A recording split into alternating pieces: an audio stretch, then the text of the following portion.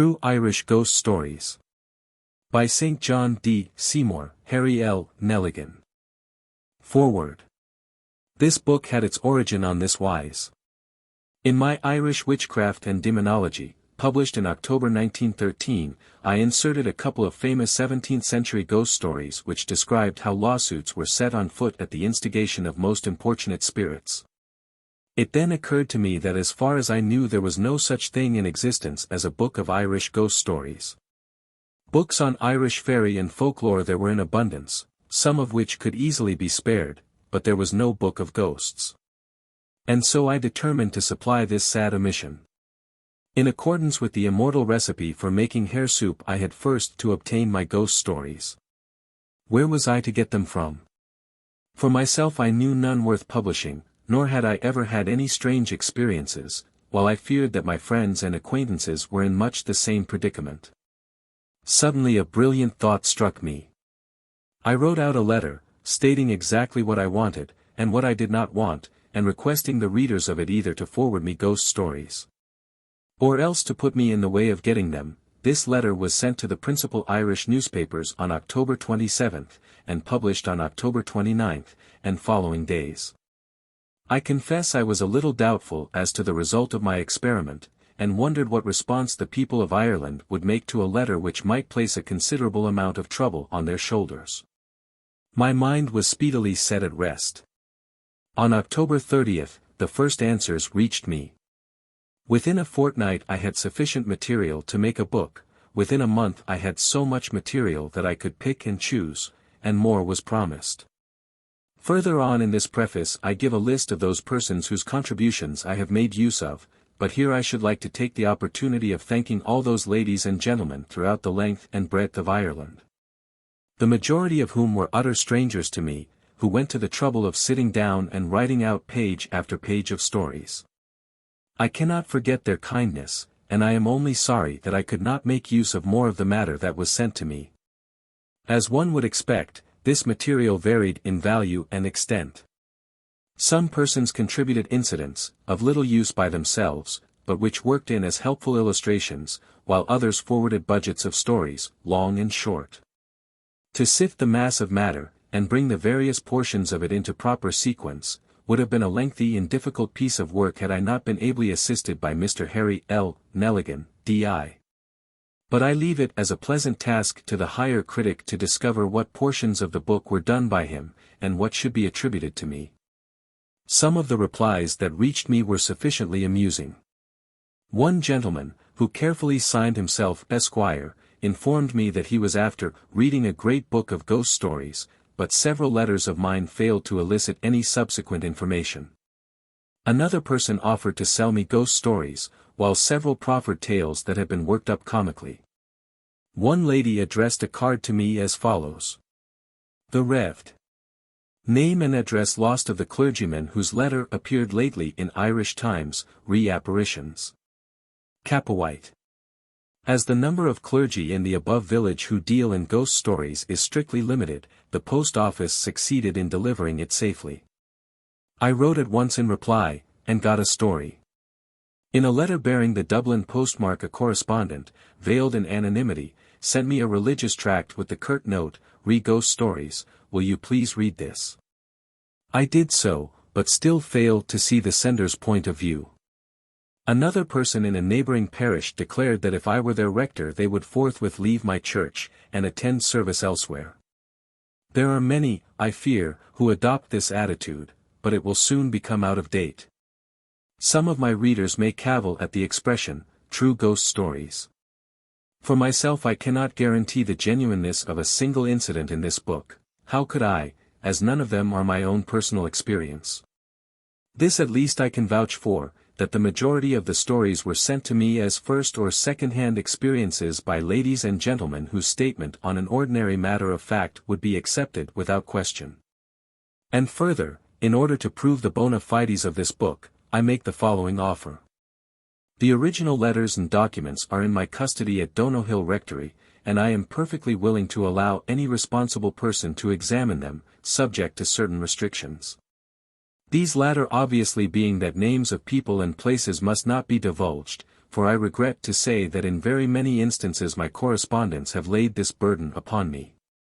This is to be the more regretted, because the use of blanks, or fictitious initials, makes a story appear much less convincing than if real names had been employed. Just one word.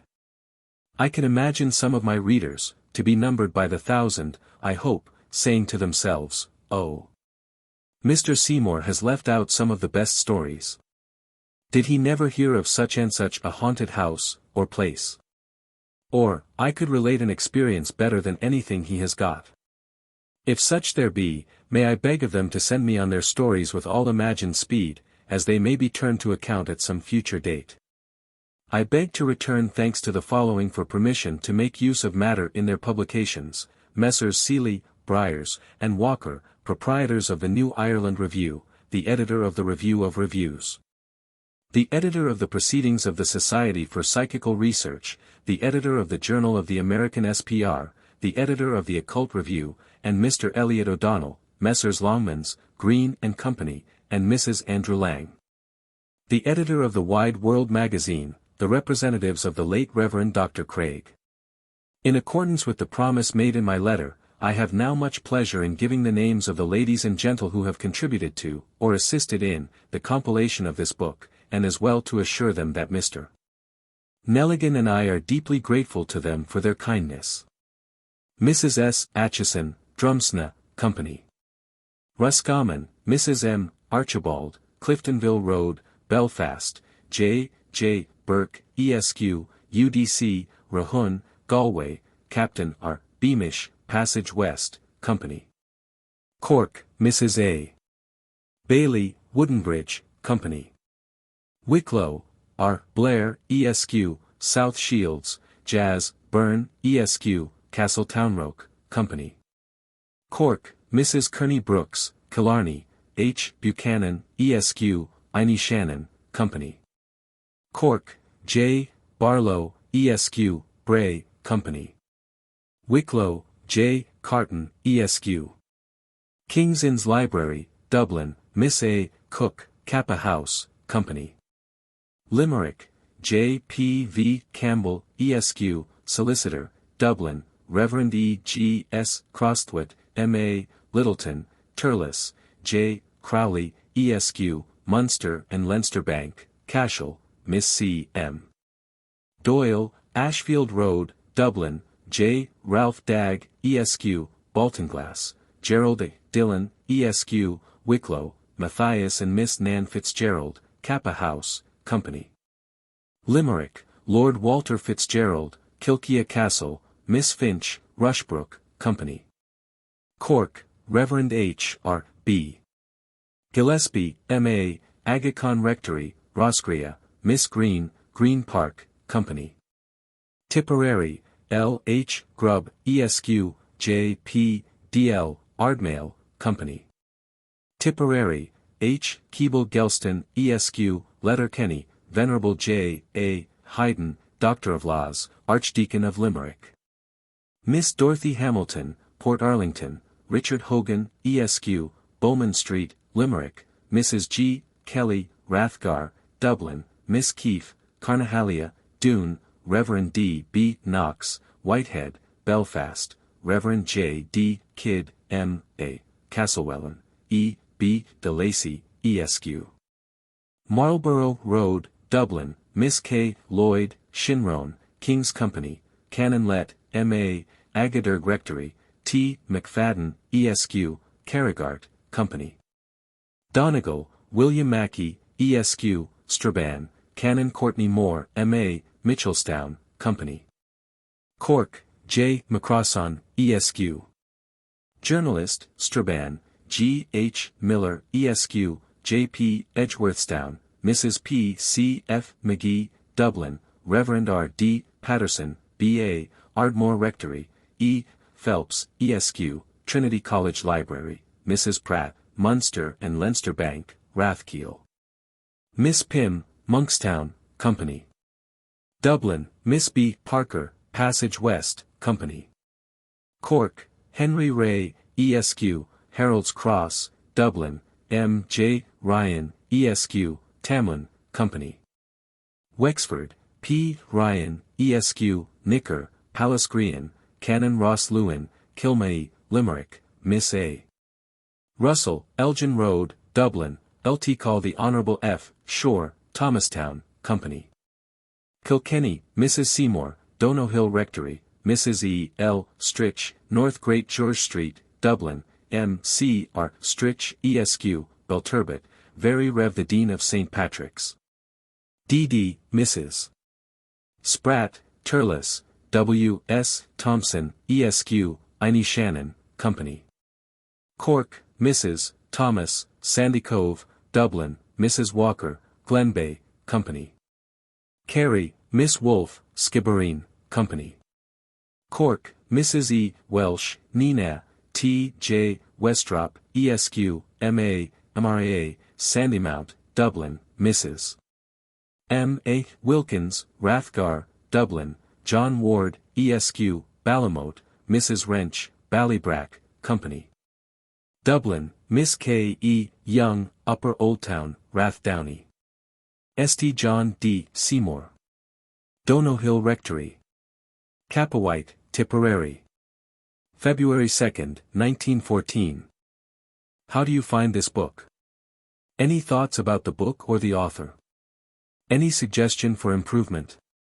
Please take a moment to share your thoughts in a comment. If you like it, share it with your friends who might enjoy it as well. Subscribe to keep in touch. Visit CompleteAudiobooks.com for more quality content. Chapter 1. Haunted Houses in or near Dublin. Of all species of ghostly phenomena, that commonly known as haunted houses appeals most to the ordinary person. There is something very eerie in being shut up within the four walls of a house with a ghost. The poor human being is placed at such a disadvantage. If we know that a gateway, or road, or field has the reputation of being haunted, we can in nearly every case make a detour, and so avoid the unpleasant locality. But the presence of a ghost in a house creates a very different state of affairs. It appears and disappears at its own sweet will, with a total disregard for our feelings. It seems to be as much part and parcel of the domicile as the staircase or the hall door, and, consequently, nothing short of leaving the house or of pulling it down, both of these solutions are not always practicable, will free us absolutely from the unwelcome presence. There is also something so natural, and at the same time so unnatural, in seeing a door open when we know that no human hand rests on the knob, or in hearing the sound of footsteps, light or heavy, and feeling that it cannot be attributed to the feet of mortal man or woman. Or perhaps a form appears in a room, standing, sitting, or walking, in fact, situated in its three dimensions apparently as an ordinary being of flesh and blood, until it proves its unearthly nature by vanishing before our astonished eyes.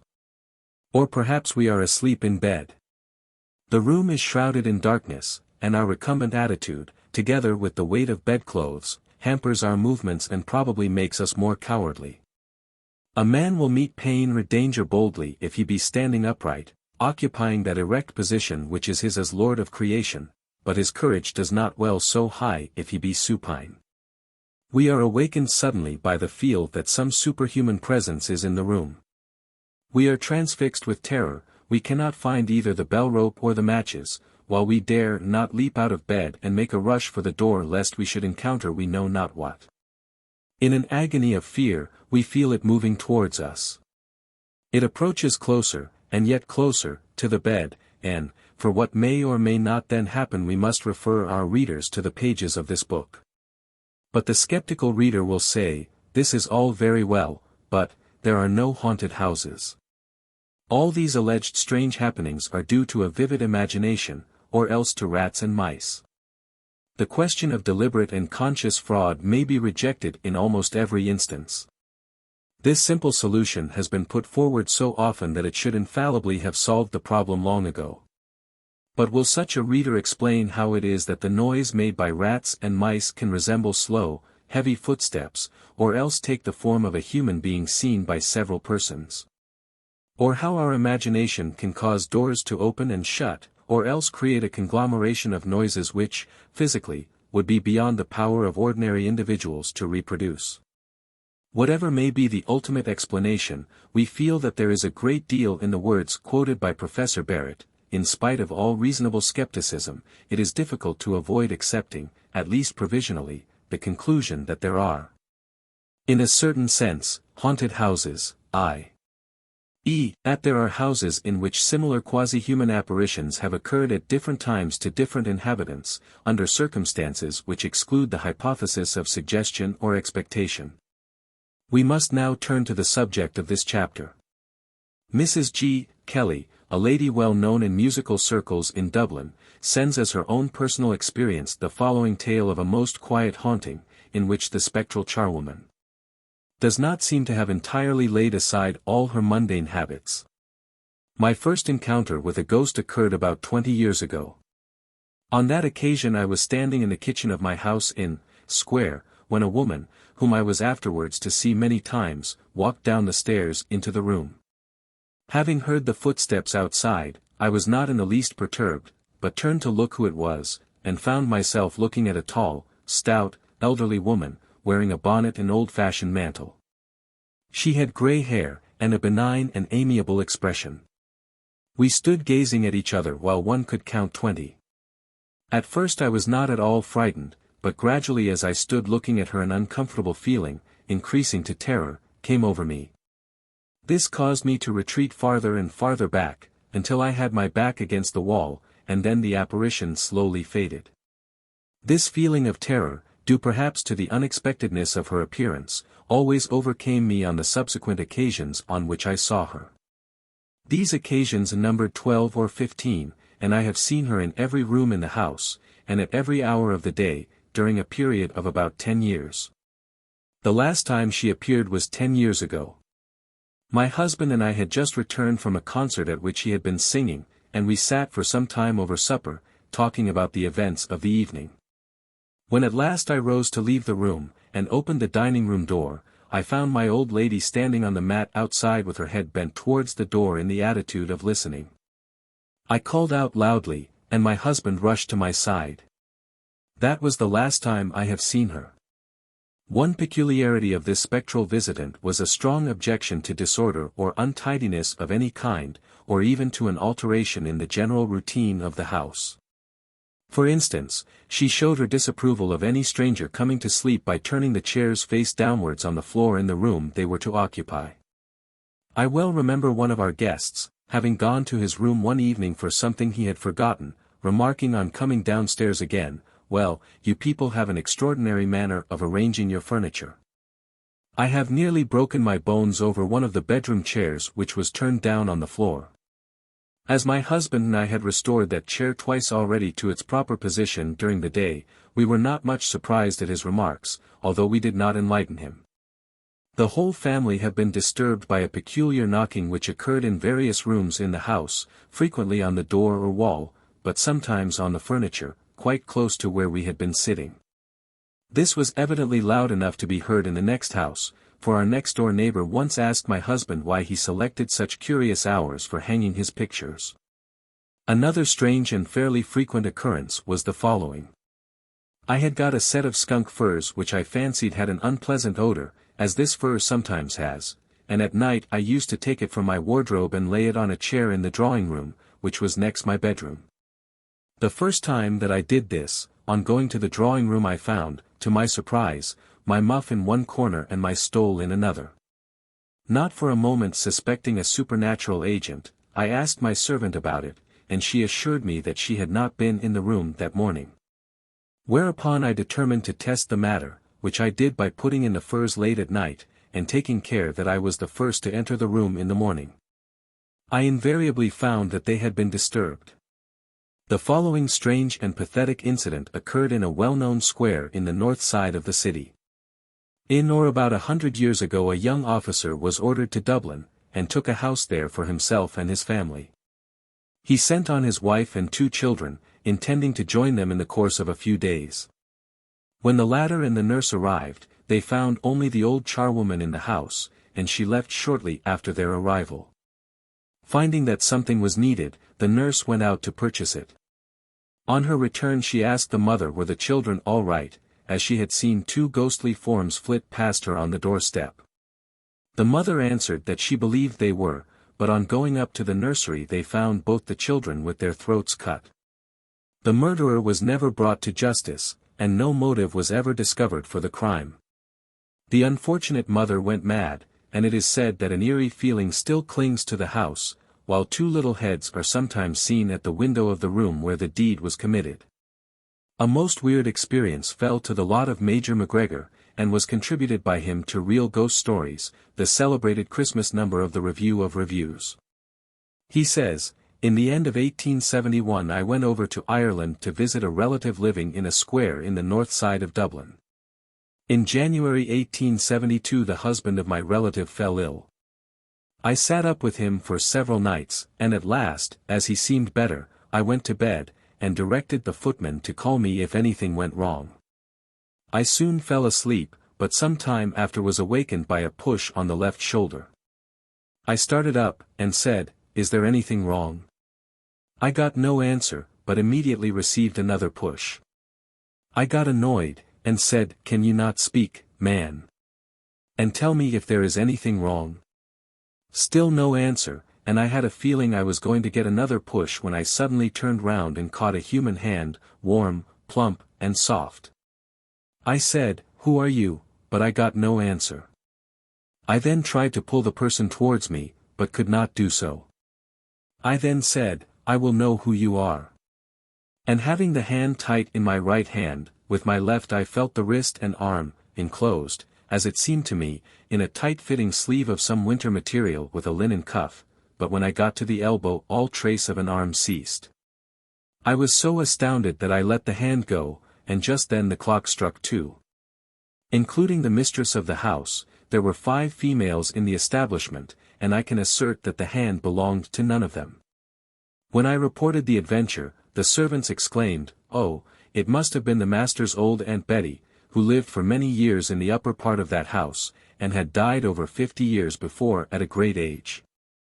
I afterwards heard that the room in which I felt the hand had been considered haunted, and very curious noises and peculiar incidents occurred, such as the bedclothes torn off, and one lady got a slap in the face from some invisible hand, and when she lit her candle she saw as if something opaque fell or jumped off the bed. A general officer, a brother of the lady, slept there 2 nights, but preferred going to a hotel to remaining the 3rd night. He never would say what he heard or saw, but always said the room was uncanny. I slept for months in the room afterwards, and was never in the least disturbed. A truly terrifying sight was witnessed by a clergyman in a schoolhouse a good many years ago. This cleric was curate of a Dublin parish, but resided with his parents some distance out of town in the direction of Malahide. It not infrequently happened that he had to hold meetings in the evenings, and on such occasions, as his home was so far away, and as the modern convenience of tramcars was not then known, he used to sleep in the schoolroom, a large bare room, where the meetings were held. He had made a sleeping apartment for himself by placing a pole across one end of the room, on which he had rigged up 2 curtains which, when drawn together, met in the middle.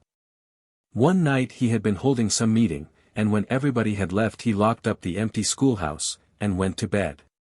It was a bright moonlight night, and every object could be seen perfectly clearly. Scarcely had he got into bed when he became conscious of some invisible presence. Then he saw the curtains agitated at one end, as if hands were grasping them on the outside. In an agony of terror he watched these hands groping along outside the curtains till they reached the middle. The curtains were then drawn a little apart, and a face peered in, an awful, evil face, with an expression of wickedness and hate upon it which no words could describe. It looked at him for a few moments, then drew back again, and the curtains closed. The clergyman had sufficient courage left to leap out of bed and make a thorough examination of the room, but, as he expected, he found no one. He dressed himself as quickly as possible, walked home, and never again slept a night in that schoolroom. The following tale, sent by Mr. E. B. de Lacy, contains a most extraordinary and unsatisfactory element of mystery. He says, "When I was a boy I lived in the suburbs, and used to come in every morning to school in the city. My way lay through a certain street in which stood a very dismal semi-detached house, which, I might say, was closed up regularly about every 6 months. I would see new tenants coming into it, and then in a few months it would be to let again. This went on for 8 or 9 years, and I often wondered what was the reason. On inquiring one day from a friend, I was told that it had the reputation of being haunted. A few years later I entered business in a certain office, and one day it fell to my lot to have to call on the lady who at that particular period was the tenant of the haunted house. When we had transacted our business she informed me that she was about to leave. Knowing the reputation of the house, and being desirous of investigating a ghost story, I asked her if she would give me the history of the house as far as she knew it. Which she very kindly did as follows. About 40 years ago the house was left by will to a gentleman named. He lived in it for a short time, when he suddenly went mad, and had to be put in an asylum. Upon this his agents let the house to a lady. Apparently nothing unusual happened for some time, but a few months later, as she went down one morning to a room behind the kitchen, she found the cook hanging by a rope attached to a hook in the ceiling. After the inquest the lady gave up the house. It was then closed up for some time, but was again advertised to let, and a caretaker, a woman, was put into it. One night about 1 o'clock, a constable going his rounds heard someone calling for help from the house, and found the caretaker on the sill of one of the windows holding on as best she could. He told her to go in and open the hall door and let him in, but she refused to enter the room again. He forced open the door and succeeded in dragging the woman back into the room, only to find she had gone mad. Again the house was shut up, and again it was let, this time to a lady, on a 5-year lease. However, after a few months' residence, she locked it up, and went away. On her friends asking her why she did so, she replied that she would rather pay the whole 5 years' rent than live in it herself, or allow anyone else to do so, but would give no other reason. I believe I was the next person to take this house, said the lady who narrated the story to me, i.e. Mr. de Lacy. I took it about 18 months ago on a 3-year lease in the hopes of making money by taking in hoarders, but I am now giving it up because none of them will stay more than a week or 2. They do not give any definite reason as to why they are leaving. They are careful to state that it is not because they have any fault to find with me or my domestic arrangements, but they merely say they do not like the rooms. The rooms themselves, as you can see, are good, spacious, and well lighted. I have had all classes of professional men, one of the last was a barrister, and he said that he had no fault to find except that he did not like the rooms. I myself do not believe in ghosts, and I have never seen anything strange here or elsewhere, and if I had known the house had the reputation of being haunted, I would never have rented it. Marsh's library, that quaint, old-world repository of ponderous tomes, is reputed to be haunted by the ghost of its founder, Primate Narcissus Marsh. He is said to frequent the inner gallery, which contains what was formerly his own private library. He moves in and out among the cases, taking down books from the shelves, and occasionally throwing them down on the reader's desk as if in anger. However, he always leaves things in perfect order. The late Mr. who for some years lived in the librarian's rooms underneath, was a firm believer in this ghost, and said he frequently heard noises which could only be accounted for by the presence of a nocturnal visitor. The present tenant is more skeptical. The story goes that Marsh's niece eloped from the palace, and was married in a tavern to the curate of Chapelizod. She is reported to have written a note consenting to the elopement, and to have then placed it in one of her uncle's books to which her lover had access, and where he found it. As a punishment for his lack of vigilance, the archbishop is said to be condemned to hunt for the note until he find it, hence the ghost. The ghost of a deceased canon was seen in one of the Dublin cathedrals by several independent witnesses, one of whom, a lady, gives her own experience as follows. Canon was a personal friend of mine, and we had many times discussed ghosts and spiritualism, in which he was a profound believer, having had many supernatural experiences himself. It was during the Sunday morning service in the cathedral that I saw my friend, who had been dead for 2 years, sitting inside the communion rails. I was so much astonished at the flesh and blood appearance of the figure that I took off my glasses and wiped them with my handkerchief, at the same time looking away from him down the church. On looking back again he was still there, and continued to sit there for about 10 or 12 minutes, after which he faded away. I remarked a change in his personal appearance, which was, that his beard was longer and whiter than when I had known him, in fact, such a change as would have occurred in life in the space of 2 years. Having told my husband of the occurrence on our way home, he remembered having heard some talk of an appearance of this clergyman in the cathedral since his death. He hurried back to the afternoon service, and asked the robestress if anybody had seen Cannon's ghost. She informed him that she had, and that he had also been seen by one of the sextons in the cathedral. I mention this because in describing his personal appearance she had remarked the same change as I had with regard to the beard. Some years ago a family had very uncanny experiences in a house in Rathgar, and subsequently in another in Rathmines. These were communicated by one of the young ladies to Mrs. M. Wilkins, who published them in the Journal of the American SPR, 1, from which they are here taken. The Rathgar house had a basement passage leading to a door into the yard, and along this passage her mother and the children used to hear dragging, limping steps, and the latch of the door rattling. But no one could ever be found when search was made. The house bells were old and all in a row, and on one occasion they all rang, apparently of their own accord.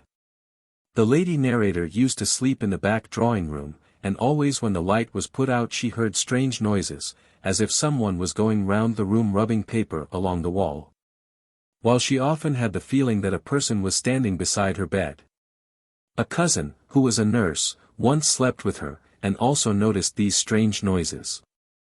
On one occasion this room was given up to a very matter-of-fact young man to sleep in, and next morning he said that the room was very strange, with queer noises in it. Her mother also had an extraordinary experience in the same house. One evening she had just put the baby to bed, when she heard a voice calling, "Mother." She left the bedroom, and called to her daughter, who was in a lower room, "What do you want?" But the girl replied that she had not called her. And then, in her turn, asked her mother if she had been in the front room, for she had just heard a noise as if someone was trying to fasten the inside bars of the shutters across. But her mother had been upstairs, and no one was in the front room. The experiences in the Rathmines house were of a similar auditory nature, i.e. the young ladies heard their names called, though it was found that no one in the house had done so. Occasionally it happens that ghosts inspire a lawsuit. In the 17th century they were to be found actively urging the adoption of legal proceedings, but in the 19th and 20th centuries they play a more passive part.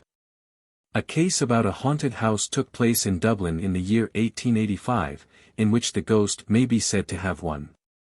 A Mr. Waldron, a solicitor's clerk, sued his next-door neighbour, one Mr. Kiernan, a mate in the merchant service, to recover £500 for damages done to his house. Kiernan altogether denied the charges, but asserted that Waldron's house was notoriously haunted. Witnesses proved that every night, from August 1884 to January 1885, stones were thrown at the windows and doors, and extraordinary and inexplicable occurrences constantly took place. Mrs. Waldron, wife of the plaintiff, swore that one night she saw one of the panes of glass of a certain window cut through with a diamond, and a white hand inserted through the hole. She at once caught up a billhook and aimed a blow at the hand, cutting off one of the fingers. This finger could not be found, nor were any traces of blood seen. A servant of hers was sorely persecuted by noises and the sound of footsteps. Mr. Waldron, with the aid of detectives and policemen, endeavored to find out the cause, but with no success. The witnesses in the case were closely cross-examined, but without shaking their testimony. The facts appeared to be proved, so the jury found for Kiernan, the defendant. At least 20 persons had testified on oath to the fact that the house had been known to have been haunted. 2. Before leaving the city and its immediate surroundings, we must relate the story of an extraordinary ghost, somewhat lacking in good manners, yet not without a certain distorted sense of humor. Absolutely incredible though the tale may seem, yet it comes on very good authority. It was related to our informant, Mr. D., by a Mrs. C., whose daughter he had employed as governess. Mrs. C., who is described as a woman of respectable position and good education, heard it in her turn from her father and mother. In the story the relationship of the different persons seems a little involved, but it would appear that the initial A belongs to the surname both of Mrs. C.'s father and grandfather. This ghost was commonly called Corny by the family, and he answered to this though it was not his proper name. He disclosed this latter to Mr. C.'s mother, who forgot it. Corny made his presence manifest to the A family shortly after they had gone to reside in street in the following manner. Mr. A had sprained his knee badly, and had to use a crutch, which at night was left at the head of his bed. One night his wife heard someone walking on the lobby, thump, thump, thump, as if imitating Mr. A. She struck a match to see if the crutch had been removed from the head of the bed, but it was still there. From that on Corny commenced to talk, and he spoke every day from his usual habitat, the coal cellar off the kitchen. His voice sounded as if it came out of an empty barrel. He was very troublesome, and continually played practical jokes on the servants, who, as might be expected, were in terror of their lives of him, so much so that Mrs. A could hardly induce them to stay with her. They used to sleep in a press bed in the kitchen, and in order to get away from Corny, they asked for a room at the top of the house, which was given to them. Accordingly the press bed was moved up there. The first night they went to retire to bed after the change, the doors of the press were flung open, and Corny's voice said, "Ha! Ha! You devils, I am here before you. I am not confined to any particular part of this house." Corny was continually tampering with the doors, and straining locks and keys. He only manifested himself in material form to two persons, who died with the fright, and to Mrs. C.'s father, when he was about 7 years old. The latter described him to his mother as a naked man, with a curl on his forehead, and a skin like a clothes horse. One day a servant was preparing fish for dinner. She laid it on the kitchen table while she went elsewhere for something she wanted. When she returned the fish had disappeared. She thereupon began to cry, fearing she would be accused of making away with it. The next thing she heard was the voice of Corny from the coal cellar saying, "There, you blubbering fool, is your fish for you," and, suiting the action to the word, the fish was thrown out on the kitchen floor. Relatives from the country used to bring presents of vegetables, and these were often hung up by Corny like Christmas decorations round the kitchen. There was one particular press in the kitchen he would not allow anything into. He would throw it out again. A crock with meat in pickle was put into it, and a fish placed on the cover of the crock. He threw the fish out. Silver teaspoons were missing, and no account of them could be got until Mrs.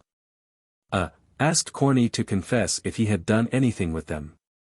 He said, "They are under the ticking in the servant's bed."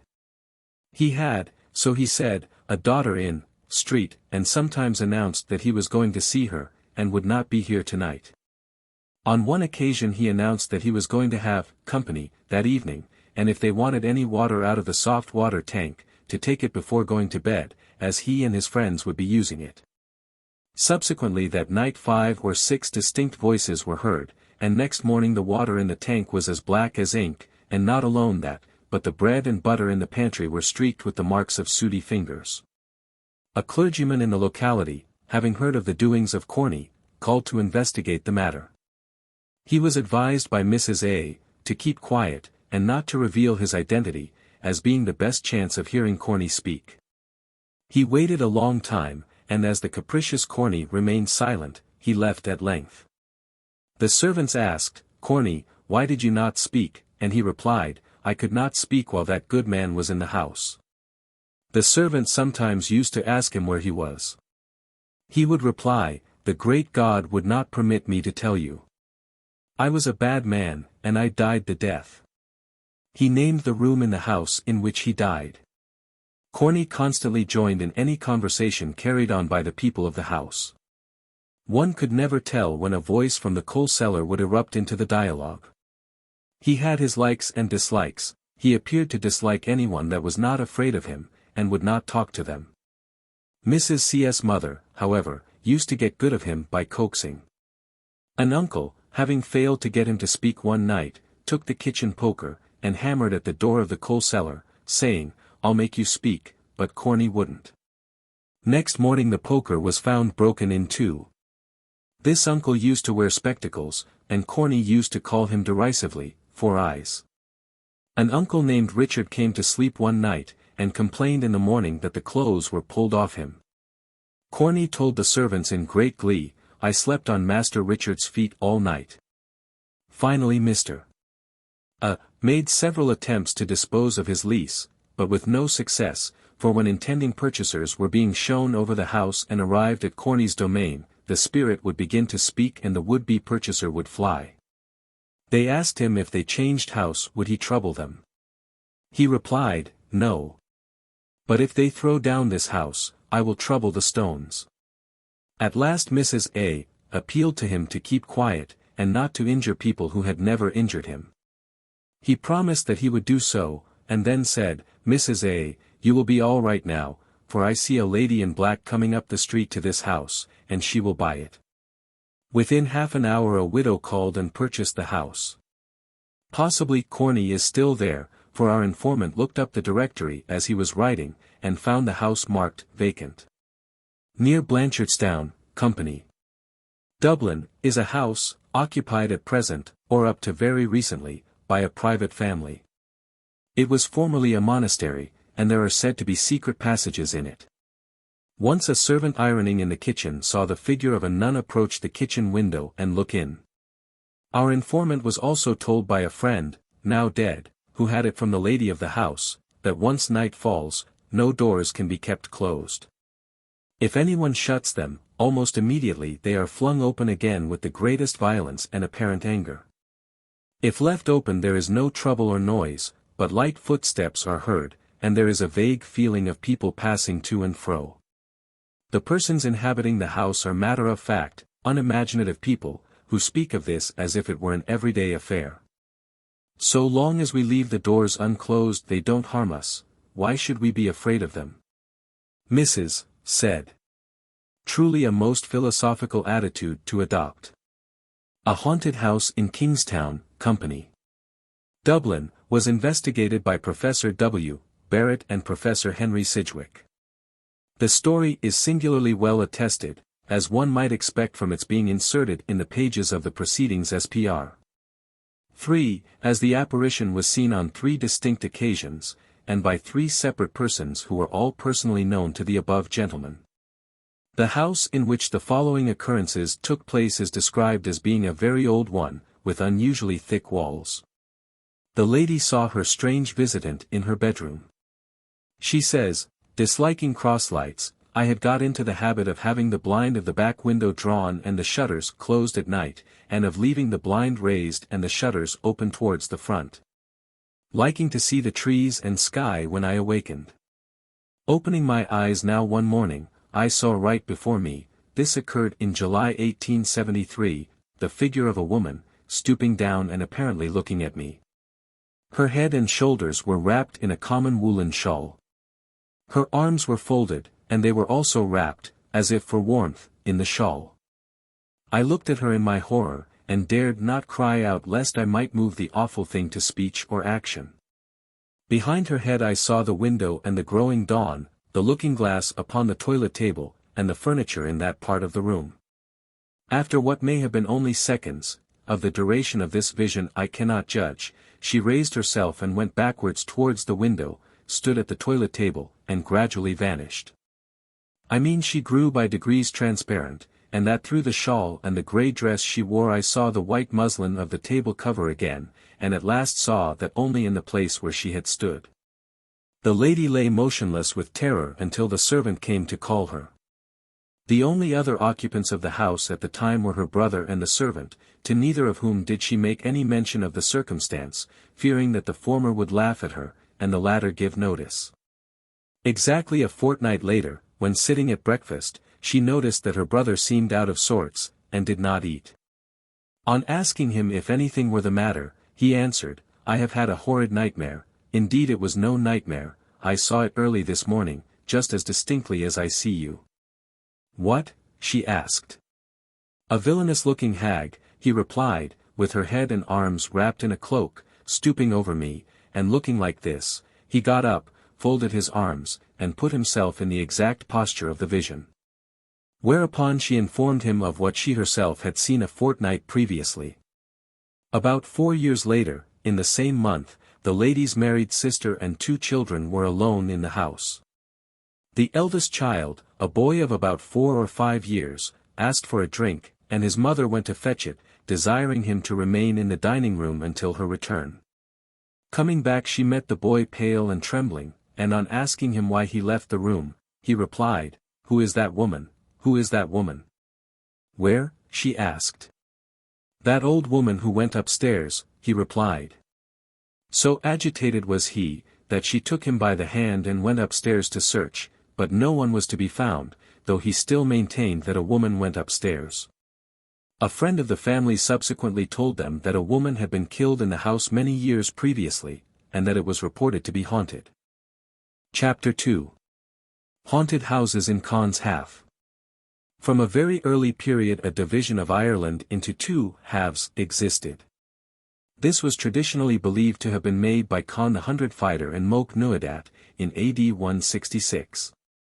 The north was in consequence known as Conn's Half, the south as Mogh's Half, the line of division being a series of gravel hills extending from Dublin to Galway.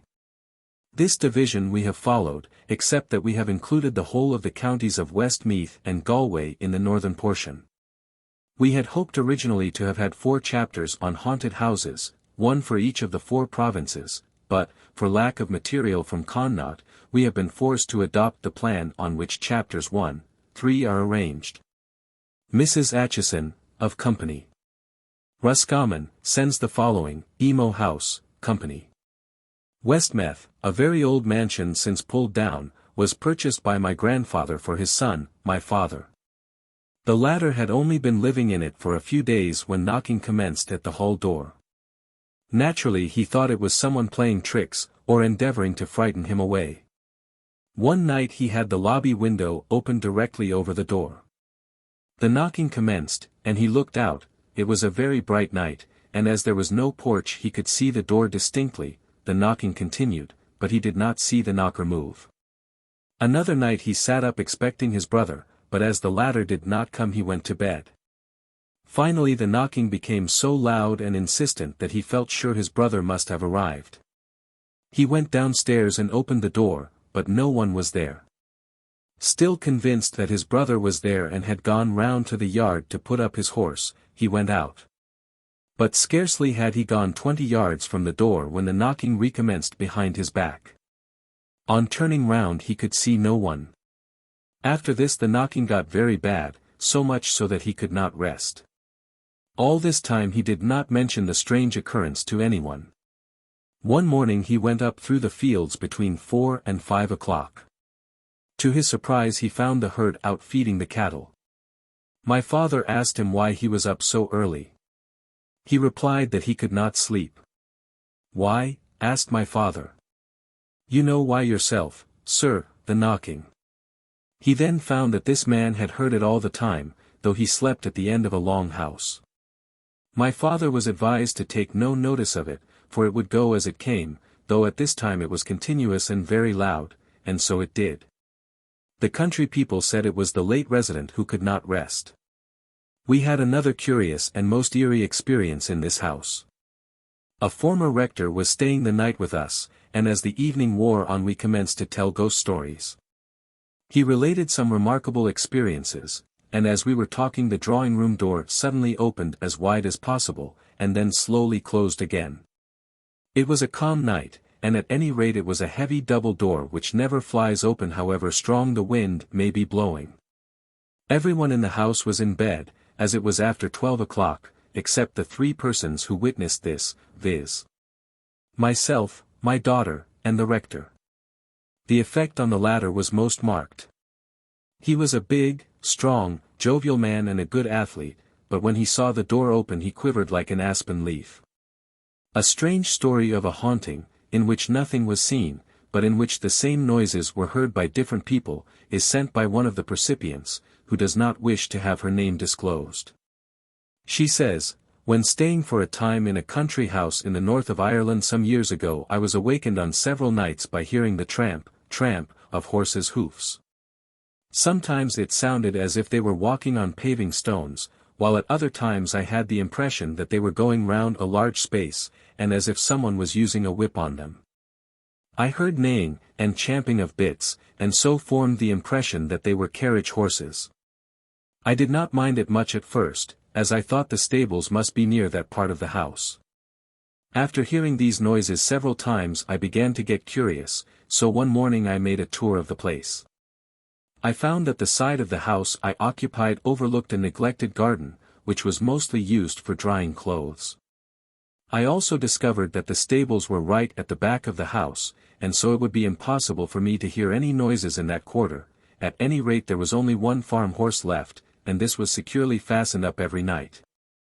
Also there were no cobblestones round the yard. I mentioned what I had heard to the people of the house, but as they would give me no satisfactory reply I passed it over. I did not hear these noises every night. One night I was startled out of my sleep by hearing a dreadful disturbance in the kitchen. It sounded as if the dish covers were being taken off the wall and dashed violently on the flagged floor. At length I got up and opened the door of my bedroom, and just as I did so an appalling crash resounded through the house. I waited to see if there was any light to be seen, or footstep to be heard, but nobody was stirring. There was only one servant in the house, the other persons being my host, his wife, and a baby, who had all retired early. Next morning I described the noises in the kitchen to the servant, and she said she had often heard them. I then told her about the tramping of horses. She replied that she herself had never heard it, but that other persons who had occupied my room had had experiences similar to mine.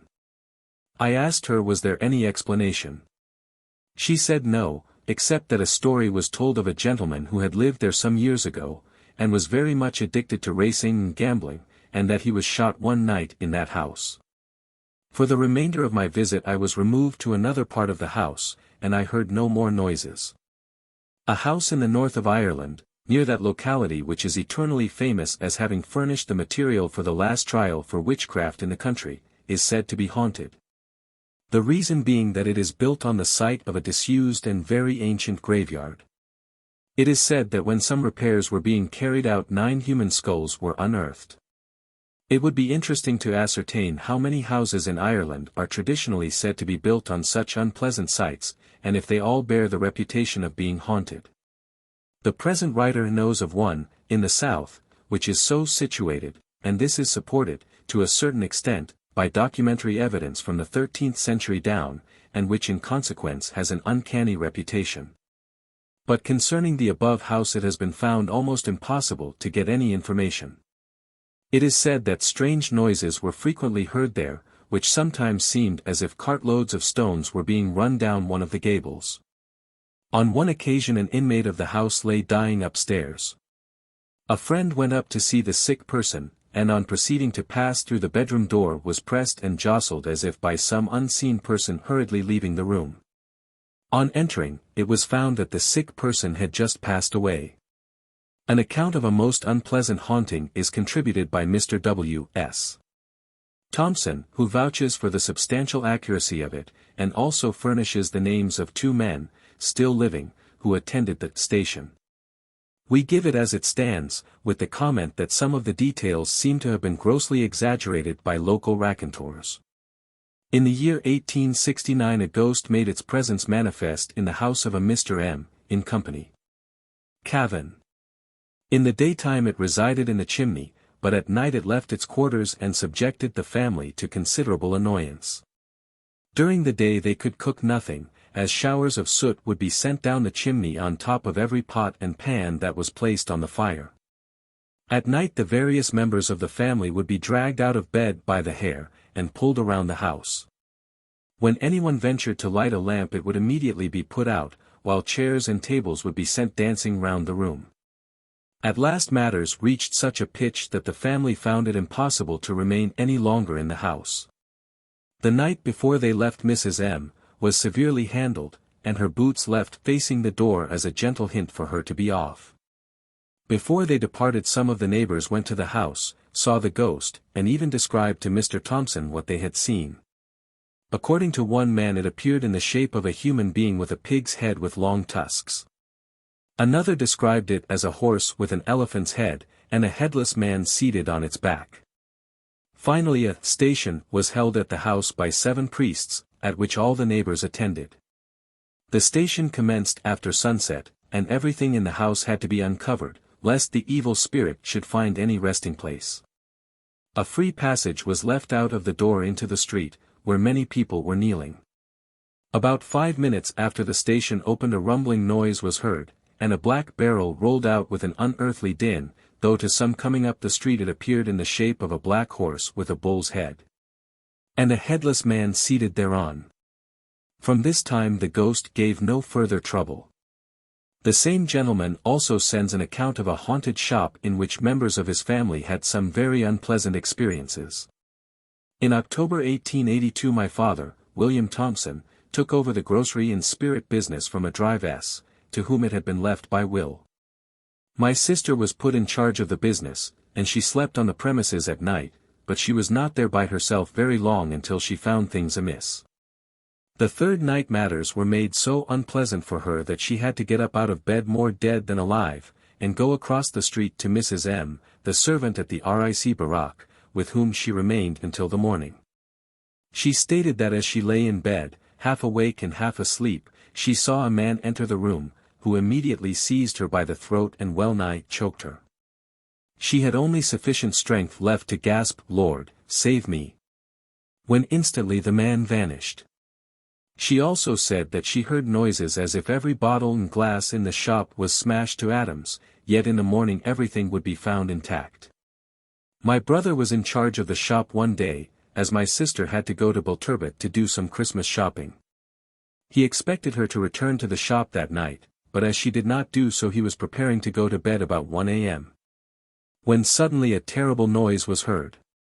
The light was extinguished, and the tables and chairs commenced to dance about the floor, and some of them struck him on the shins. Upon this he left the house, declaring that he had seen the devil. Possibly this ghost had been a rabid teetotaler in the flesh, and continued to have a dislike to the publican's trade after he had become discarnate. At any rate the present occupants, who follow a different avocation, do not appear to be troubled. Ghosts are no respecters of persons or places, and take up their quarters where they are least expected. One can hardly imagine them entering the RIC Barak, and annoying the stalwart inmates thereof. Yet more than one tale of a haunted police barrack has been sent to us, nay, in its proper place we shall relate the appearance of a deceased member of the force, uniform and all. The following personal experiences are contributed by an ex-RIC constable, who requested that all names should be suppressed. The barrack of which I am about to speak has now disappeared, owing to the construction of a new railway line. It was a 3-story house, with large airy apartments and splendid accommodation. This particular night I was on guard. After the constables had retired to their quarters I took my palliasse downstairs to the day room, and laid it on 2 forms alongside 2 6-foot tables which were placed end to end in the center of the room. As I expected a patrol in at midnight, and as another had to be sent out when it arrived, I didn't promise myself a very restful night, so I threw myself on the bed, intending to read a bit, as there was a large lamp on the table. Scarcely had I commenced to read when I felt as if I was being pushed off the bed. At first I thought I must have fallen asleep, so to make sure, I got up, took a few turns around the room, and then deliberately lay down again and took up my book. Scarcely had I done so, when the same thing happened, and, though I resisted with all my strength, I was finally landed on the floor.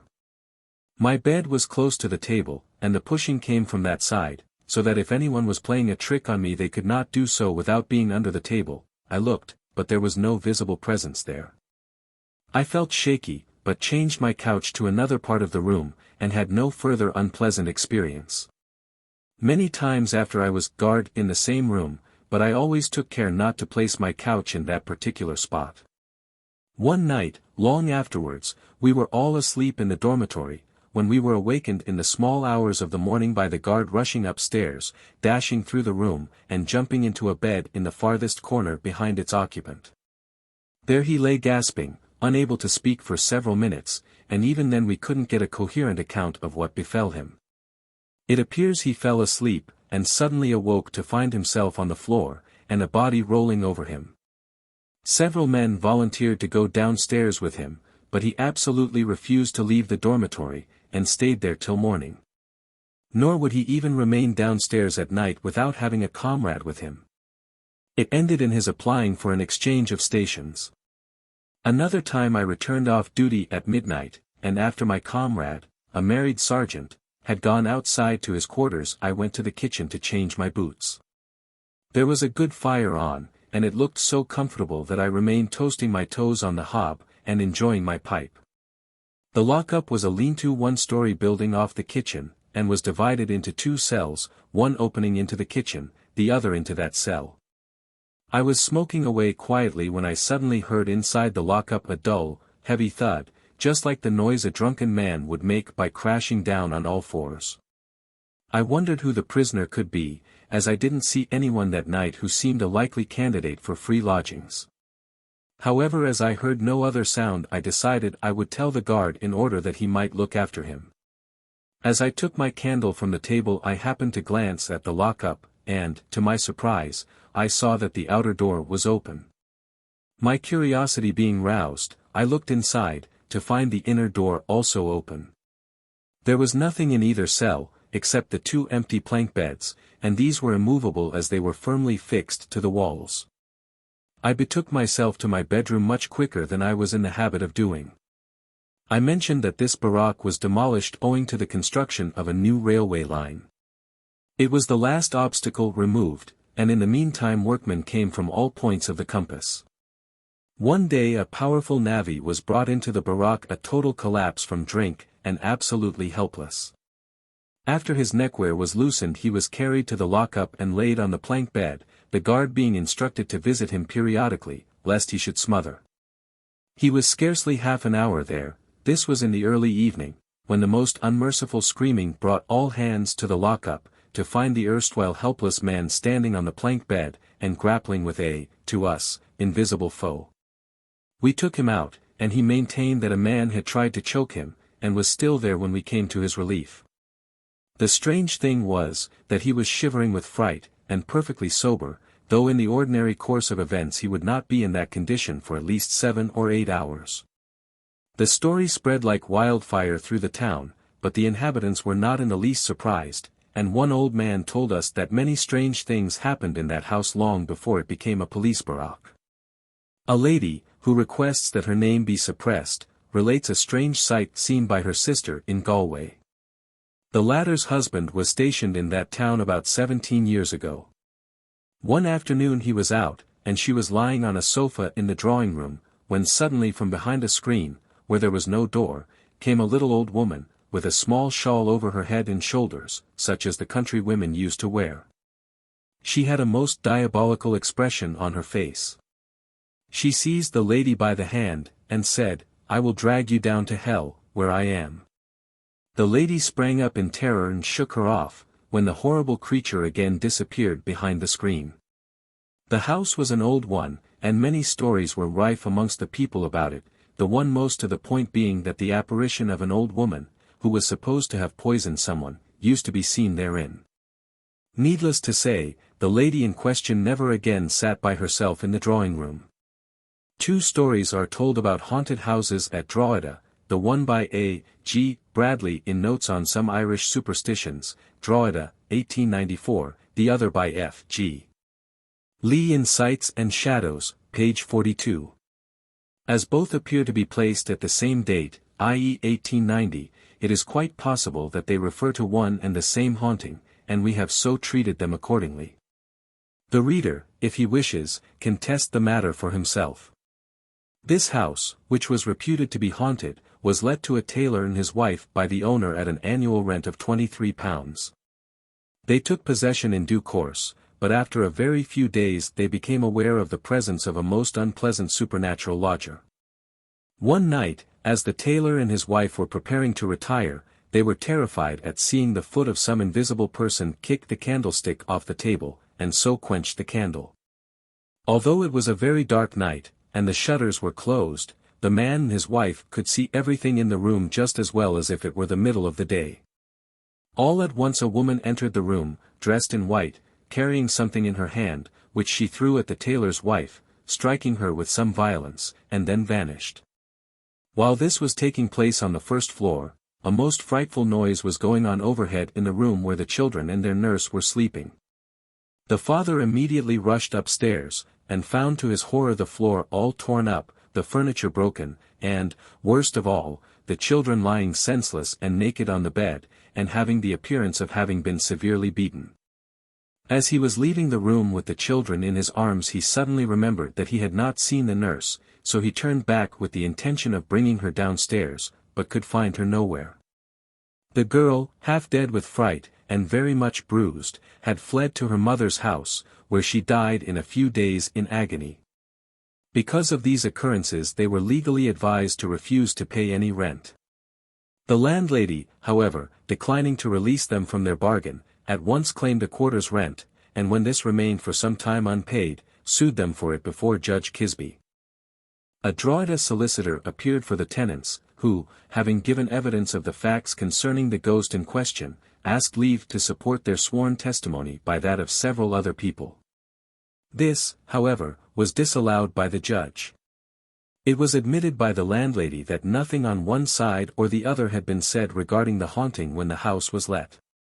A judgment was consequently entered for the landlady, although it had been shown indirectly that unquestionably the house had had the reputation of being haunted, and that previous tenants had been much inconvenienced.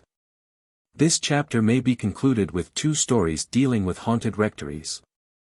The first, and mildest, of these is contributed by the present Dean of St. Patrick's. It is not his own personal experience, but was related to him by a rector in company. Monaghan, where he used to preach on special occasions. The rector and his daughters told the dean that they had often seen in that house the apparition of an old woman dressed in a drab cape, while they frequently heard noises. On one evening the rector was in the kitchen together with the cook and the coachman. All three heard noises in the pantry as if vessels were being moved. Presently they saw the old woman in the drab cape come out of the pantry and move up the stairs. The rector attempted to follow her, but the two servants held him tightly by the arms, and besought him not to do so. But hearing the children, who were in bed, screaming, he broke from the grip of the servants and rushed upstairs. The children said that they had been frightened by seeing a strange old woman coming into the room, but she was now gone. The house had a single roof, and there was no way to or from the nursery except by the stairs. The rector stated that he took to praying that the old woman might have rest, and that it was now many years since she had been seen. A very old parishioner told him that when she was young she remembered having seen an old woman answering to the rector's description, who had lived in the house, which at that time was not a rectory. The second of these, which is decidedly more complex and mystifying, refers to a rectory in company. Donegal. It is sent as the personal experience of one of the percipients, who does not wish to have his name disclosed. He says, "My wife, children, and myself will have lived here 4 years next January, 1914. From the first night that we came into the house most extraordinary noises have been heard. Sometimes they were inside the house, and seemed as if the furniture was being disturbed, and the fire irons knocked about, or at other times as if a dog was running up and down stairs. Sometimes they were external, and resembled tin buckets being dashed about the yard, or as if a herd of cattle was galloping up the drive before the windows.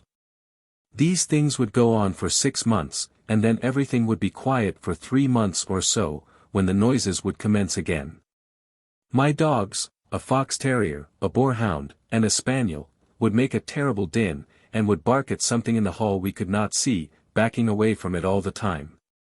The only thing that was ever seen was as follows. One night my daughter went down to the kitchen about 10 o'clock for some hot water. She saw a tall man, with one arm, carrying a lamp, who walked out of the pantry into the kitchen, and then through the kitchen wall.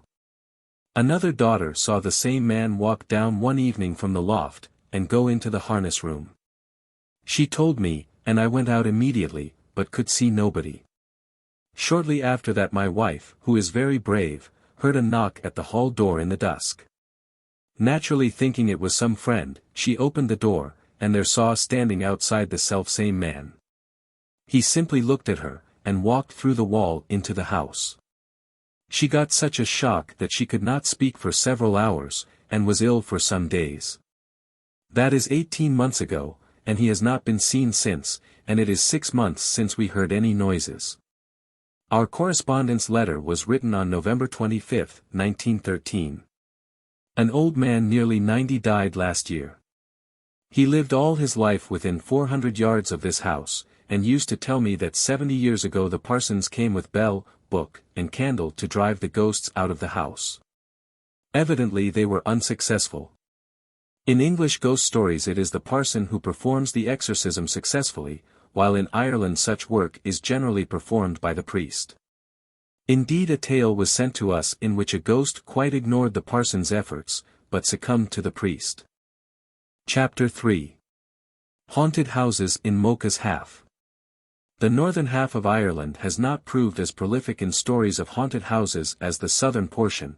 The possible explanation of this is, not that the men of the north are less prone to hold, or talk about such beliefs, but that, as regards the south half, we have had the good fortune to happen upon some diligent collectors of these and kindred tales, whose eagerness in collecting is only equalled by their kindness in imparting information to the compilers of this book.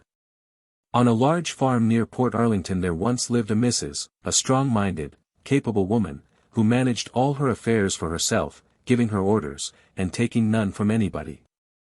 In due time she died, and the property passed to the next of kin.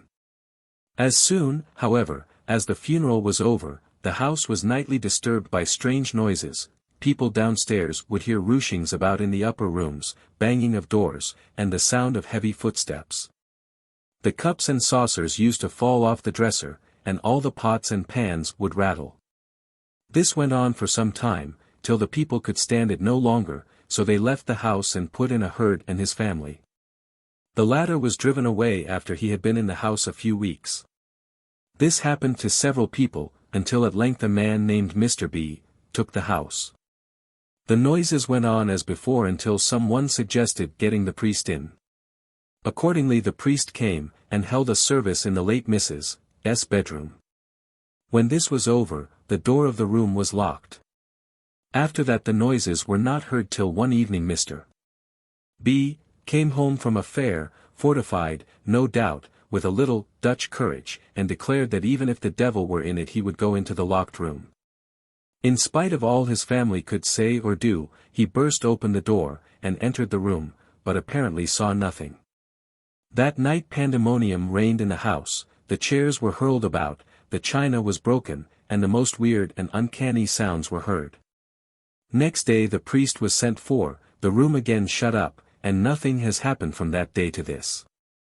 Another strange story comes from the same town. When I was on a visit to a friend in Portarlington, writes a lady in the Journal of the American SPR, for a rather unpleasant incident occurred to me. At about 2 o'clock in the morning I woke up suddenly, for apparently no reason whatever. However, I quite distinctly heard snoring coming from under or in the bed in which I was lying. It continued for about 10 minutes, during which time I was absolutely limp with fright. The door opened, and my friend entered the bedroom, saying, "I thought you might want me, so I came in." Needless to say, I hailed the happy inspiration that sent her to me.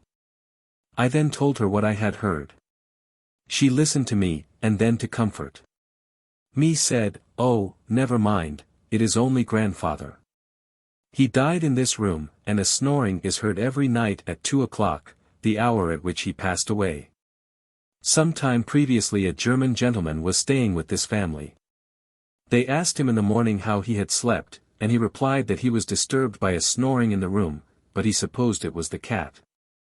A lady, formerly resident in Queen's Company, but who now lives near Dublin, sends the following clear and concise account of her own personal experiences in a haunted house. Some years ago, my father, mother, sister, and myself went to live in a nice but rather small house close to the town of, in Queen's Company. We liked the house, as it was conveniently and pleasantly situated, and we certainly never had a thought of ghosts or haunted houses, nor would my father allow any talk about such things in his presence. But we were not long settled there when we were disturbed by the opening of the parlor door every night regularly at the hour of 11 o'clock. My father and mother used to retire to their room about 10 o'clock, while my sister and I used to sit up reading. We always declared that we would retire before the door opened, but we generally got so interested in our books that we would forget until we would hear the handle of the door turn, and see the door flung open. We tried in every way to account for this, but we could find no explanation, and there was no possibility of any human agent being at work. Some time after, light was thrown on the subject. We had visitors staying with us, and in order to make room for them, my sister was asked to sleep in the parlor. She consented without a thought of ghosts, and went to sleep quite happily. But during the night she was awakened by someone opening the door, walking across the room, and disturbing the fire irons. She, supposing it to be the servant, called her by name, but got no answer. Then the person seemed to come away from the fireplace, and walk out of the room. There was a fire in the grate, but though she heard the footsteps, she could see no one. The next thing was, that I was coming downstairs, and as I glanced towards the hall door I saw standing by it a man in a grey suit. I went to my father and told him. He asked in surprise who let him in, as the servant was out, and he himself had already locked, bolted, and chained the door an hour previously. None of us had let him in, and when my father went out to the hall the man had disappeared, and the door was as he had left it. Some little time after, I had a visit from a lady who knew the place well, and in the course of conversation she said, "This is the house poor Mr. used to live in." "Who is Mr.?" I asked. "Did you never hear of him?" she replied. "He was a minister who used to live in this house quite alone, and was murdered in this very parlor. His landlord used to visit him sometimes, and one night he was seen coming in about 11 o'clock, and was seen again leaving about 5 o'clock in the morning. When Mr.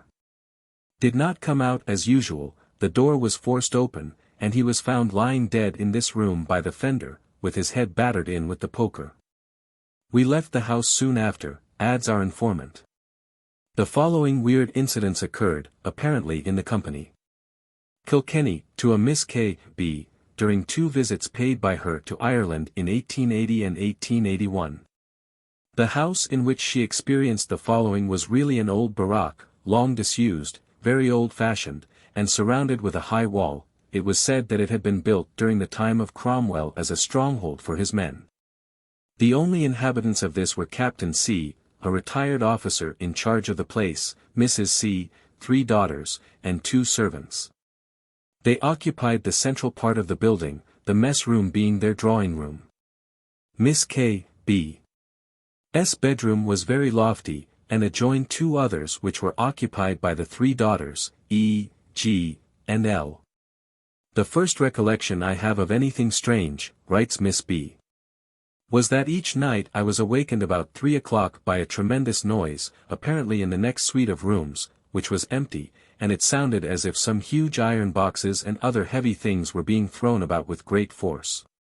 This continued for about half an hour, when in the room underneath, the kitchen, I heard the fire being violently poked and raked for several minutes, and this was immediately followed by a most terrible and distressing cough of a man. Very loud and violent. It seemed as if the exertion had brought on a paroxysm which he could not stop. In large houses in company. Kilkenny the fires are not lighted every day, owing to the slow-burning property of the coal, and it is only necessary to rake it up every night about 11 o'clock, and in the morning it is still bright and clear. Consequently I wondered why it was necessary for Captain C. to get up in the middle of the night to stir it so violently.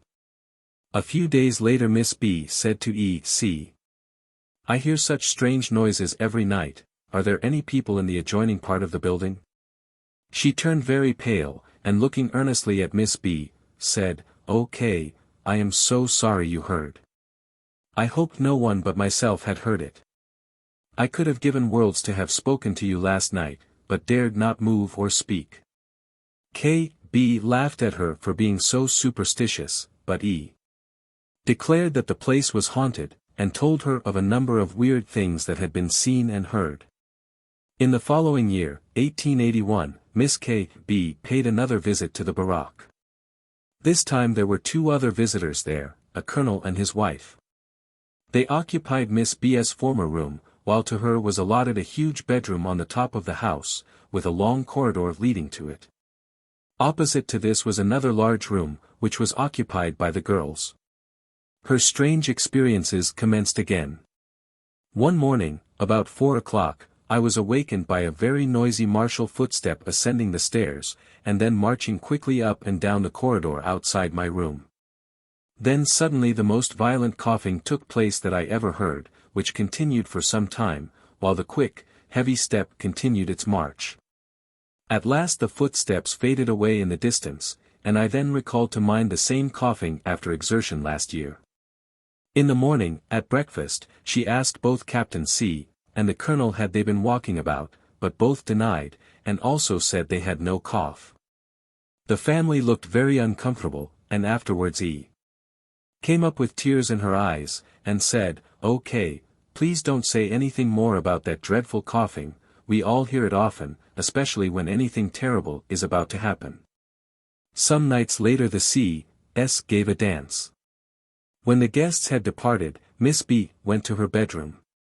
The moon was shining so beautifully that I was able to read my Bible by its light, and had left the Bible open on the window-sill, which was a very high one, and on which I sat to read, having had to climb the washstand to reach it. I went to bed, and fell asleep, but was not long so when I was suddenly awakened by the strange feeling that someone was in the room.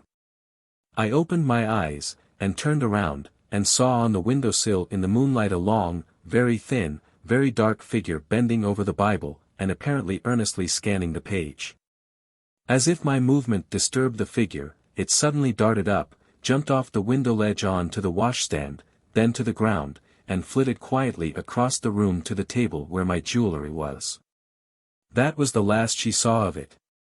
She thought it was someone trying to steal her jewelry, so waited till morning, but nothing was missing. In the morning she described to one of the daughters, G. what she had seen, and the latter told her that something always happened when that appeared.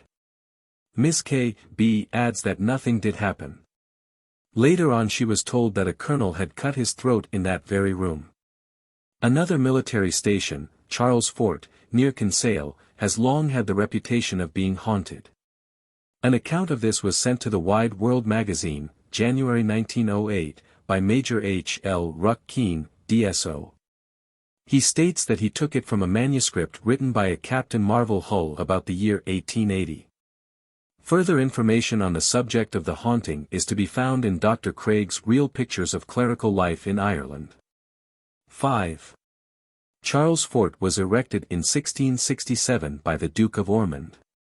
It is said to be haunted by a ghost known as the White Lady, and the traditional account of the reason for this haunting is briefly as follows: shortly after the erection of the fort, a Colonel Warrender, a severe disciplinarian, was appointed its governor. He had a daughter, who bore the quaint Christian name of Wilful. She became engaged to a Sir Trevor Ashurst, and subsequently married him. On the evening of their wedding day the bride and bridegroom were walking on the battlements, when she espied some flowers growing on the rocks beneath. She expressed a wish for them, and a sentry posted close by volunteered to climb down for them, provided Sir Trevor took his place during his absence. He assented, and took the soldier's coat and musket while he went in search of a rope. Having obtained one, he commenced his descent, but the task proving longer than he expected, Sir Trevor fell asleep. Meantime the governor visited the sentries, as was his custom, and in the course of his rounds came to where Sir Trevor was asleep. He challenged him, and on receiving no answer perceived that he was asleep, whereupon he drew a pistol and shot him through the heart. The body was brought in, and it was only then the governor realized what had happened. The bride, who appears to have gone indoors before the tragedy occurred, then learned the fate that befell her husband, and in her distraction, rushed from the house and flung herself over the battlements. In despair at the double tragedy, her father shot himself during the night. The above is from Dr. Craig's book already alluded to. In the Wide World magazine the legend differs slightly in details. According to this the governor's name was Brown, and it was his own son, not his son-in-law, that he shot, while the incident is said to have occurred about 150 years ago. The White Lady is the ghost of the young bride. Let us see what accounts there are of her appearance. A good many years ago Fort Major Black, who had served in the Peninsular War, gave his own personal experience to Dr. Craig. He stated that he had gone to the hall door one summer evening, and saw a lady entering the door and going up the stairs. At first he thought she was an officer's wife, but as he looked, he observed she was dressed in white, and in a very old-fashioned style. Impelled by curiosity, he hastened upstairs after her, and followed her closely into one of the rooms, but on entering it he could not find the slightest trace of anyone there. On another occasion he stated that two sergeants were packing some cast stores. One of them had his little daughter with him, and the child suddenly exclaimed, "Who is that white lady who is bending over the banisters, and looking down at us?" The two men looked up, but could see nothing, but the child insisted that she had seen a lady in white looking down and smiling at her. On another occasion a staff officer, a married man, was residing in the governor's house. One night as the nurse lay awake, she and the children were in a room which opened into what was known as the White Lady's apartment. She suddenly saw a lady clothed in white glide to the bedside of the youngest child, and after a little place her hand upon its wrist. At this the child started in its sleep, and cried out, "Oh! Take that cold hand from my wrist." The next moment the lady disappeared. One night, about the year 1880, Captain Marvel Hull and Lieutenant Hartland were going to the rooms occupied by the former officer. As they reached a small landing they saw distinctly in front of them a woman in a white dress. As they stood there in awestruck silence she turned and looked towards them, showing a face beautiful enough, but colorless as a corpse, and then passed on through a locked door. But it appears that this presence did not always manifest itself in as harmless a manner. Some years ago Surgeon L. was quartered at the fort. One day he had been out snipe shooting, and as he entered the fort the mess bugle rang out. He hastened to his rooms to dress, but as he failed to put in an appearance at mess, one of the officers went in search of him, and found him lying senseless on the floor. When he recovered consciousness he related his experience. He said he had stooped down for the key of his door, which he had placed for safety under the mat. When in this position he felt himself violently dragged across the hall, and flung down a flight of steps. With this agrees somewhat the experience of a Captain Jarvis, as related by him to Captain Marvel Hull. Attracted by a strange rattling noise in his bedroom, he endeavored to open the door of it, but found it seemingly locked. Suspecting a hoax, he called out, whereupon a gust of wind passed him, and some unseen power flung him down the stairs, and laid him senseless at the bottom. Near a seaside town in the south of Ireland a group of small cottages was built by an old lady, in one of which she lived, while she let the others to her relatives. In process of time all the occupants died, the cottages fell into ruin, and were all pulled down, except the one in which the old lady had lived, the materials being used by a farmer to build a large house which he hoped to let to summer visitors. It was shortly afterwards taken for 3 years by a gentleman for his family. It should be noted that the house had very bare surroundings, there were no trees near, or outhouses where people could be concealed. Soon after the family came to the house they began to hear raps all over it, on doors, windows, and walls. These raps varied in nature, sometimes being like a sledgehammer, loud and dying away, and sometimes quick and sharp, 2 or 3 or 5 in succession, and all heard them. One morning about 4 a.m. the mother heard very loud knocking on the bedroom door. Thinking it was the servant wanting to go to early mass, she said, "Come in," but the knocking continued till the father was awakened by it. He got up, searched the house, but could find no one. The servant's door was slightly open, and he saw that she was sound asleep. That morning a telegram came announcing the death of a beloved uncle just about the hour of the knocking. Some time previous to this the mother was in the kitchen, when a loud explosion took place beside her, startling her very much, but no cause for it could be found, nor were any traces left. This coincided with the death of an aunt, wife to the uncle who died later. One night the mother went to her bedroom. The blind was drawn, and the shutters closed, when suddenly a great crash came, as if a branch was thrown at the window, and there was a sound of broken glass. She opened the shutters with the expectation of finding the window smashed, but there was not even a crack in it. She entered the room next day at 1 o'clock, and the same crash took place, being heard by all in the house. She went in at 10 a.m.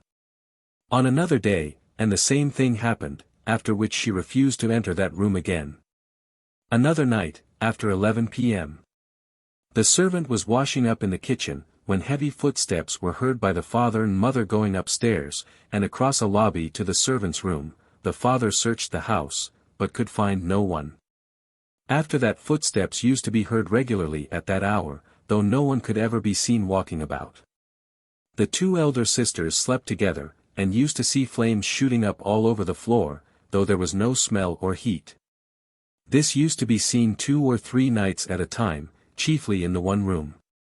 The first time the girls saw this, one of them got up and went to her father in alarm, naturally thinking the room underneath must be on fire. The 2 boys were moved to the haunted room, where they slept in one large bed with its head near the chimney-piece. The elder boy, aged about 13, put his watch on the mantelpiece, awoke about 2 a.m. and wishing to ascertain the time, put his hand up for his watch. He then felt a deathly cold hand laid on his. For the rest of that night the 2 boys were terrified by noises, apparently caused by 2 people rushing about the room fighting and knocking against the bed. About 6 a.m. they went to their father, almost in hysterics from terror, and refused to sleep there again. The eldest sister, not being nervous, was then given that room. She was, however, so disturbed by these noises that she begged her father to let her leave it, but having no other room to give her, he persuaded her to stay there, and at length she got accustomed to the noise, and could sleep in spite of it. Finally the family left the house before their time was up. 6. Mr. T. J. Westrop, to whom we are indebted for so much material, sends a tale which used to be related by a relative of his, the Rev. Thomas Westrop, concerning experiences in a house not very far from the city of Limerick. When the latter was appointed to a certain parish he had some difficulty in finding a suitable house, but finally fixed on one which had been untenanted for many years, but had nevertheless been kept aired and in good repair. As a caretaker who lived close by used to come and look after it every day. The first night that the family settled there, as the clergyman was going upstairs he heard a footstep and the rustle of a dress, and as he stood aside a lady passed him, entered a door facing the stairs, and closed it after her. It was only then he realized that her dress was very old-fashioned, and that he had not been able to enter that particular room. Next day he got assistance from a carpenter, who, with another man, forced open the door. A mat of cobwebs fell as they did so, and the floor and windows were thick with dust. The men went across the room, and as the clergyman followed them he saw a small white bird flying round the ceiling. At his exclamation the men looked back and also saw it. It swooped, flew out of the door, and they did not see it again. After that the family were alarmed by hearing noises under the floor of that room every night. At length the clergyman had the boards taken up, and the skeleton of a child was found underneath. So old did the remains appear that the coroner did not deem it necessary to hold an inquest on them, so the rector buried them in the churchyard. Strange noises continued, as if someone were trying to force up the boards from underneath. Also a heavy ball was heard rolling down the stairs and striking against the study door. One night the 2 girls woke up screaming, and on the nurse running up to them, the elder said she had seen a great black dog with fiery eyes resting its paws on her bed. Her father ordered the servants to sit constantly with them in the evenings, but, notwithstanding the presence of 2 women in the nursery, the same thing occurred. The younger daughter was so scared that she never quite recovered. The family left the house immediately. The same correspondent says, an old ruined house in the hills of East Company. Clare enjoyed the reputation of being desperately haunted from, at any rate, 1865 down to its dismantling. I will merely give the experiences of my own relations, as told by them to me. My mother told how one night she and my father heard creaking and grating, as if a door were being forced open. The sound came from a passage in which was a door nailed up and clamped with iron bands. A heavy footstep came down the passage, and stopped at the bedroom door for a moment. No sound was heard, and then the thing came through the room to the foot of the bed. It moved round the bed, they not daring to stir. The horrible unseen visitant stopped, and they felt it watching them. At last it moved away, they heard it going up the passage, the door crashed, and all was silence.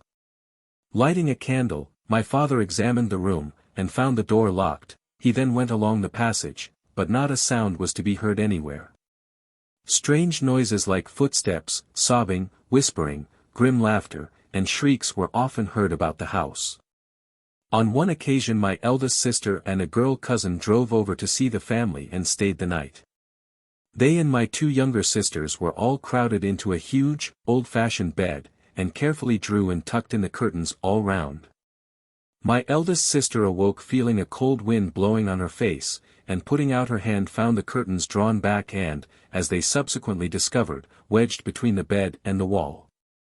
She reached for the matchbox, and was about to light the candle when a horrible mocking laugh rang out close to the bed, which awakened the other girls. Being always a plucky woman, though then badly scared, she struck a match, and searched the room, but nothing was to be seen. The closed room was said to have been deserted after a murder, and its floor was supposed to be stained with blood which no human power could wash out. Another house in company. Clare, nearer the estuary of the Shannon, which was formerly the residence of the D family, but is now pulled down, had some extraordinary tales told about it in which facts, if we may use the word, were well supplemented by legend. To commence with the former. A lady writes, my father and old Mr. D were first cousins. Richard D asked my father would he come and sit up with him one night, in order to see what might be seen. Both were particularly sober men. The annoyances in the house were becoming unbearable. Mrs. D.'s workbox used to be thrown down, the tablecloth would be whisked off the table, the fender and fire irons would be hurled about the room, and other similar things would happen. Mr. D. and my father went up to one of the bedrooms, where a big fire was made up. They searched every part of the room carefully, but nothing uncanny was to be seen or found. They then placed 2 candles and a brace of pistols on a small table between them, and waited. Nothing happened for some time, till all of a sudden a large black dog walked out from under the bed. Both men fired, and the dog disappeared. That is all. The family had to leave the house. Now to the blending of fact with fiction, of which we have already spoken. The intelligent reader can decide in his own mind which is which. It was said that black magic had been practiced in this house at one time, and that in consequence terrible and weird occurrences were quite the order of the day there. When being cooked, the hens used to scream and the mutton used to bleat in the pot. Black dogs were seen frequently. The beds used to be lifted up, and the occupants thereof used to be beaten black and blue, by invisible hands. One particularly ghoulish tale was told. It was said that a monk was in love with one of the daughters of the house, who was an exceedingly fat girl. She died unmarried, and was buried in the family vault. Some time later the vault was again opened for an interment, and those who entered it found that Miss D.'s coffin had been disturbed, and the lid loosened. They then saw that all the fat around her heart had been scooped away. Apropos of ineradicable blood on a floor, which is a not infrequent item in stories of haunted houses, it is said that a manifestation of this nature forms the haunting in a farmhouse in company. Limerick. According to our informants, a light must be kept burning in this house all night. If by any chance it is forgotten, or becomes quenched, in the morning the floor is covered with blood. The story is evidently much older than the house, but no traditional explanation is given. 2 stories of haunted schools have been sent to us, both on very good authority. These establishments lie within the geographical limits of this chapter, but for obvious reasons, we cannot indicate their locality more precisely, though the names of both are known to us. The first of these was told to our correspondent by the boy Brown, who was in the room, but did not see the ghost. When Brown was about 15 he was sent to school. His brother told him not to be frightened at anything he might see or hear, as the boys were sure to play tricks on all newcomers.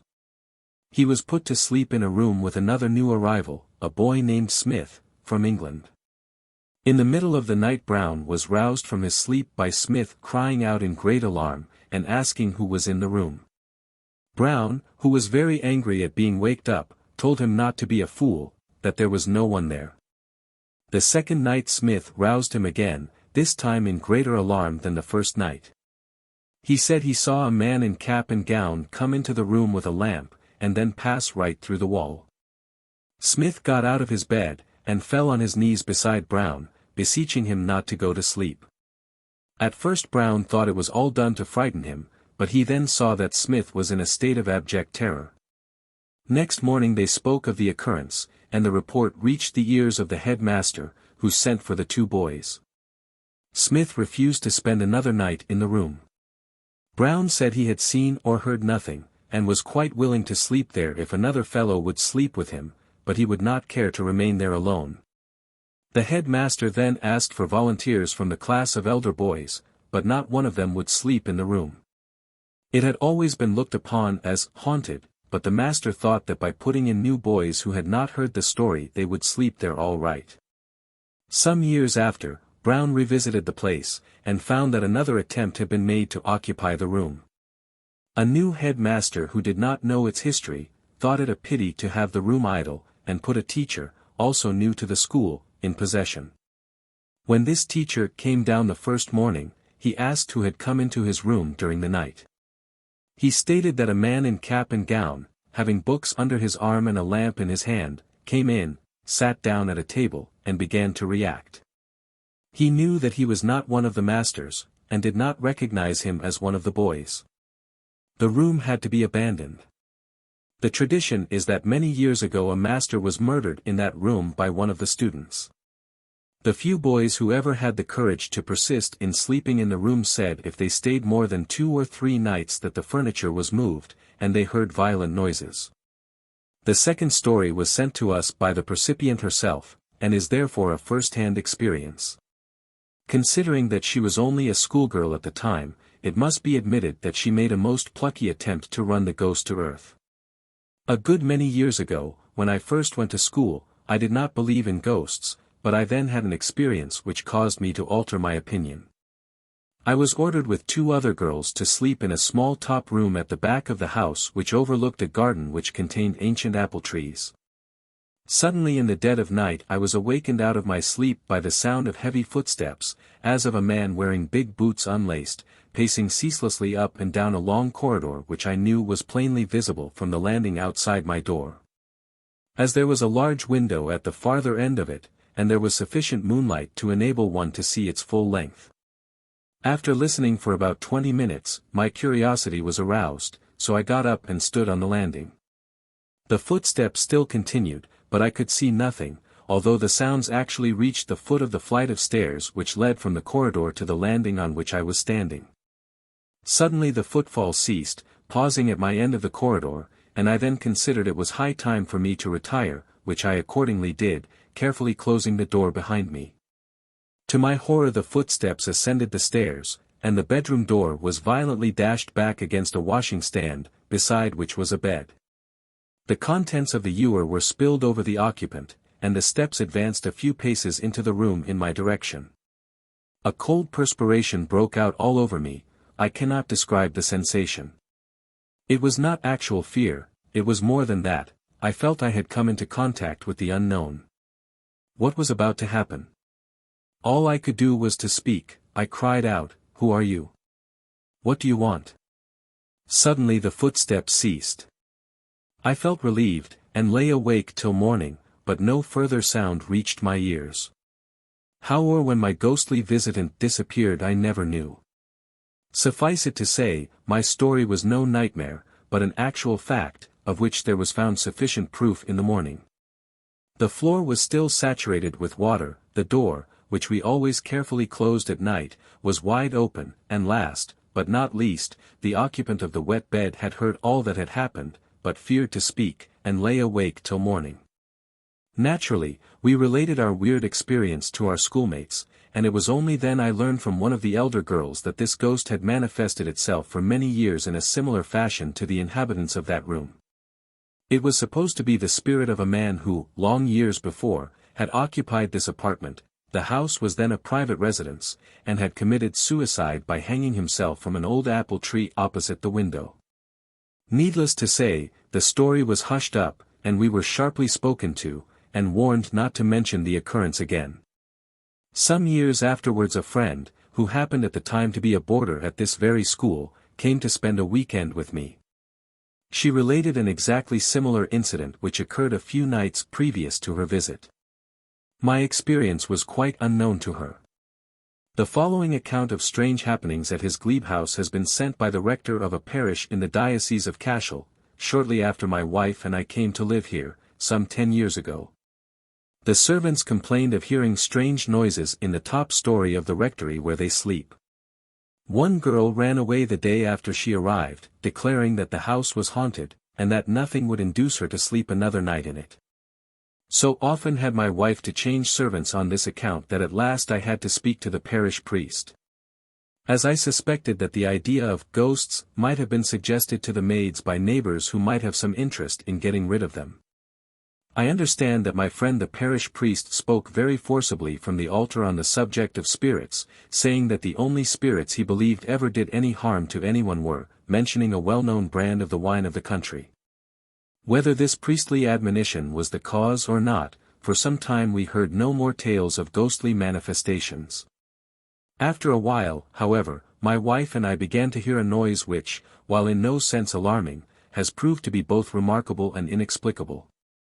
If we happen to be sitting in the dining room after dinner, sometimes we hear what sounds like the noise of a heavy coach rumbling up to the hall door. We have both heard this noise hundreds of times between 8 p.m. and midnight. Sometimes we hear it several times the same night, and then perhaps we won't hear it again for several months. We hear it best on calm nights, and as we are nearly a quarter of a mile from the high road, it is difficult to account for, especially as the noise appears to be quite close to us, I mean not farther away than the hall door. I may mention that an Englishman was staying with us a few years ago. As we were sitting in the dining room one night after dinner he said, "A carriage has just driven up to the door." But we knew it was only the phantom coach, for we also heard it. Only once do I remember hearing it while sitting in the drawing room. So much for the sound of the phantom coach, but now I must tell you what I saw with my own eyes as clearly as I now see the paper on which I am writing. Some years ago in the middle of the summer, on a scorching hot day, I was out cutting some hay opposite the hall door just by the tennis court. It was between 12 and 1 o'clock. I remember the time distinctly, as my man had gone to his dinner shortly before. The spot on which I was commanded a view of the avenue from the entrance gate for about 400 yards. I happened to look up from my occupation, for scything is no easy work, and I saw what I took to be a somewhat high dogcart, in which two people were seated, turning in at the avenue gate. As I had my coat and waistcoat off, and was not in a state to receive visitors, I got behind a newly made haycock and watched the vehicle until it came to a bend in the avenue where there is a clump of trees which obscured it from my view. As it did not, however, reappear, I concluded that the occupants had either stopped for some reason or had taken by mistake a cartway leading to the back gate into the garden. Hastily putting on my coat, I went down to the bend in the avenue, but to my surprise there was nothing to be seen. Returning to the rectory, I met my housekeeper, who has been with me for nearly 20 years, and I told her what I had seen. She then told me that about a month before, while I was away from home, my man had one day gone with the trap to the station. She saw, just as I did, a trap coming up the avenue until it was lost to sight owing to the intervention of the clump of trees. As it did not come on, she went down to the bend, but there was no trap to be seen. When the man came in some half hour after, my housekeeper asked him if he had come halfway up the avenue and turned back, but he said he had only that minute come straight from the station. My housekeeper said she did not like to tell me about it before, as she thought I would have laughed at her. Whether the spectral gig which I saw and the phantom coach, which my wife and I have often heard, are one and the same, I know not. But I do know that what I saw in the full blaze of the summer sun was not inspired by a dose of the spirits referred to by my friend the parish priest. Some time during the winter of 1912, I was in the motor house one dark evening at about 6 p.m. I was working at the engine, and as the car was nose in first, I was, of course, at the farthest point from the door. I had sent my man down to the village with a message. He was gone about 10 minutes when I heard heavy footsteps enter the yard and come over to the motor house. I felt that there was someone in the house quite close to me, and I said, "Hello, what brought you back so soon?" as I knew he could not have been to the village and back. As I got no reply, I took up my electric lamp and went to the back of the motor to see who was there, but there was no one to be seen, and although I searched the yard with my lamp, I could discover no one. About a week later I heard the footsteps again under almost identical conditions, but I searched with the same futile result. Before I stop, I must tell you about a curious presentiment which happened with regard to a man I got from the Queen's County. He arrived on a Saturday evening, and on the following Monday morning I put him to sweep the avenue. He was at his work when I went out in the motor car at about 10:30 a.m. Shortly after I left, he left his wheelbarrow and tools on the avenue, just at the point where I saw the spectral gig disappear, and, coming up to the rectory, he told my housekeeper in a great state of agitation that he was quite sure that his brother, with whom he had always lived, was dead. He said he must return home at once. My housekeeper advised him to wait until I returned, but he changed his clothes and packed his box, saying he must catch the next train. Just before I returned home at 12 o'clock, a telegram came saying his brother had died suddenly that morning, and that he was to return at once. On my return I found him almost in a state of collapse. He left by the next train, and I never heard of him again. Castle is a handsome blending of ancient castle and modern dwelling house, picturesquely situated among trees, while the steep glen mentioned below runs close beside it. It has the reputation of being haunted, but, as usual, it is difficult to get information. One gentleman, to whom we wrote, stated that he never saw or heard anything worse than a bat. On the other hand, a lady who resided there a good many years ago, gives the following account of her extraordinary experiences therein. Dear Mr. Seymour, I enclose some account of our experiences in Castle. It would be better not to mention names, as the people occupying it have told me they are afraid of their servants hearing anything, and consequently giving notice. They themselves hear voices often, but, like me, they do not mind. When first we went there we heard people talking, but on looking everywhere we could find no one. Then on some nights we heard fighting in the glen beside the house. We could hear voices raised in anger, and the clash of steel. No person would venture there after dusk. One night I was sitting talking with my governess. I got up, said good night, and opened the door, which was on the top of the back staircase. As I did so, I heard woman, come slowly upstairs, walk past us to a window at the end of the landing, and then with a shriek fall heavily. As she passed it was bitterly cold, and I drew back into the room, but did not say anything, as it might frighten the governess. She asked me what was the matter, as I looked so white. Without answering, I pushed her into her room, and then searched the house, but with no results. Another night I was sleeping with my little girl. I awoke, and saw a girl with long, fair hair standing at the fireplace, one hand at her side, the other on the chimney-piece. Thinking at first it was my little girl, I felt on the pillow to see if she were gone, but she was fast asleep. There was no fire or light of any kind in the room. Some time afterwards a friend was sleeping there, and she told me that she was pushed out of bed the whole night.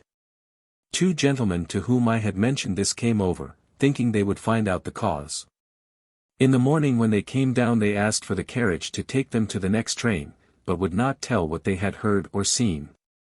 Another person who came to visit her sister, who was looking after the house before we went in, slept in this room, and in the morning said she must go back that day. She also would give no information. On walking down the corridor, I have heard a door open, a footstep cross before me, and go into another room, both doors being closed at the time. An old cook I had told me that when she went into the hall in the morning, a gentleman would come down the front stairs, take a plumed hat off the stand, and vanish through the hall door. This she saw nearly every morning. She also said that a girl often came into her bedroom, and put her hand on her, the cook's, face, and when she would push her away she would hear a girl's voice say, "Oh don't," 3 times. I have often heard voices in the drawing room, which decidedly sounded as if an old gentleman and a girl were talking. Noises like furniture being moved were frequently heard at night, and strangers staying with us have often asked why the servants turned out the rooms underneath them at such an unusual hour. The front door bell sometimes rang, and I have gone down, but found no one. Yours very sincerely. F.T. Kilman Castle, in the heart of Ireland, the name is obviously a pseudonym, has been described as perhaps the worst haunted mansion in the British Isles. That it deserves this doubtful recommendation, we cannot say. But at all events the ordinary reader will be prepared to admit that it contains sufficient ghosts to satisfy the most greedy ghost hunter. A couple of months ago the present writer paid a visit to this castle, and was shown all over it one morning by the mistress of the house, who, under the nom de plume of Andrew Mary, has published novels dealing with Irish life, and has also contributed articles on the ghostly phenomena of her house to the Occult Review, December 1908 and January 1909. The place itself is a grim, grey, bare building. The central portion, in which is the entrance hall, is a square castle of the usual type. It is built on a rock, and a slight batter from base to summit gives an added appearance of strength and solidity. On either side of the castle are more modern wings, one of which terminates in what is known as the priest's house. Now to the ghosts. The top story of the central tower is a large, well-lighted apartment, called the chapel, having evidently served that purpose in times past. At one end is what is said to be an oubliette, now almost filled up. Occasionally in the evenings, people walking along the roads or in the fields see the windows of this chapel lighted up for a few seconds as if many lamps were suddenly brought into it. This is certainly not due to servants. From our experience we can testify that it is the last place on earth that a domestic would enter after dark. It is also said that a treasure is buried somewhere in or around the castle. The legend runs that an ancestor was about to be taken to Dublin on a charge of rebellion, and, fearing he would never return, made the best of the time left to him by burying somewhere a crock full of gold and jewels. Contrary to expectation, he did return, but his long confinement had turned his brain, and he could never remember the spot where he had deposited his treasure years before. Some time ago a lady, a Miss B, who was decidedly psychic, was invited to Kilman Castle in the hope that she would be able to locate the whereabouts of this treasure. In this respect she failed, unfortunately, but gave, nevertheless, a curious example of her power. As she walked through the hall with her hostess, she suddenly laid her hand upon the bare stone wall, and remarked, "There is something uncanny here, but I don't know what it is." In that very spot, some time previously, 2 skeletons had been discovered walled up. The sequel to this is curious. Some time after, Miss B was either trying automatic writing, or else was at a séance, we forget which, when a message came to her from the unseen, stating that the treasure at Kilman Castle was concealed in the chapel under the tessellated pavement near the altar. But this spirit was either a lying spirit, or else a most impish one, for there is no trace of an altar, and it is impossible to say, from the style of the room, where it stood. While the tessellated pavement, if it exists, is so covered with the debris of the former roof that it would be almost impossible to have it thoroughly cleared. There is as well a miscellaneous assortment of ghosts. A monk with tonsure and cowl walks in at one window of the priest's house, and out at another. There is also a little old man, dressed in the antique garb of a green cutaway coat, knee breeches, and buckled shoes. He is sometimes accompanied by an old lady in similar old-fashioned costume. Another ghost has a penchant for lying on the bed beside its lawful and earthly occupant. Nothing is seen, but a great weight is felt, and a consequent deep impression made on the bedclothes. The lady of the house states that she has a number of letters from friends, in which they relate the supernatural experiences they had while staying at the castle. In one of these the writer, a gentleman, was awakened one night by an extraordinary feeling of intense cold at his heart. He then saw in front of him a tall female figure, clothed from head to foot in red, and with its right hand raised menacingly in the air. The light which illuminated the figure was from within. He lit a match, and sprang out of bed, but the room was empty. He went back to bed, and saw nothing more that night, except that several times the same cold feeling gripped his heart, though to the touch the flesh was quite warm. But of all the ghosts in that well-haunted house the most unpleasant is that inexplicable thing that is usually called it. The lady of the house described to the present writer her personal experience of this phantom. High up round one side of the hall runs a gallery which connects with some of the bedrooms. One evening she was in this gallery leaning on the balustrade, and looking down into the hall. Suddenly she felt two hands laid on her shoulders. She turned round sharply, and saw it standing close beside her. She described it as being human in shape, and about 4 feet high. The eyes were like two black holes in the face, and the whole figure seemed as if it were made of grey cotton wool, while it was accompanied by a most appalling stench, such as would come from a decaying human body. The lady got a shock from which she did not recover for a long time. Chapter 4. Poltergeists. Poltergeist is the term assigned to those apparently meaningless noises and movements of objects of which we from time to time hear accounts. The word is, of course, German, and may be translated, boisterous ghost. A poltergeist is seldom or never seen, but contents itself by moving furniture and other objects about in an extraordinary manner, often contrary to the laws of gravitation. Sometimes footsteps are heard, but nothing is visible, while at other times vigorous rappings will be heard either on the walls or floor of a room. And in the manner in which the raps are given a poltergeist has often showed itself as having a close connection with the physical phenomena of spiritualism. For cases have occurred in which a poltergeist has given the exact number of raps mentally asked for by some person present. Another point that is worthy of note is the fact that the hauntings of a poltergeist are generally attached to a certain individual in a certain spot, and thus differ from the operations of an ordinary ghost. The two following incidents related in this chapter are taken from a paper read by Professor Barrett, FRS, before the Society for Psychical Research. 7. In the case of the first anecdote he made every possible inquiry into the facts set forth, short of actually being an eyewitness of the phenomena. In the case of the second he made personal investigation, and himself saw the whole of the incidents related. There is therefore very little room to doubt the genuineness of either story.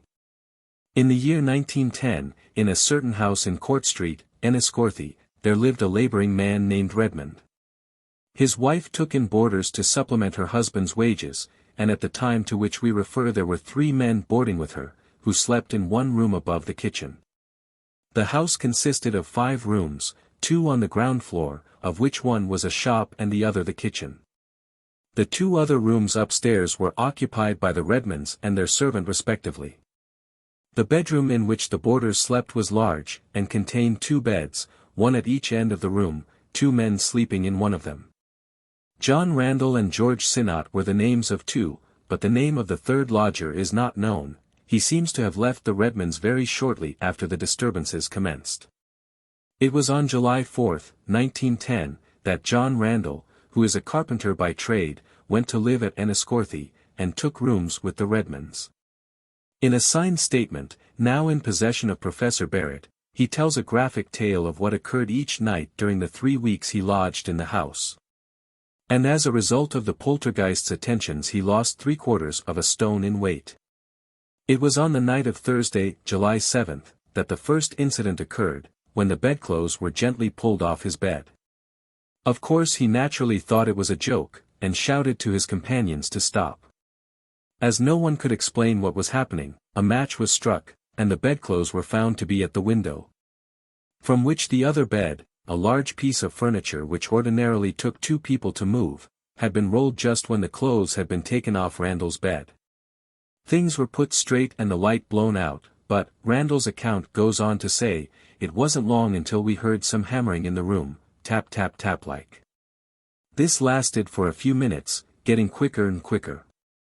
When it got very quick, their bed started to move out across the room. We then struck a match and got the lamp.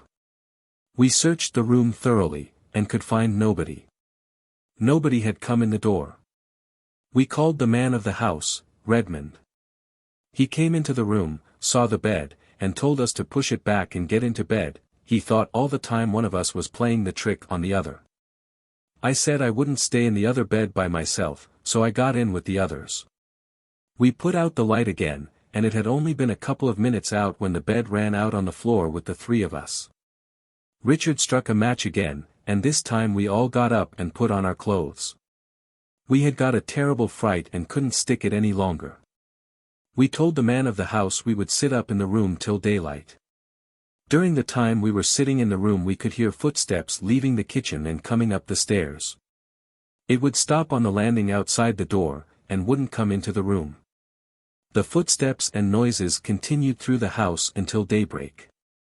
The next night the footsteps and noises were continued, but the unfortunate men did not experience any other annoyance. On the following day the men went home, and it is to be hoped they were able to make up for all the sleep they had lost on the 2 previous nights. They returned on the Sunday, and from that night till they finally left the house the men were disturbed practically every night. On Monday, July 11th the bed was continually running out from the wall with its 3 occupants. They kept the lamp alight, and a chair was seen to dance gaily out into the middle of the floor. On the following Thursday we read of the same happenings, with the addition that one of the boarders was lifted out of the bed, though he felt no hand near him. It seems strange that they should have gone through such a bad night exactly a week from the night the Poltergeist started its operations. So the account goes on. Every night that they slept in the room the hauntings continued, some nights being worse than others. On Friday, July 29th, the bed turned up on one side and threw us out on the floor, and before we were thrown out, the pillow was taken from under my head 3 times. When the bed rose up, it fell back without making any noise. This bed was so heavy, it took both the woman and the girl to pull it out from the wall without anybody in it, and there were only 3 casters on it. The poltergeist must have been an insistent fellow, for when the unfortunate men took refuge in the other bed, they had not been long in it before it began to rise, but could not get out of the recess it was in unless it was taken to pieces. It kept very bad, we read, for the next few nights. So Mr. Murphy, from the Guardian office, and another man named Devereux, came and stopped in the room one night. The experiences of Murphy and Devereux on this night are contained in a further statement, signed by Murphy and corroborated by Devereux. They seem to have gone to work in a businesslike manner, as before taking their positions for the night they made a complete investigation of the bedroom and house, so as to eliminate all chance of trickery or fraud. By this time, it should be noted, one of Mrs. Redmond's lodgers had evidently suffered enough from the poltergeist, as only 2 men are mentioned in Murphy's statement, one sleeping in each bed. The 2 investigators took up their position against the wall midway between the 2 beds, so that they had a full view of the room and the occupants of the beds. The night, says Murphy, was a clear, starlight night. No blind obstructed the view from outside, and one could see the outlines of the beds and their occupants clearly. At about 11:30 a tapping was heard close at the foot of Randall's bed. My companion remarked that it appeared to be like the noise of a rat eating at timber. Sinnott replied, "You'll soon see the rat it is." The tapping went on slowly at first. Then the speed gradually increased to about 100 or 120 per minute, the noise growing louder. This continued for about 5 minutes, when it stopped suddenly. Randall then spoke. He said, "The clothes are slipping off my bed, look at them sliding off. Good God, they are going off me." Mr. Devereux immediately struck a match, which he had ready in his hand. The bedclothes had partly left the boy's bed, having gone diagonally towards the foot, going out at the left corner, and not alone did they seem to be drawn off the bed, but they appeared to be actually going back under the bed. Much in the same position one would expect bedclothes to be if a strong breeze were blowing through the room at the time. But then everything was perfectly calm.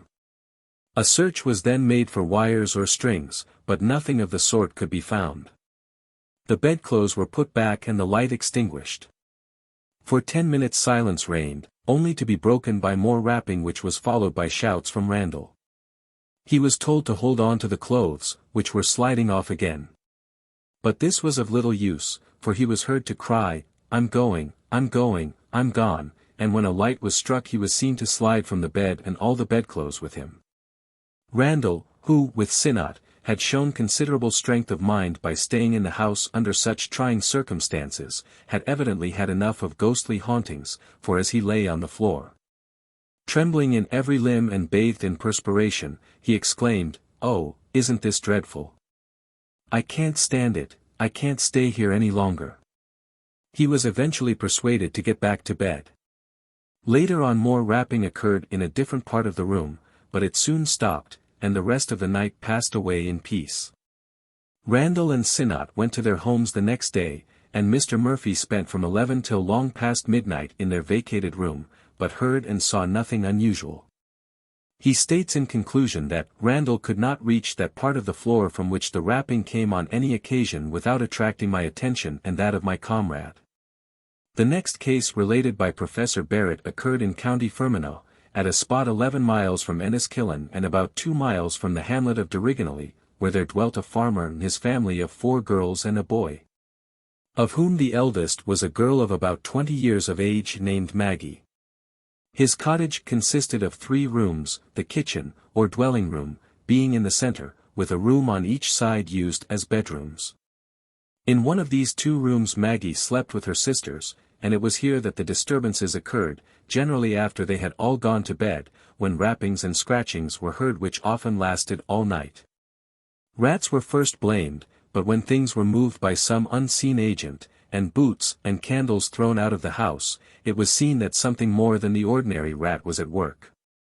The old farmer, who was a Methodist, sought advice from his class leader, and by his directions laid an open Bible on the bed in the haunted room, placing a big stone on the book. But the stone was lifted off by an unseen hand, the Bible moved out of the room, and 17 pages torn out of it.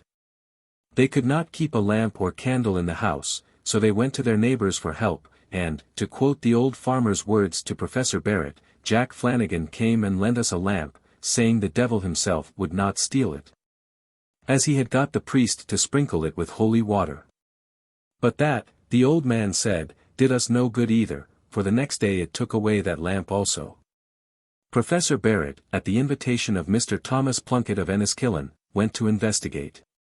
He got a full account from the farmer of the freakish tricks which were continually being played in the house, and gives a graphic account of what he himself observed, after the children, except the boy, had gone to bed.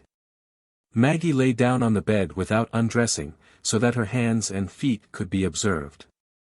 The rest of us sat round the kitchen fire, when faint raps, rapidly increasing in loudness, were heard coming apparently from the walls, the ceiling, and various parts of the inner room, the door of which was open. On entering the bedroom with a light the noises at first ceased, but recommenced when I put the light on the windowsill in the kitchen. I had the boy and his father by my side, and asked Mr. Plunkett to look round the house outside. Standing in the doorway leading to the bedroom, the noises recommenced, the light was gradually brought nearer, and after much patience I was able to bring the light into the bedroom whilst the disturbances were still loudly going on. At last I was able to go up to the side of the bed, with the lighted candle in my hand, and closely observed each of the occupants lying on the bed. The younger children were apparently asleep, and Maggie was motionless. Nevertheless, knocks were going on everywhere around, on the chairs, the bedstead, the walls and ceiling. The closest scrutiny failed to detect any movement on the part of those present that could account for the noises, which were accompanied by a scratching or tearing sound. Suddenly a large pebble fell in my presence onto the bed. No one had moved to dislodge it, even if it had been placed for the purpose. When I replaced the candle on the windowsill in the kitchen, the knocks became still louder, like those made by a heavy carpenter's hammer driving nails into flooring. A couple of days afterwards, the Reverend Maxwell Close, M.A., a well-known member of the SPR, joined Professor Barrett and Mr. Plunkett, and together the party of 3 paid visits on 2 consecutive nights to the haunted farmhouse, and the noises were repeated. Complete search was made, both inside and outside of the house, but no cause could be found. When the party were leaving, the old farmer was much perturbed that they had not laid the ghost. When questioned, he said he thought it was fairies. He was asked if it had answered to questions by raps, and he said he had. But it tells lies as often as truth, and oftener, I think. We tried it, and it only knocked at LMN when we said the alphabet over. Professor Barrett then tested it by asking mentally for a certain number of raps, and immediately the actual number was heard. He repeated this 4 times with a different number each time, and with the same result. Perhaps the most interesting part of this particular case is at the end of Professor Barrett's account, when, at the request of the old farmer, Mr.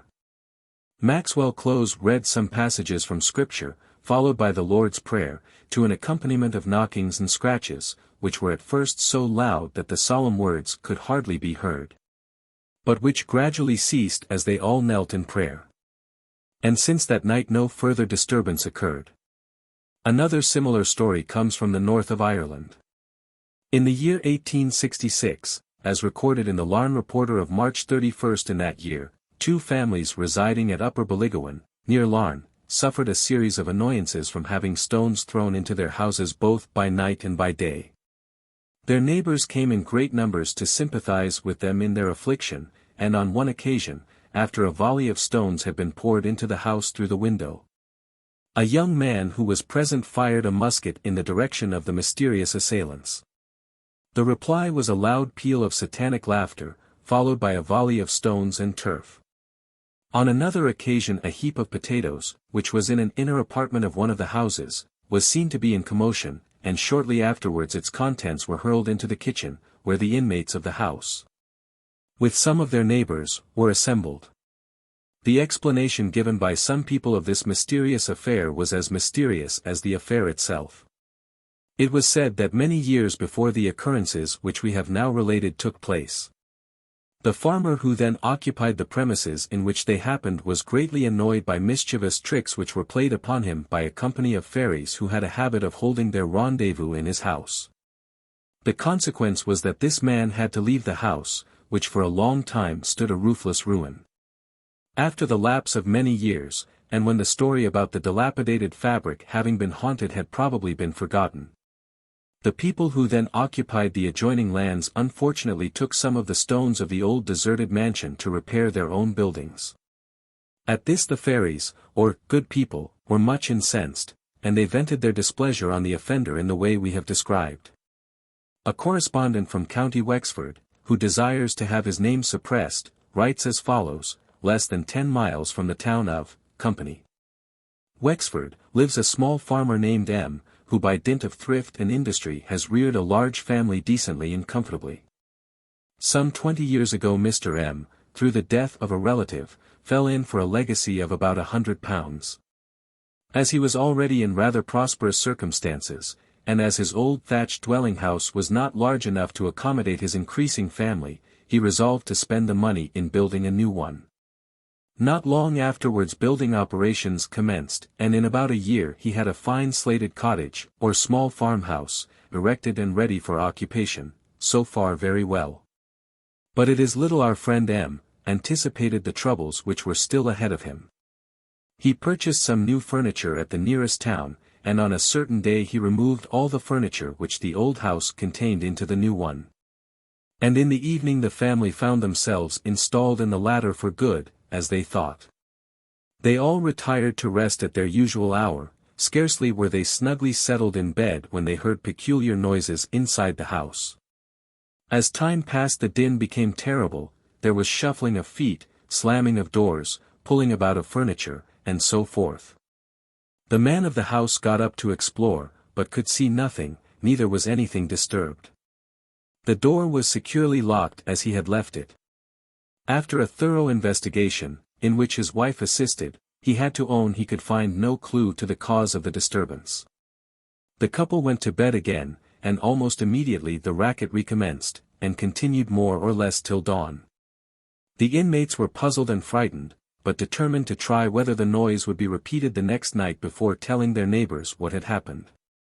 But the pandemonium experienced the first night of their occupation was as nothing compared with what they had to endure the second night and for several succeeding nights. Sleep was impossible, and finally Mr.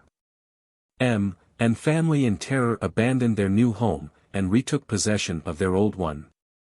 That is the state of things to this day. The old house has been repaired and is tenanted. The new house, a few perches off, facing the public road, is used as a storehouse.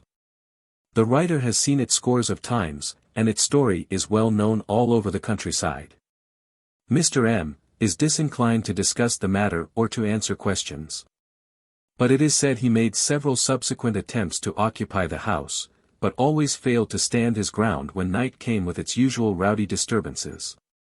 It is said that when building operations were about to begin, a little man of bizarre appearance accosted Mr. M. and exhorted him to build on a different site, otherwise the consequences would be unpleasant for him and his. While the local peasantry alleged that the house was built across a fairy pathway between two raths, and that this was the cause of the trouble. It is quite true that there are two large raths in the vicinity, and the haunted house is directly in a bee-line between them. For myself I offer no explanation, but I guarantee the substantial accuracy of what I have stated above. Professor Barrett, in the paper to which we have already referred, draws certain conclusions from his study of this subject. One of the chief of these is that the widespread belief in fairies, pixies, gnomes, brownies, and probably rests on the varied manifestations of poltergeists. The popular explanation of the above story bears out this conclusion, and it is further emphasized by the following, which comes from Port Arlington. A man near that town had saved £500, and determined to build a house with the money. He fixed on a certain spot, and began to build, very much against the advice of his friends, who said it was on a fairy path, and would bring him ill luck. Soon the house was finished, and the owner moved in. But the very first night his troubles began, for some unseen hand threw the furniture about and broke it, while the man himself was injured. Being unwilling to lose the value of his money, he tried to make the best of things. But night after night the disturbances continued, and life in the house was impossible. The owner chose the better part of valor and left. No tenant has been found since, and the house stands empty, a silent testimony to the power of the poltergeist. Poltergeistic phenomena from their very nature lend themselves to spurious reproduction and imitation, as witness the famous case of Cock Lane and many other similar stories. At least one well-known case occurred in Ireland, and is interesting as showing that where fraud is at work, close investigation will discover it. It is related that an old Royal Irish Constabulary pensioner, who obtained a post as emergency man during the land troubles, and who in 1892 was in charge of an evicted farm in the Passage East district, was being continually disturbed by furniture and crockery being thrown about in a mysterious manner. Reports were brought to the police, and they investigated the matter, but nothing was heard or seen beyond knocking on an inside wall of a bedroom in which one of the sons was sleeping. This knocking ceased when the police were in the bedroom, and no search was made in the boy's bed to see if he had a stick. The police therefore could find no explanation. The noises continued night after night, and eventually the family left and went to live in Waterford. A great furor was raised when it was learnt that the hauntings had followed them, and again investigation was made, but it seems to have been more careful this time, and I was kept on the movements of the young son. And at least 2 independent witnesses saw him throwing things about, fire irons and jam-pots, when he thought his father was not looking. It seems to have been a plot between the mother and son owing to the former's dislike to her husband's occupation, which entailed great unpopularity and considerable personal risk. Fearing for her own and her family's safety, the wife conceived of this plan to force her husband to give up his post. Her efforts were successful, as the man soon resigned his position and went to live elsewhere. 8. Chapter 5. Haunted Places. That houses are haunted and apparitions frequently seen therein are pretty well-established facts. The preceding chapters have dealt with this aspect of the subject, and, in view of the weight of evidence to prove the truth of the stories told in them, it would be hard for anyone to doubt that there is such a thing as a haunted house.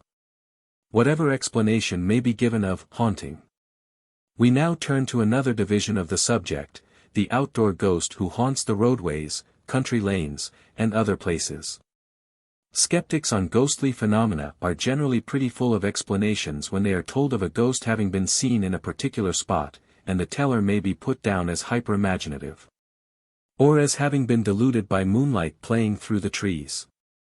While cases are not wanting where a reputation for temperance has been lost by a man telling his experiences of a ghost he happens to have met along some country lane.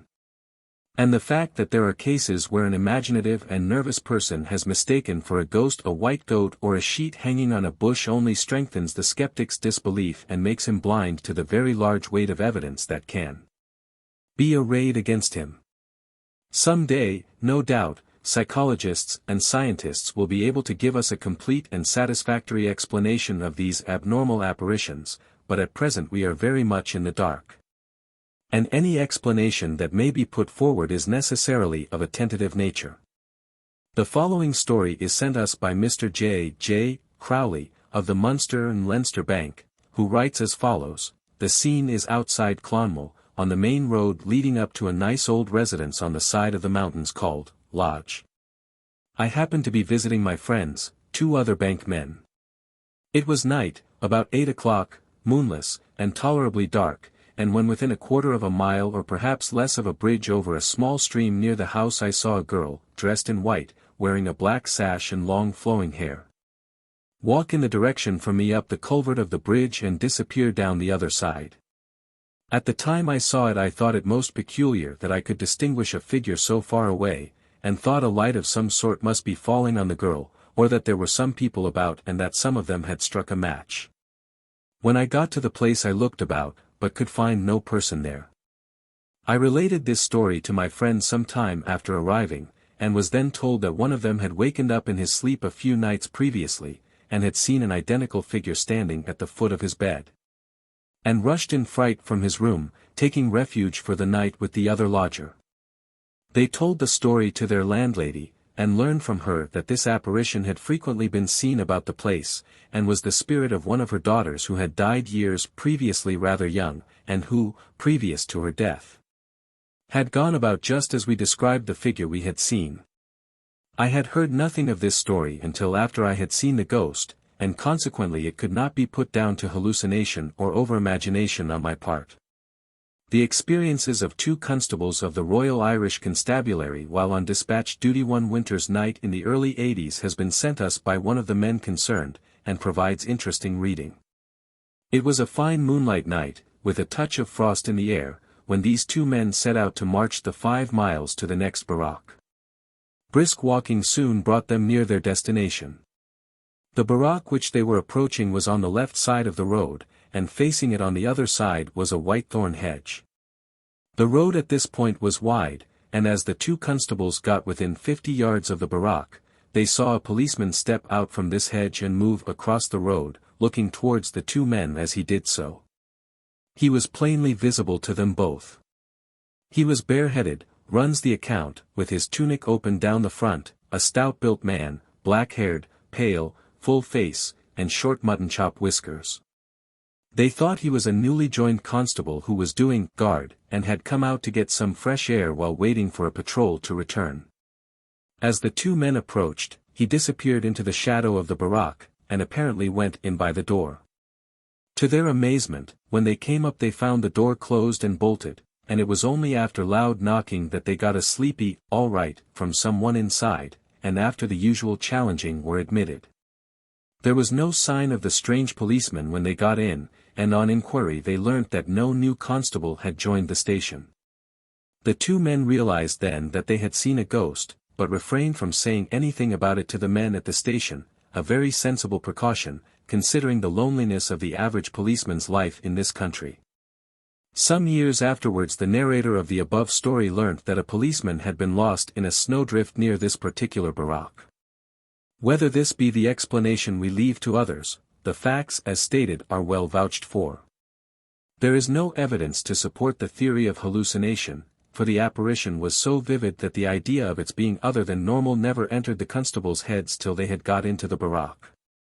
When they found the door shut and bolted, their amazement was caused by indignation against an apparently unsociable or thoughtless comrade, and it was only afterwards, while discussing the whole thing on their homeward journey, that it occurred to them that it would have been impossible for any ordinary mortal to shut, bolt, and bar a door without making a sound. In the winter of 1840-1, in the days when snow and ice and all their attendant pleasures were more often in evidence than in these degenerate days, a skating party was enjoying itself on the pond in the grounds of the castle near Rathfarnham, Company, Dublin. Among the skaters was a man who had with him a very fine curly-coated retriever dog. The pond was thronged with people enjoying themselves, when suddenly the ice gave way beneath him, and the man fell into the water. The dog went to his rescue, and both were drowned. A monument was erected to perpetuate the memory of the dog's heroic self-sacrifice, but only the pedestal now remains. The ghost of the dog is said to haunt the grounds and the public road between the castle gate and the Dodder Bridge. Many people have seen the phantom dog, and the story is well known locally. The ghost of a boy who was murdered by a Romany is said to haunt one of the lodge gates of the castle domain, and the lodge-keeper states that he saw it only a short time ago.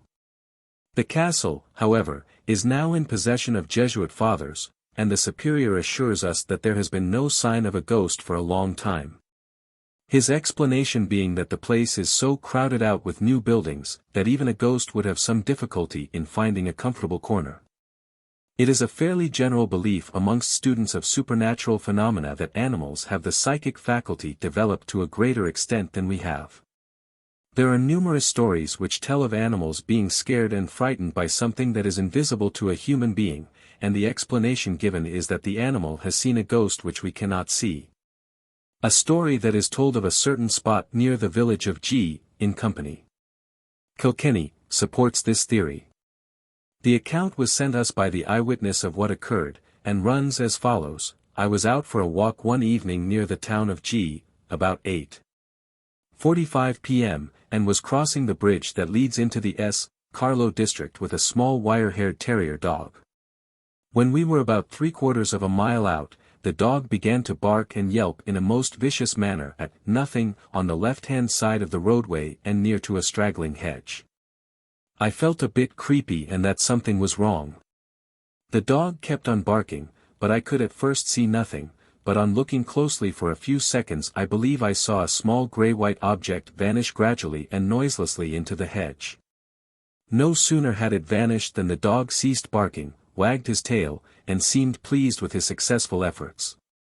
The narrator goes on to say that he made inquiries when he got home, and found that this spot on the road had a very bad reputation, as people had frequently seen a ghost there, while horses had often to be beaten, coaxed, or led past the place. The explanation locally current is that a suicide was buried at the crossroads near at hand, or that it may be the ghost of a man who is known to have been killed at the spot. The following story has been sent us by the Reverend H.R.B. Gillespie, to whom it was told by one of the witnesses of the incidents described therein. One bright moonlight night some time ago a party consisting of a man, his 2 daughters, and a friend were driving along a country road in County Leitrim. They came to a steep hill, and all except the driver got down to walk. One of the 2 sisters walked on in front, and after her came the other 2, followed closely by the trap. They had not gone far, when those in rear saw a shabbily dressed man walking beside the girl who was leading. But she did not seem to be taking any notice of him, and, wondering what he could be, they hastened to overtake her. But just when they were catching her up the figure suddenly dashed into the shadow of a disused forge, which stood by the side of the road, and as it did so the horse, which up to this had been perfectly quiet, reared up and became unmanageable. The girl beside whom the figure had walked had seen and heard nothing. The road was not bordered by trees or a high hedge, so that it could not have been some trick of the moonlight. One of the girls described the appearance of the figure to a local workman, who said, "It is very like a tinker who was found dead in that forge about 6 months ago." Here is another story of a haunted spot on a road, where a ghost was seen, not at the witching hour of night, not when evening shadows lengthen, but in broad daylight.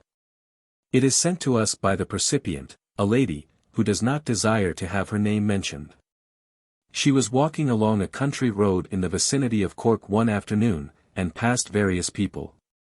She then saw coming towards her a countrywoman dressed in an old-fashioned style.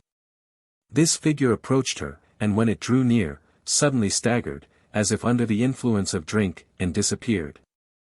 She hastened to the spot, but searched in vain for any clue to the mystery. The road was bounded by high walls, and there was no gateway or gap through which the figure might slip. Much mystified, she continued on her way, and arrived at her destination. She there mentioned what had occurred, and was then informed by an old resident in the neighborhood that that woman had constantly been seen up to 20 years before, but not since that date. By the country people the road was believed to be haunted, but the percipient did not know this at the time. The following is sent us by Mr. T. J. Westrop, and has points of its own which are interesting. He states, on the road from Bray to Wingates, at the Deer Park of Kilruddy, is a spot which, whatever be the explanation, is distinguished by weird sounds and, some say, sights.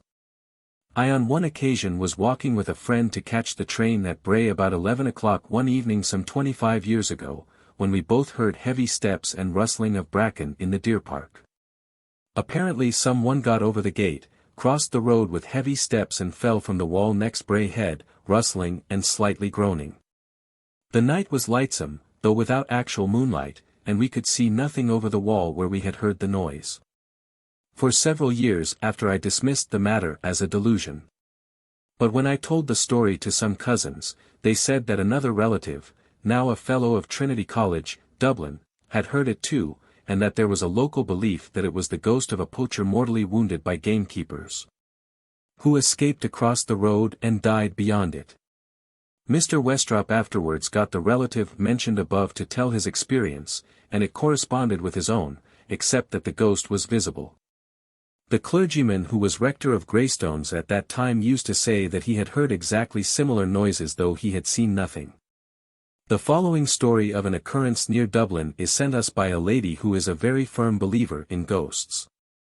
On a fine night some years ago two sisters were returning home from the theatre.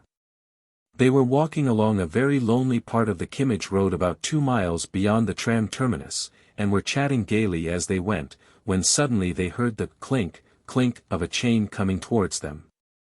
At first they thought it was a goat or a donkey which had got loose, and was dragging its chain along the ground. But they could see nothing, and could hear no noise but the clink of the chain, although the road was clear and straight. Nearer and nearer came the noise, gradually getting louder, and as it passed them closely they distinctly felt a blast or whiff of air. They were paralyzed with an indefinable fear, and were scarcely able to drag themselves along the remaining quarter of a mile to their house. The elder of the two was in very bad health, and the other had almost to carry her. Immediately she entered the house she collapsed, and had to be revived with brandy. An old woman, it seems, had been murdered for her savings by a tramp near the spot where this strange occurrence took place, and it is thought that there is a connection between the crime and the haunting of this part of the Kimmage Road. Whatever the explanation may be, the whole story bears every evidence of truth, and it would be hard for anyone to disprove it. Churchyards are generally considered to be the hunting ground of all sorts and conditions of ghosts. People who would on all other occasions, when the necessity arises, prove themselves to be possessed of at any rate a normal amount of courage, turn pale and shiver at the thought of having to pass through a churchyard at dead of night. It may be some encouragement to such to state that out of a fairly large collection of accounts of haunted places, only one relates to a churchyard. The story is told by Mr. G. H. Miller of Edgeworthstown. During the winter of 1875, he writes, I attended a soiree about 5 miles from here.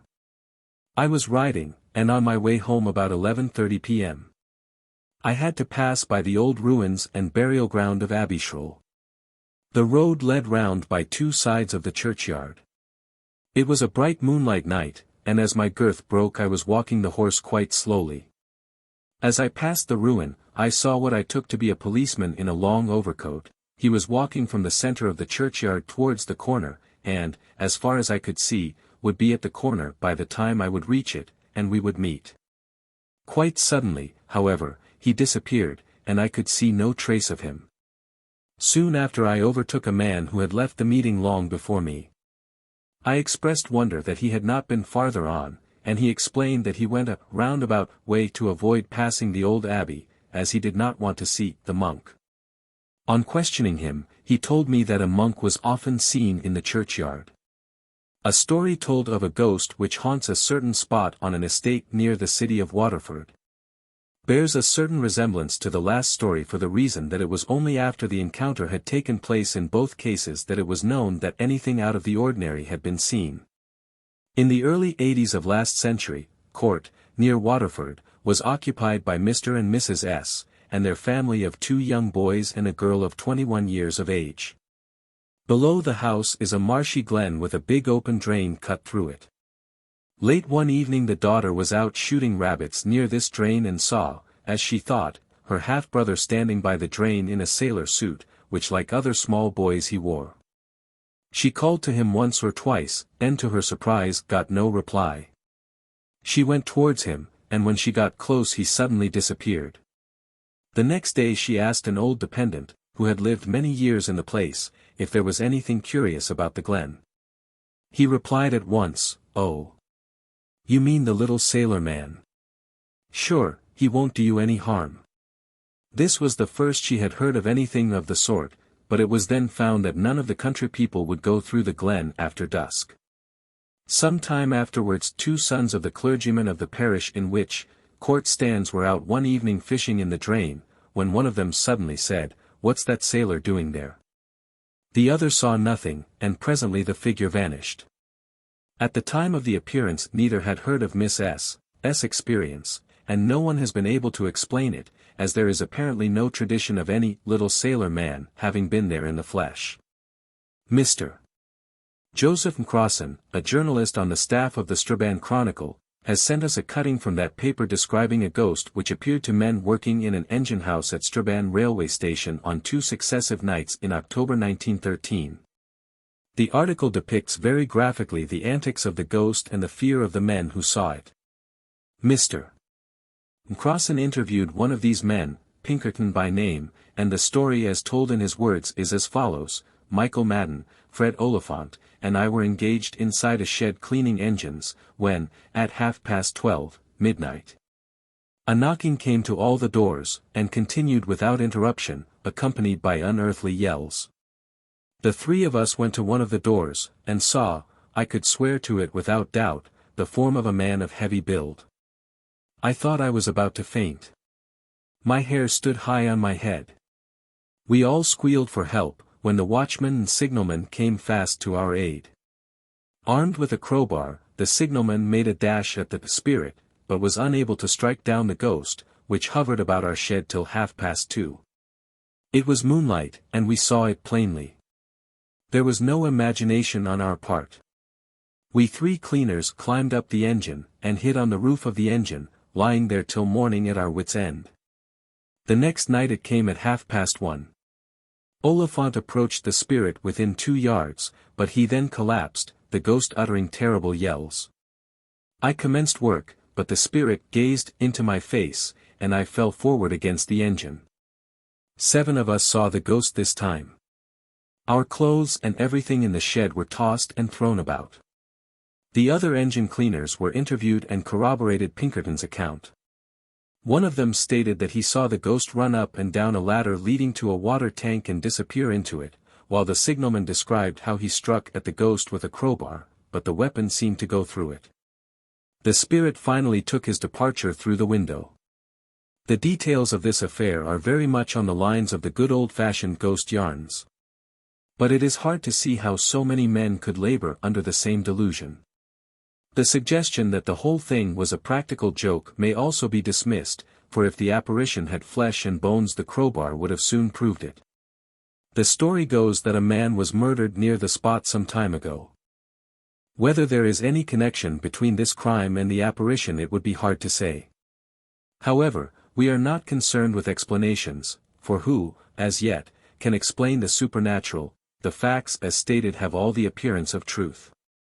Mr. Patrick Ryan, of P. Company. Limerick, gives us two stories as he heard them related by Mr. Michael O'Dwyer of the same place. The former is evidently a very strong believer in supernatural phenomena, but he realizes how strong is the unbelief of many, and in support of his stories he gives names of several persons who will vouch for the truth of them. With a few alterations, we give the story in his own words. Mr.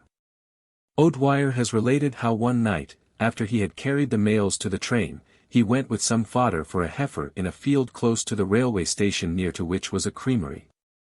He discovered the animal grazing near the creamery, although how she came to be there was a mystery, as a broad trench separated it from the rest of the field, which is only spanned by a plank used by pedestrians when crossing the field.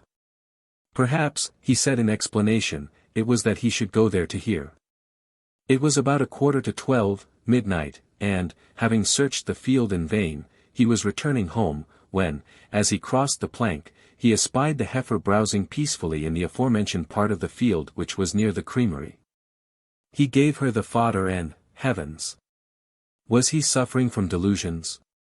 Surely his ears were not deceiving him. From the creamery funnel there arose a dense volume of smoke mingled with the sharp hissing of steam and the rattling of cans, all as if the creamery were working, and it were broad daylight. His heifer became startled and bellowed frantically. O'Dwyer, himself a man of nerves, yet possessing all the superstitions of the Celt, was startled and ran without ceasing to his home nearby, where he went quickly to bed. O'Dwyer is not the only one who has seen this, as I have been told by several of my friends how they heard it. Who knows the mystery surrounding this affair? The second story relates to a certain railway station in the south of Ireland. Again we use Mr. Ryan's own words. A near relative of mine, he writes, once had occasion to go to the mail train to meet a friend. While sitting talking to O'Dwyer, whom he met on the platform, he heard talking going on in the waiting room. O'Dwyer heard it also, and they went to the door, but saw nothing save for the light of a waning moon which filtered in through the window. Uncertain, they struck matches, but saw nothing. Again they sat outside, and again they heard the talking, and this time they did not go to look, for they knew about it. In the memory of the writer a certain unfortunate person committed suicide on the railway, and was carried to the waiting room pending an inquest. He lay all night there till the inquest was held next day. Let us not look further into the matter, said O'Dwyer, and my relative having acquiesced, he breathed a shuddering prayer for the repose of the dead. The following story, which has been sent as a personal experience by Mr. William Mackey of Strabane, is similar in many ways to an extraordinary case of retrocognitive vision which occurred some years ago to two English ladies who were paying a visit to Versailles, and who published their experiences in a book entitled, An Adventure, London, 1911. Mr. Mackey writes, it was during the severe winter of the Crimean War, when indulging in my favorite sport of wildfowl shooting, that I witnessed the following strange scene. It was a bitterly cold night towards the end of November or beginning of December, the silvery moon had sunk in the west shortly before midnight. The sport had been all that could be desired, when I began to realize that the blood was frozen in my veins, and I was on the point of starting for home, when my attention was drawn to the barking of a dog close by, which was followed in a few seconds by the loud report of a musket, the echo of which had scarcely died away in the silent night, when several musket shots went off in quick succession. This seemed to be the signal for a regular fusillade of musketry, and it was quite evident from the nature of the firing that there was attack and defense. For the life of me I could not understand what it all meant. Not being superstitious I did not for a moment imagine it was supernatural, notwithstanding that my courageous dog was crouching in abject terror between my legs. Beads of perspiration began to trickle down from my forehead, when suddenly there arose a flame as if a house were on fire, but I knew from the position of the blaze, which was only a few hundred yards from where I stood, that there was no house there, or any combustible that would burn, and what perplexed me most was to see pieces of burning thatch and timber sparks fall hissing into the water at my feet. When the fire seemed at its height the firing appeared to weaken, and when the clear sound of a bugle floated out on the midnight air, it suddenly ceased, and I could hear distinctly the sound of cavalry coming at a canter, their accoutrements jingling quite plainly on the frosty air. In a very short time they arrived at the scene of the fight. I thought it an eternity until they took their departure, which they did at the walk. It is needless to say that, although the scene of this tumult was on my nearest way home, I did not venture that way, as, although there are many people who would say that I never knew what fear was. I must confess on this occasion I was thoroughly frightened. At breakfast I got a good sound rating from my father for staying out so late. My excuse was that I fell asleep and had a horrible dream, which I related. When I finished I was told I had been dreaming with my eyes open. That I was not the first person who had witnessed this strange sight. He then told me the following narrative. It was towards the end of the 17th century that a widow named Sally Mackey and her 3 sons lived on the outskirts of the little settlement of the Mackeys. A warrant was issued by the government against the 3 sons for high treason, the warrant being delivered for execution to the officer in command of the infantry regiment stationed at Lifford. A company was told off for the purpose of effecting the arrest, and the troops set out from Lifford at 11 p.m. The cottage home of the Mackeys was approached by a bridle path, leading from the main road to Derry, which only permitted the military to approach in single file. They arrived there at midnight, and the first intimation the inmates had of danger was the barking, and then the shooting, of the collie dog. Possessing as they did several stand of arms, they opened fire on the soldiers as they came in view and killed and wounded several. It was the mother, Sally Mackey, who did the shooting, the sons loading the muskets.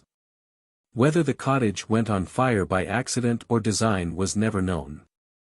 It was only when the firing from the cottage ceased and the door was forced open that the officer in command rushed in and brought out the prostrate form of the lady, who was severely wounded and burned. All the sons perished, but the soldiers suffered severely, a good many being killed and wounded. The firing was heard by the sentries at Lifford, and a troop of cavalry was dispatched to the scene of conflict, but only arrived in time to see the heroine dragged from the burning cottage. She had not, however, been fatally wounded, and lived for many years afterwards with a kinsman. My father remembered conversing with old men, when he was a boy, who remembered her well. She seemed to take a delight in narrating incidents of the fight to those who came to visit her, and would always finish up by making them feel the pellets between the skin and her ribs. Chapter 6. Apparitions at or after death. It has been said by a very eminent literary man that the accounts of the appearance of people at or shortly after the moment of death make very dull reading as a general rule. This may be.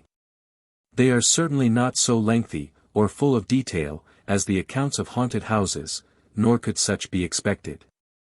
In our humble opinion, however, they are full of interest, and open up problems of telepathy and thought transference to which the solutions may not be found for years to come.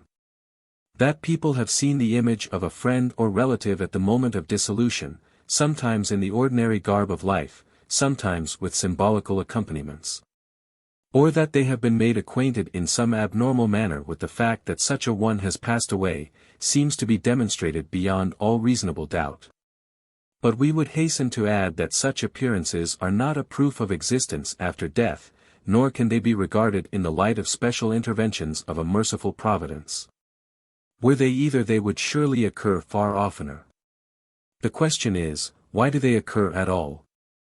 As it is, the majority of them seem to happen for no particular reason, and are often seen by persons who have little or no connection with the deceased, not by their nearest and dearest, as one might expect.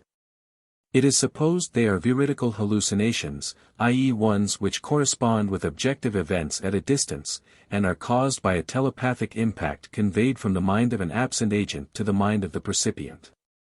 From their nature they fall under different heads. The majority of them occur at what may most conveniently be described as the time of death, though how closely they approximate in reality to the instant of the great change it is impossible to say. So we have divided this chapter into 3 groups. 1. Appearances at the time of death, as explained above. 2. Appearances clearly after the time of death. 3. In this 3rd group we hope to give 3 curious tales of appearances some time before death. Group I. We commenced this group with stories in which the phenomena connected with the respective deaths were not perceived as representations of the human form. In the first only sounds were heard.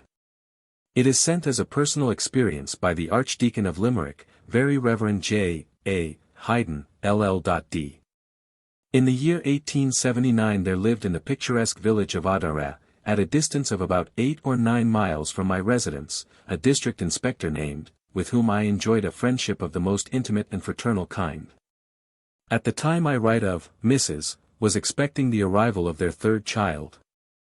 She was a particularly tiny and fragile woman, and much anxiety was felt as to the result of the impending event. He and she had very frequently spent pleasant days at my house, with all the apartments of which they were thoroughly acquainted, a fact of importance in this narrative. On Wednesday, October 17, 1879, I had a very jubilant letter from my friend, announcing that the expected event had successfully happened on the previous day, and that all was progressing satisfactorily. On the night of the following Wednesday, October 22, I retired to bed at about 10 o'clock. My wife, the children, and 2 maidservants were all sleeping upstairs, and I had a small bed in my study, which was on the ground floor. The house was shrouded in darkness, and the only sound that broke the silence was the ticking of the hall clock. I was quietly preparing to go to sleep, when I was much surprised at hearing, with the most unquestionable distinctness, the sound of light, hurried footsteps, exactly suggestive of those of an active, restless young female, coming in from the hall door and traversing the hall. They then, apparently with some hesitation, followed the passage leading to the study door, on arriving at which they stopped. I then heard the sound of a light, agitated hand apparently searching for the handle of the door. By this time, being quite sure that my wife had come down and wanted to speak to me, I sat up in bed, and called to her by name, asking what was the matter. As there was no reply, and the sounds had ceased, I struck a match, lighted a candle, and opened the door. No one was visible or audible. I went upstairs, found all the doors shut and everyone asleep. Greatly puzzled, I returned to the study and went to bed, leaving the candle alight. Immediately the whole performance was circumstantially repeated, but this time the handle of the door was grasped by the invisible hand, and partly turned, then relinquished. I started out of bed and renewed my previous search, with equally futile results. The clock struck 11, and from that time all disturbances ceased. On Friday morning I received a letter stating that Mrs. had died at about midnight on the previous Wednesday. I hastened off to Audiobook and had an interview with my bereaved friend. With one item of our conversation I will close. He told me that his wife sank rapidly on Wednesday, until when night came on she became delirious. She spoke incoherently, as if revisiting scenes and places once familiar. She thought she was in your house, he said, and was apparently holding a conversation with you, as she used to keep silence at intervals as if listening to your replies. I asked him if he could possibly remember the hour at which the imaginary conversation took place. He replied that, curiously enough, he could tell it accurately, as he had looked at his watch, and found the time between 10:30 and 11 o'clock, the exact time of the mysterious manifestations heard by me. A lady sends the following personal experience. I had a cousin in the country who was not very strong, and on one occasion she desired me to go to her, and accompany her to K. I consented to do so, and arranged a day to go and meet her. This was in the month of February. The evening before I was to go, I was sitting by the fire in my small parlor about 5 p.m. There was no light in the room except what proceeded from the fire. Beside the fireplace was an armchair, where my cousin usually sat when she was with me. Suddenly that chair was illuminated by a light so intensely bright that it actually seemed to heave under it, though the remainder of the room remained in semi-darkness. I called out in amazement, "What has happened to the chair?" In a moment the light vanished, and the chair was as before. In the morning I heard that my cousin had died about the same time that I saw the light. We now come to the ordinary type, i.e. where a figure appears. The following tale illustrates a point we have already alluded to, namely, that the apparition is sometimes seen by a disinterested person, and not by those whom one would naturally expect should see it. A lady writes as follows: "At Island Mogh is the No Head Launin, a long, hilly, narrow road, bordered on either side by high thorn hedges and fields. 20 years ago, when I was a young girl, I used to go to the post office at the Knowhead on Sunday mornings down the Lonnon, taking the dogs for the run. One Sunday as I had got to the top of the hill on my return journey, I looked back, and saw a man walking rapidly after me, but still a good way off. I hastened my steps, for the day was muddy, and I did not want him to see me in a bedraggled state. But he seemed to come on so fast as to be soon close behind me, and I wondered he did not pass me, so on we went, I never turning to look back. About a quarter of a mile farther on I met a bee. On Dick's Brae, on her way to church or Sunday school, and stopped to speak to her. I wanted to ask who the man was, but he seemed to be so close that I did not like to do so, and expected he had passed. When I moved on, I was surprised to find he was still following me, while my dogs were lagging behind with downcast heads and drooping tails.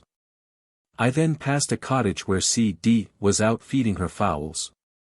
I spoke to her, and then feeling that there was no longer anyone behind, looked back, and saw the man standing with her. I would not have paid any attention to the matter had not A.B. been down at our house that afternoon, and I casually asked her, "Who was the man who was just behind me when I met you on Dick's Brae?" "What man?" said she. And noting my look of utter astonishment, added, "I give you my word I never met a soul but yourself from the time I left home till I went down to Knowhead Lonnon." Next day C.D. came to work for us, and I asked her who was the man who was standing beside her after I passed her on Sunday. "Naebody," she replied, "I saw naebody but yoursel. It all seemed very strange, and so they thought too. About 3 weeks later news came that C.D.'s only brother, a sailor, was washed overboard that Sunday morning. The following story is not a first-hand experience, but is sent by the gentleman to whom it was related by the percipient. The latter said to him, "I was sitting in this same chair I am in at present one evening, when I heard a knock at the front door. I went myself to see who was there, and on opening the door saw my old friend P.Q. standing outside with his gun in his hand. I was surprised at seeing him, but asked him to come in and have something. He came inside the porch into the lamplight, and stood there for a few moments. Then he muttered something about being sorry he had disturbed me, and that he was on his way to see his brother, Colonel Q, who lived about a mile farther on. Without any further explanation he walked away towards the gate into the dusk. I was greatly surprised and perplexed, but as he had gone I sat down again by the fire. About an hour later another knock came to the door, and I again went out to see who was there. On opening it I found P.Q.'s groom holding a horse, and he asked me where he was, as he had missed his way in the dark, and did not know the locality. I told him, and then asked him where he was going, and why, and he replied that his master was dead, at his own house about 9 miles away, and that he had been sent to announce the news to Colonel Q.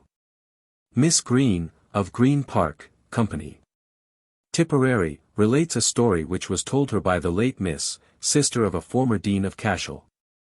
The latter, an old lady, stated that one time she was staying with a friend in a house in the suburbs of Dublin. In front of the house was the usual grass plot, divided into two by a short gravel path which led down to a gate which opened onto the street. She and her friend were one day engaged in needlework in one of the front rooms, when they heard the gate opening, and on looking out the window they saw an elderly gentleman of their acquaintance coming up the path. As he approached the door both exclaimed, "Oh, how good of him to come and see us." As he was not shown into the sitting room, one of them rang the bell, and said to the maid when she appeared, "You have not let Mr. So-and-so in. He is at the door for some little time." The maid went to the hall door, and returned to say that there was no one there. Next day they learnt that he had died just at the hour that they had seen him coming up the path. The following tale contains a curious point. A good many years ago the Reverend Henry Morton, now dead, held a curacy in Ireland. He had to pass through the graveyard when leaving his house to visit the parishioners. One beautiful moonlight night he was sent for to visit a sick person, and was accompanied by his brother, a medical man, who was staying with him. After performing the religious duty they returned through the churchyard, and were chatting about various matters when to their astonishment a figure passed them, both seeing it. This figure left the path, and went in among the gravestones, and then disappeared. They could not understand this at all, so they went to the spot where the disappearance took place, but, needless to say, could find nobody after the most careful search. Next morning they heard that the person visited had died just after their departure, while the most marvelous thing of all was that the burial took place at the very spot where they had seen the phantom disappear. The Reverend D.B. Knox communicates the following: in a girls' boarding school several years ago 2 of the boarders were sleeping in a large double-bedded room with 2 doors. About 2 o'clock in the morning the girls were awakened by the entrance of a tall figure in clerical attire, the face of which they did not see. They screamed in fright, but the figure moved in a slow and stately manner past their beds, and out the other door. It also appeared to 1 or 2 of the other boarders, and seemed to be looking for someone. At length it reached the bed of one who was evidently known to it. The girl woke up and recognized her father. He did not speak, but gazed for a few moments at his daughter, and then vanished. Next morning a telegram was handed to her which communicated the sad news that her father had died on the previous evening at the hour when he appeared to her. Here is a story of a very old type. It occurred a good many years ago. A gentleman named Miller resided in Company, Wexford, while his friend and former schoolfellow lived in the north of Ireland. This long friendship led them to visit at each other's houses from time to time, but for Mr. Miller there was a deep shadow of sorrow over these otherwise happy moments, for, while he enjoyed the most enlightened religious opinions, his friend was an unbeliever. The last time they were together Mr. Scott said, "My dear friend, let us solemnly promise that whichever of us shall die first shall appear to the other after death, if it be possible." "Let it be so, if God will," replied Mr. Miller.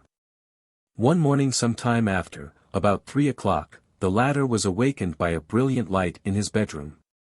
He imagined that the house must be on fire, when he felt what seemed to be a hand laid on him, and heard his friend's voice say distinctly, "There is a God, just but terrible in his judgments," and all again was dark. Mr. Miller at once wrote down this remarkable experience. 2 days later he received a letter announcing Mr. Scott's death on the night, and at the hour, that he had seen the light in his room. The above leads us on to the famous Beresford ghost, which is generally regarded as holding the same position relative to Irish ghosts that Dame Alice Keitler used to hold with respect to Irish witches and wizards. The story is so well known, and has been published so often, that only a brief allusion is necessary, with the added information that the best version is to be found in Andrew Lang's Dreams and Ghosts, Chapter 8. Silver Library Edition. Lord Tyrone appeared after death one night to Lady Beresford at Guildhall, in accordance with a promise, as in the last story, made in early life. He assured her that the religion as revealed by Jesus Christ was the only true one. Both he and Lady Beresford had been brought up deists, told her that she was enceinte and would bear a son, and also foretold her second marriage, and the time of her death.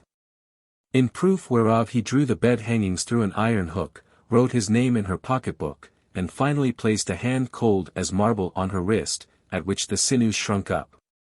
To the day of her death Lady Beresford wore a black ribbon round her wrist. This was taken off before her burial, and it was found the nerves were withered, and the sinews shrunken, as she had previously described to her children. Group 2. We now come to some stories of apparitions seen some time after the hour of death. Canon Ross Lewin, of Limerick, furnishes the following incident in his own family. My uncle, John Dillon Ross Lewin, lieutenant in the 30th Regiment, was mortally wounded at Inkerman on November 5, 1854, and died on the morning of the 6th. He appeared that night to his mother, who was then on a visit in Company, Limerick, intimating his death, and indicating where the wound was. The strangest part of the occurrence is, that when news came later on of the casualties at Inkerman, the first account as to the wound did not correspond with what the apparition indicated to his mother, but the final account did. Mrs. Ross Lewin was devoted to her son, and he was equally attached to her. she, as the widow of a field officer who fought at Waterloo, would be able to comprehend the battle scene, and her mind at the time was centered on the events of the Crimean War. A clergyman, who desires that all names be suppressed, sends the following: in my wife's father's house a number of female servants were kept, of whom my wife, before she was married, was in charge. On one occasion the cook took ill with appendicitis, and was operated on in the infirmary, where I attended her as hospital chaplain. She died, however, and was buried by her friends. Some days after the funeral my wife was standing at a table in the kitchen which was so placed that any person standing at it could see into the passage outside the kitchen, if the door happened to be open. The narrator enclosed a rough plan which made the whole story perfectly clear. She was standing one day by herself at the table, and the door was open. This was in broad daylight, about 11 o'clock in the morning in the end of February or beginning of March. She was icing a cake, and therefore was hardly thinking of ghosts. Suddenly she looked up from her work, and glanced through the open kitchen door into the passage leading past the servants' parlor into the dairy. She saw quite distinctly the figure of the deceased cook pass towards the dairy. She was dressed in the ordinary costume she used to wear in the mornings, and seemed in every respect quite normal. My wife was not, at the moment, in the least shocked or surprised, but on the contrary she followed, and searched in the dairy, into which she was just in time to see her skirts disappearing. Needless to say, nothing was visible. Canon Courtney Moore, M.A., rector of Mitchelstown, contributes a personal experience. It was about 18 years ago, I cannot fix the exact date, that Samuel Penrose returned to this parish from the Argentine. He was getting on so well abroad that he would have remained there, but his wife fell ill, and for her sake he returned to Ireland. He was a carpenter by trade, and his former employer was glad to take him into his service again. Sam was a very respectable man of sincere religious feelings. Soon after his return he met with one or two rather severe accidents, and had a strong impression that a fatal one would happen him before long, and so it came to pass. A scaffolding gave way one day, and precipitated him on to a flagged stone floor. He did not die immediately, but his injuries proved fatal. He died in a Cork hospital soon after his admission. I went to Cork to officiate at his funeral. About noon the next day I was standing at my hall door, and the form of poor Sam, the upper half of it, seemed to pass before me. He looked peaceful and happy. It was a momentary vision, but perfectly distinct. The truncated appearance puzzled me very much, until some time after I read a large book by F. W. H. Myers, in which he made a scientific analysis and induction of such phenomena, and said that they were almost universally seen in this half-length form. I do not profess to explain what I saw. Its message, if it had a message, seemed to be that poor Sam was at last at rest and in peace. A story somewhat similar to the above was related to us, in which the apparition seems certainly to have been sent with a definite purpose. Two maiden ladies, whom we shall call Miss A. X. and Miss B. Y., lived together for a good many years.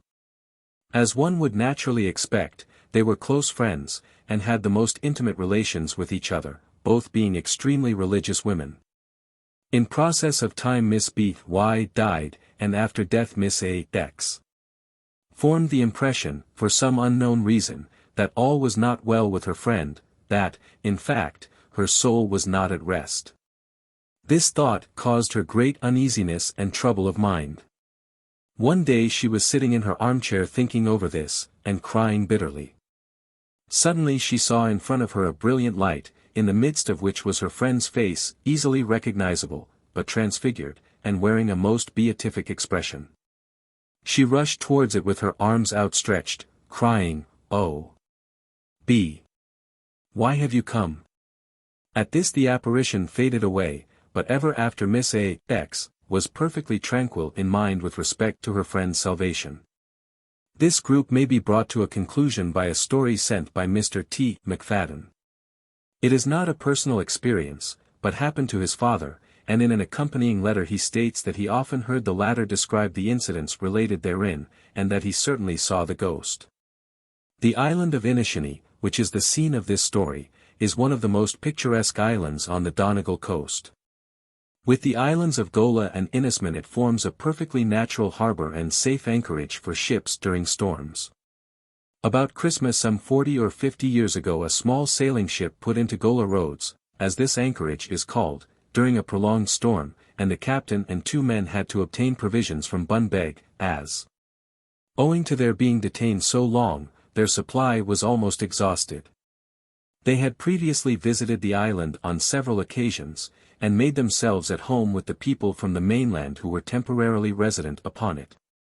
The old bar at its best was never very safe for navigation, and this evening it was in its element, as with every storm it presented one boiling, seething mass of foam. The inhabitants of the island saw the frail small boat from the ship securely inside the bar, and prophesied some dire calamity should the captain and the 2 sailors venture to return to the ship that night.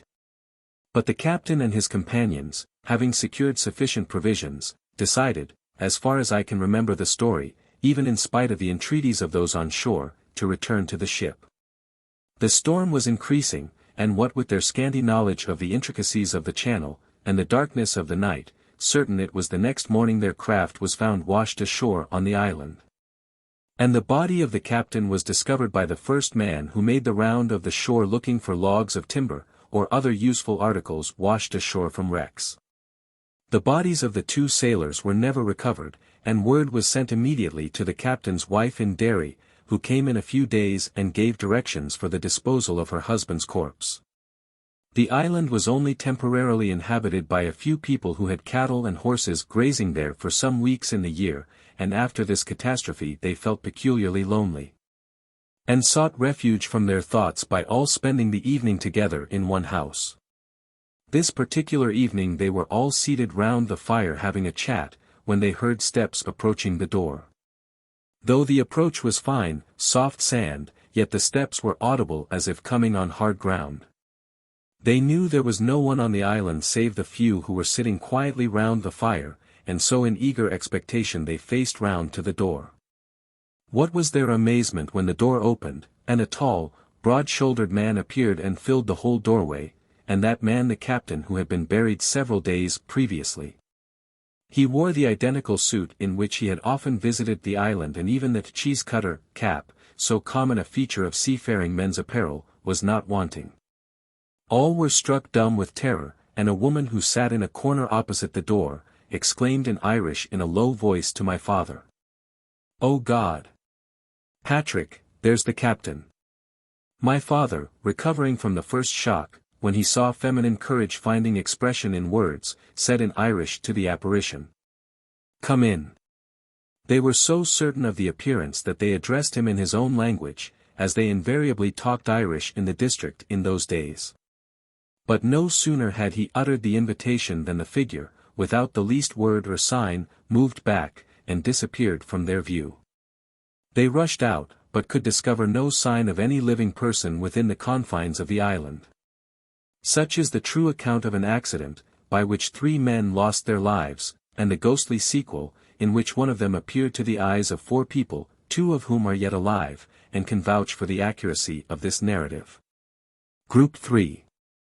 We now come to the 3rd group of this chapter, in which we shall relate 2 first-hand experiences of tragedies being actually witnessed some time before they happened, as well as a reliable second-hand story of an apparition being seen 2 days before the death occurred. The first of these is sent by a lady, the percipient, who desires that her name be suppressed. With it was enclosed a letter from a gentleman who stated that he could testify to the truth of the following facts. The morning of May 18, 1902, was one of the worst that ever dawned in Killarney. All through the day a fierce nor'wester raged, and huge white-crested waves, known locally as the O'Donoghue's white horses, beat on the shores of Loch Lean. Then followed hail showers such as I have never seen before or since. Hailstones quite as large as small marbles fell with such rapidity, and seemed so hard that the glass in the windows of the room in which I stood appeared to be about to break into fragments every moment. I remained at the window, gazing out on the turbulent waters of the lake. Sometimes a regular fog appeared, caused by the terrible downpour of rain and the fury of the gale. During an occasional lull I could see the islands plainly looming in the distance. In one of these clear intervals, the time being about 12:30 p.m., 5 friends of mine were reading in the room in which I stood. "Quick! Quick!" I cried. "Is that a boat turned over?" My friends all ran to the windows, but could see nothing. I persisted, however, and said, "It is on its side, with the keel turned towards us, and it is empty." Still none of my friends could see anything. I then ran out, and got one of the men servants to go down to a gate, about 100 yards nearer the lake than where I stood. He had a powerful telescope, and remained with great difficulty in the teeth of the storm with his glass for several minutes, but could see nothing. When he returned another man took his place, but he also failed to see anything. I seemed so distressed that those around me kept going backwards and forwards to the windows, and then asked me what was the size of the boat I had seen. I gave them the exact size, measuring by landmarks. They then assured me that I must be absolutely wrong, as it was on rare occasions that a party boat, such as the one I described, could venture on the lakes on such a day. Therefore there were 7 persons who thought I was wrong in what I had seen. I still contended that I saw the boat, the length of which I described, as plainly as possible. The day wore on, and evening came. The incident was apparently more or less forgotten by all but me, until at 8 a.m. on the following morning, when the maid brought up tea, her first words were, "Ah, miss, is it not terrible about the accident?" Naturally I said, "What accident, Mary?" She replied, "There were 13 people drowned yesterday evening out of a forward boat." That proved that the boat I had seen at 12:30 p.m. was a vision foreshadowing the wreck of the boat off Darby's Garden at 5:30 p.m. The position, shape, and size of the boat seen by me were identical with the one that was lost on the evening of May 18, 1902. The second story relates how a lady witnessed a vision, shall we call it, of a suicide a week before the terrible deed was committed. This incident surely makes it clear that such cannot be looked upon as special interventions of Providence, for if the lady had recognized the man, she might have prevented his rash act. Mrs. McAlpine says, "In June 1889, I drove to Castleblaney, in company. Monaghan, to meet my sister. I expected her at 3 o'clock, but as she did not come by that train, I put up the horse and went for a walk in the domain. At length becoming tired, I sat down on a rock by the edge of a lake. My attention was quite taken up with the beauty of the scene before me, as it was a glorious summer's day. Presently I felt a cold chill creep through me, and a curious stiffness came over my limbs, as if I could not move, though wishing to do so. I felt frightened, yet chained to the spot, and as if impelled to stare at the water straight before me. Gradually a black cloud seemed to rise, and in the midst of it I saw a tall man, in a tweed suit, jump into the water, and sink. In a moment the darkness was gone, and I again became sensible of the heat and sunshine, but I was awed, and felt eerie. This happened about June 25, and on July 3 a Mr., a bank clerk, committed suicide by drowning himself in the lake. 9. The following incident occurred in the United States, but, as it is closely connected with this country, it will not seem out of place to insert it here. It is sent by Mr. Richard Hogan as the personal experience of his sister, Mrs. Mary Murnane, and is given in her own words. On the 4th of August, 1886, at 10:30 o'clock in the morning, I left my own house, 21, Montrose Street, Philadelphia, to do some shopping. I had not proceeded more than 50 yards when on turning the corner of the street I observed my aunt approaching me within 5 or 6 yards.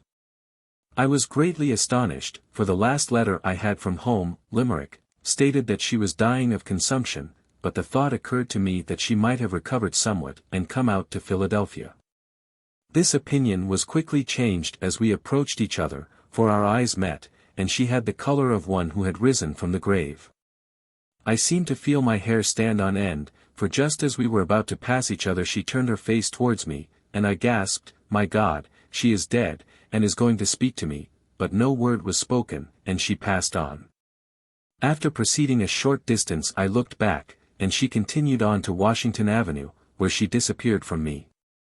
There was no other person near at the time, and being so close, I was well able to note what she wore. She held a sunshade over her head, and the clothes, hat, and were those I knew so well before I left Ireland. I wrote home telling what I had seen, and asking if she was dead. I received a reply saying she was not dead at the date I saw her, but had been asking if a letter had come from me for some days before her death. It was just 2 days before she actually died that I had seen her. Chapter 7. Banshees, and Other Death Warnings. Of all Irish ghosts, fairies, or bogies, the banshee, sometimes called locally the bohentha, or bankintha, is the best known to the general public. Indeed, cross-channel visitors would class her with pigs, potatoes, and other fauna and flora of Ireland, and would expect her to make manifest her presence to them as being one of the sights of the country. She is a spirit with a lengthy pedigree, how lengthy no man can say, as its roots go back into the dim, mysterious past.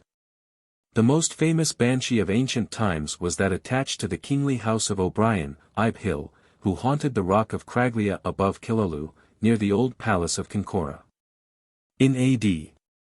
1014 was fought the Battle of Clontarf, from which the aged king, Brian Boru, knew that he would never come away alive, for the previous night Ibe Hill had appeared to him to tell him of his impending fate. The banshee's method of foretelling death in olden times differed from that adopted by her at the present day. Now she wails and wrings her hands, as a general rule, but in the old Irish tales she is to be found washing human heads and limbs, or blood-stained clothes, till the water is all dyed with human blood. This would take place before a battle. So it would seem that in the course of centuries her attributes and characteristics have changed somewhat. Very different descriptions are given of her personal appearance. Sometimes she is young and beautiful, sometimes old and of a fearsome appearance. One writer describes her as a tall, thin woman with uncovered head, and long hair that floated round her shoulders, attired in something which seemed either a loose white cloak, or a sheet thrown hastily around her, uttering piercing cries. Another person, a coachman, saw her one evening sitting on a stile in the yard. She seemed to be a very small woman, with blue eyes, long light hair, and wearing a red cloak. Other descriptions will be found in this chapter. By the way, it does not seem to be true that the banshee exclusively follows families of Irish descent, for the last incident had reference to the death of a member of a company. Galway family English by name and origin. One of the oldest and best-known banshee stories is that related in the memoirs of Lady Fanshawe. In 1642 her husband, Sir Richard, and she chanced to visit a friend, the head of an Irish sept, who resided in his ancient baronial castle, surrounded with a moat. At midnight she was awakened by a ghastly and supernatural scream, and looking out of bed, beheld in the moonlight a female face and part of the form hovering at the window. The distance from the ground, as well as the circumstance of the moat, excluded the possibility that what she beheld was of this world. The face was that of a young and rather handsome woman, but pale, and the hair, which was reddish, was loose and dishevelled. The dress, which Lady Fanshawe's terror did not prevent her remarking accurately, was that of the ancient Irish. This apparition continued to exhibit itself for some time, and then vanished with 2 shrieks similar to that which had first excited Lady Fanshawe's attention. In the morning, with infinite terror, she communicated to her host what she had witnessed, and found him prepared not only to credit, but to account for the superstition. "A near relation of my family," said he, "expired last night in this castle. We disguised our certain expectation of the event from you, lest it should throw a cloud over the cheerful reception which was your due. Now, before such an event happens in this family or castle, the female spectre whom you have seen is always visible. She is believed to be the spirit of a woman of inferior rank, whom one of my ancestors degraded himself by marrying, and whom afterwards, to expiate the dishonor done to his family, he caused to be drowned in the moat. In strictness this woman could hardly be termed a banshee. The motive for the haunting is akin to that in the tale of the Scotch drummer of Cortacky, where the spirit of the murdered man haunts the family out of revenge, and appears before a death. Mr. T. J. Westrop M.A. has furnished the following story.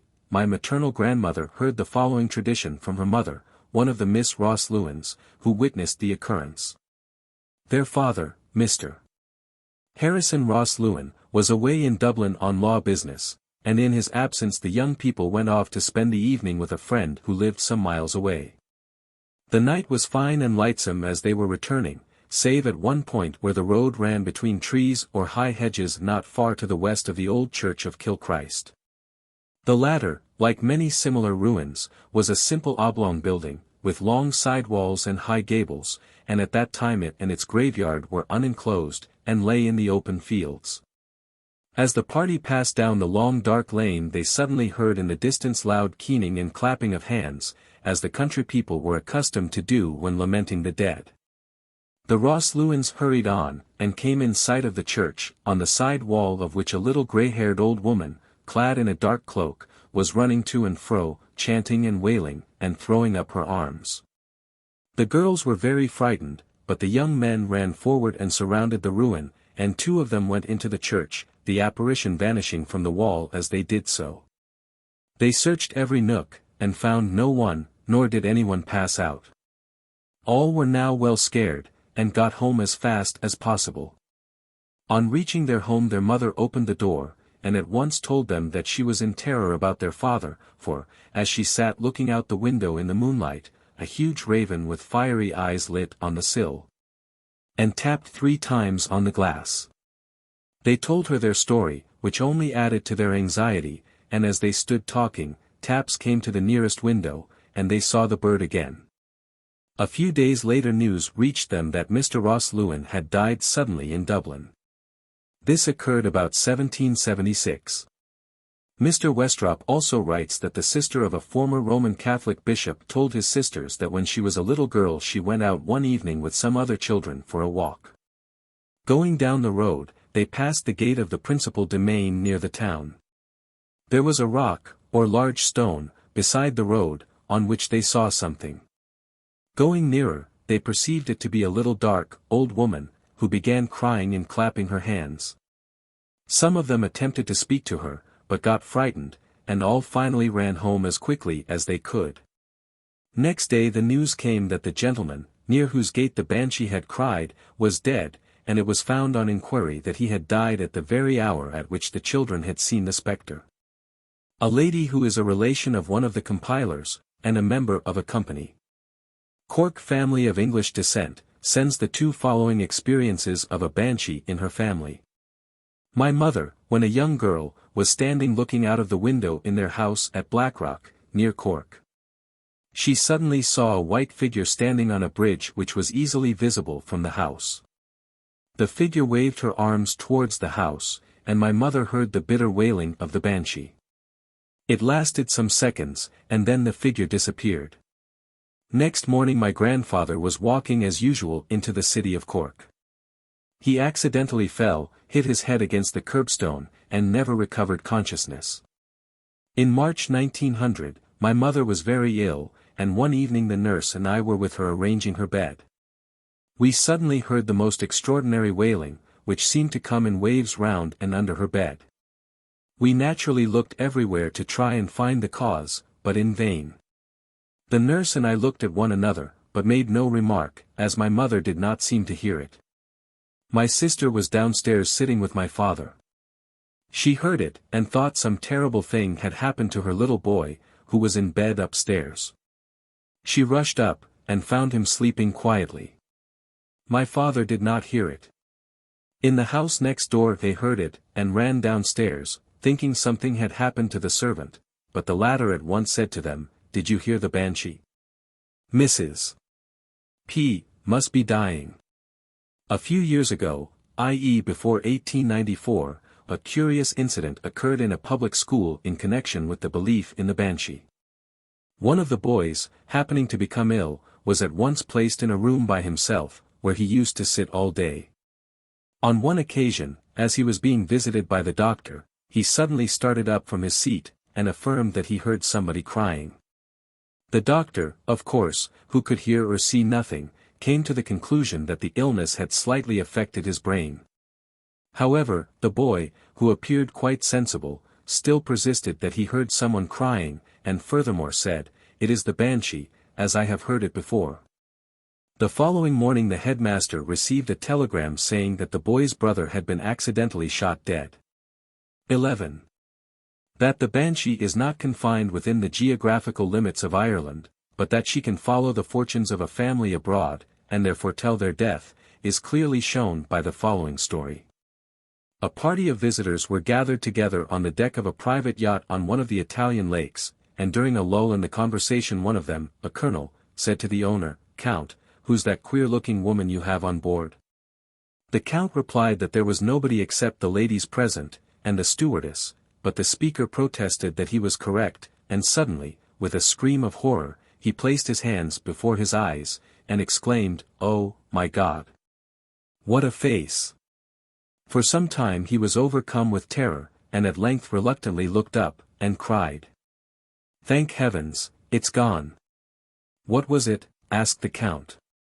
"Nothing human," replied the colonel, "nothing belonging to this world.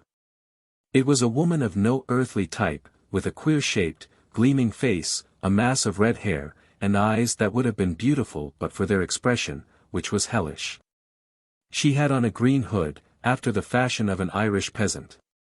An American lady present suggested that the description tallied with that of the banshee, upon which the count said, "I am an O'Neill, at least I am descended from one. My family name is, as you know, Nelsini, which, little more than a century ago, was O'Neill. My great-grandfather served in the Irish Brigade, and on its dissolution at the time of the French Revolution had the good fortune to escape the general massacre of officers. And in company with an O'Brien and a Maguire fled across the frontier and settled in Italy.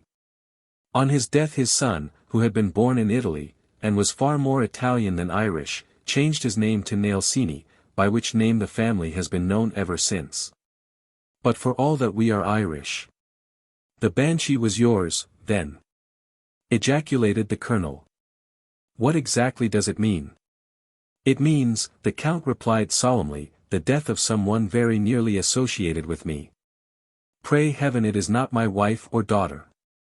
On that score, however, his anxiety was speedily removed, for within 2 hours he was seized with a violent attack of angina pectoris, and died before morning.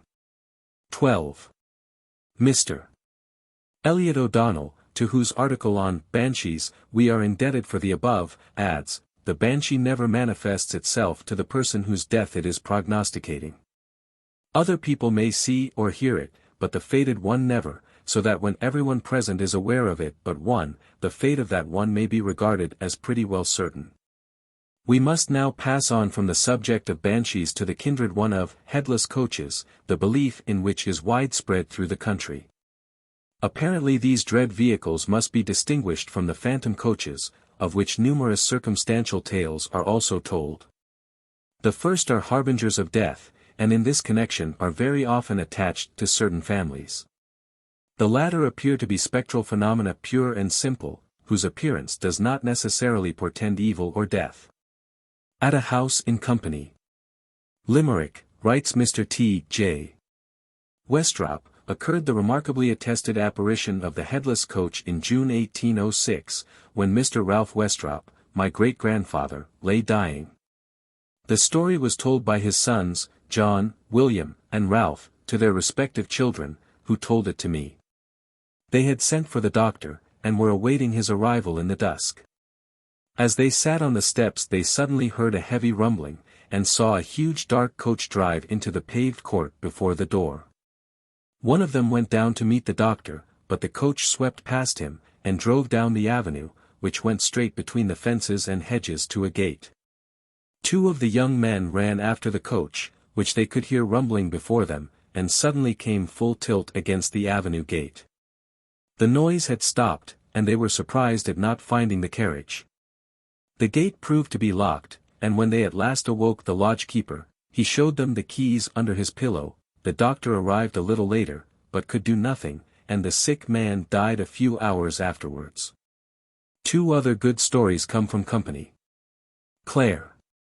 One night in April 1821, two servants were sitting up to receive a son of the family, Cornelius O'Callaghan, who had travelled in vain for his health, and was returning home. One of them, Halloran, said that the heavy rumble of a coach roused them. The other servant, Burke, stood on the top of the long flight of steps with a lamp, and sent Halloran down to open the carriage door. He reached out his hand to do so, saw a skeleton looking out, gave one yell, and fell in a heap. When the badly scared Burke picked himself up there was no sign or sound of any coach. A little later the invalid arrived, so exhausted that he died suddenly in the early morning. On the night of December 11, 1876, a servant of the McNamara's was going his rounds at Inistaman, a beautiful spot in a wooded glen, with a broad stream falling in a series of cascades. In the dark he heard the rumbling of wheels on the back avenue, and, knowing from the hour and place that no mortal vehicle could be coming, concluded that it was the death coach, and ran on, opening the gates before it. He had just time to open the third gate, and throw himself on his face beside it, when he heard a coach go clanking past. On the following day Admiral Sir Burton McNamara died in London. Mr. Westrop informs us that at sight or sound of this coach all gates should be thrown open, and then it will not stop at the house to call for a member of the family, but will only foretell the death of some relative at a distance. We hope our readers will carefully bear in mind this simple method of averting fate. We may conclude this chapter with some account of strange and varied death warnings, which are attached to certain families and foretell the coming of the King of Terrors. In a company.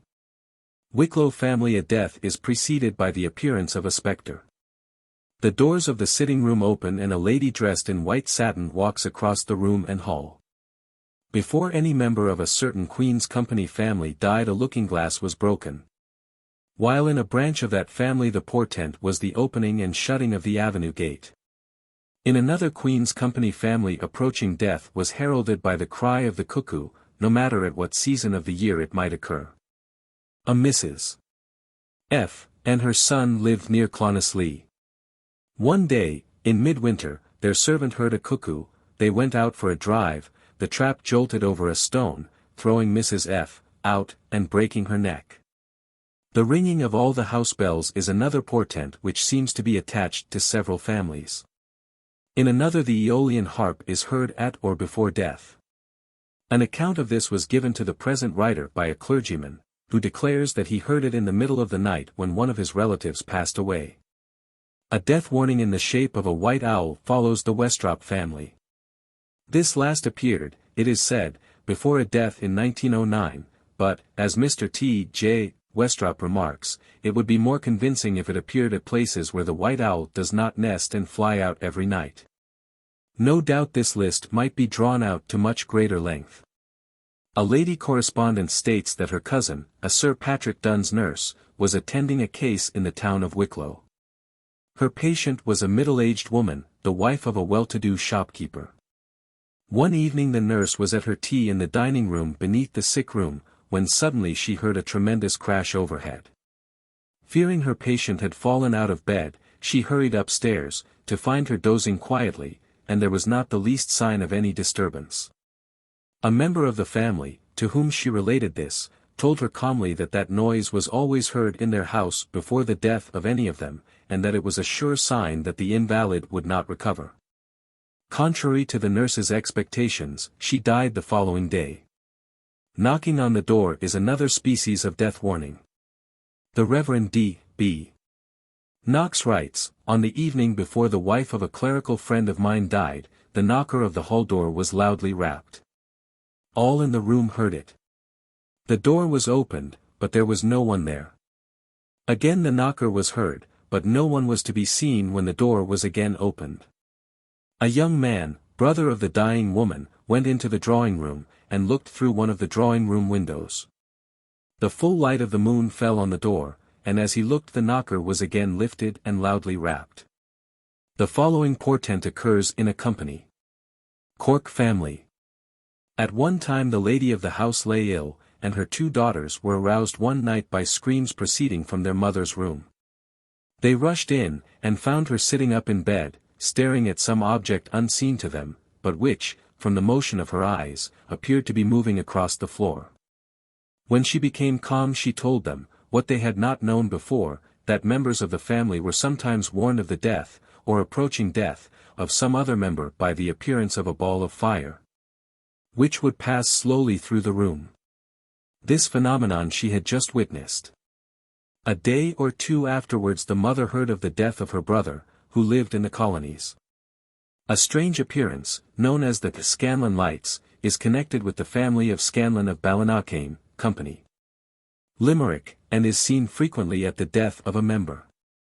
The traditional origin of the lights is connected with a well-known Irish legend, which we give here briefly. Scanlan Mór, died AD 640, king of Ossory, from whom the family claimed descent, was suspected of disaffection by Ed Mac Aonmire, Ardri of Ireland, who cast him into prison, and loaded him with fetters.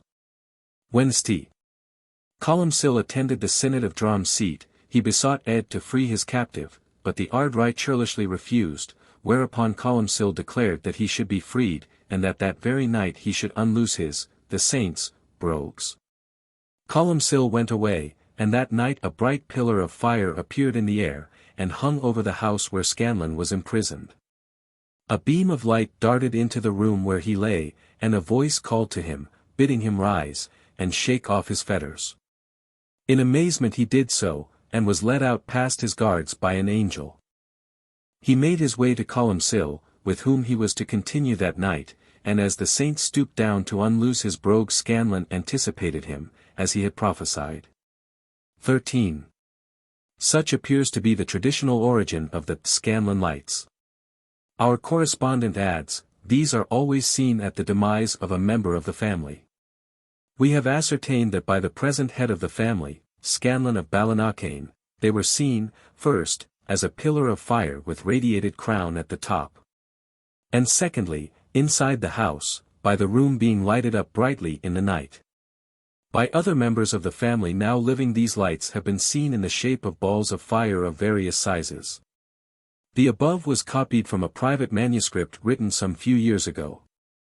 Our correspondent further states, I also have met with 4 persons in this county, Limerick, who have seen the lights on Knockfirenaigh near Ballinacane before the death of a Scanlan, one of the 4 being the late head of the family and owner, William Scanlan, J.P., who saw the flames on the hillside on the day of his aunt's death some years ago. The last occasion was as late as 1913, on the eve of the death of a Scanlan related to the present owner of Ballinacane. In front of the residence of the G. family in Company Galway there is, or formerly was, a round ring of grass surrounded by a low evergreen hedge. The lady who related this story to our informant stated that one evening dinner was kept waiting for Mr. G., who was absent in town on some business. She went out on the hall-door steps in order to see if the familiar trot of the carriage horses could be heard coming down the road. It was a bright moonlight night, and as she stood there she heard a child crying with a peculiar whining cry, and distinctly saw a small childlike figure running round and round the grass ring inside the evergreen hedge, and casting a shadow in the moonlight. Going into the house she casually mentioned this as a peculiar circumstance to Mrs. G., upon which, to her great surprise, that lady nearly fainted, and got into a terrible state of nervousness. Recovering a little, she told her that this crying figure were always heard and seen whenever any member met with an accident, or before a death. A messenger was immediately sent to meet Mr. G., who was found lying senseless on the road, as the horses had taken fright and bolted, flinging him out, and breaking the carriage pole. But of all the death warnings in connection with Irish families surely the strangest is the Gormanstown foxes. The crest of that noble family is a running fox, while the same animal also forms one of the supporters of the coat of arms. The story is, that when the head of the house is dying the foxes, not spectral foxes, but creatures of flesh and blood, leave the coverts and congregate at Gormanstown Castle. Let us see what proof there is of this.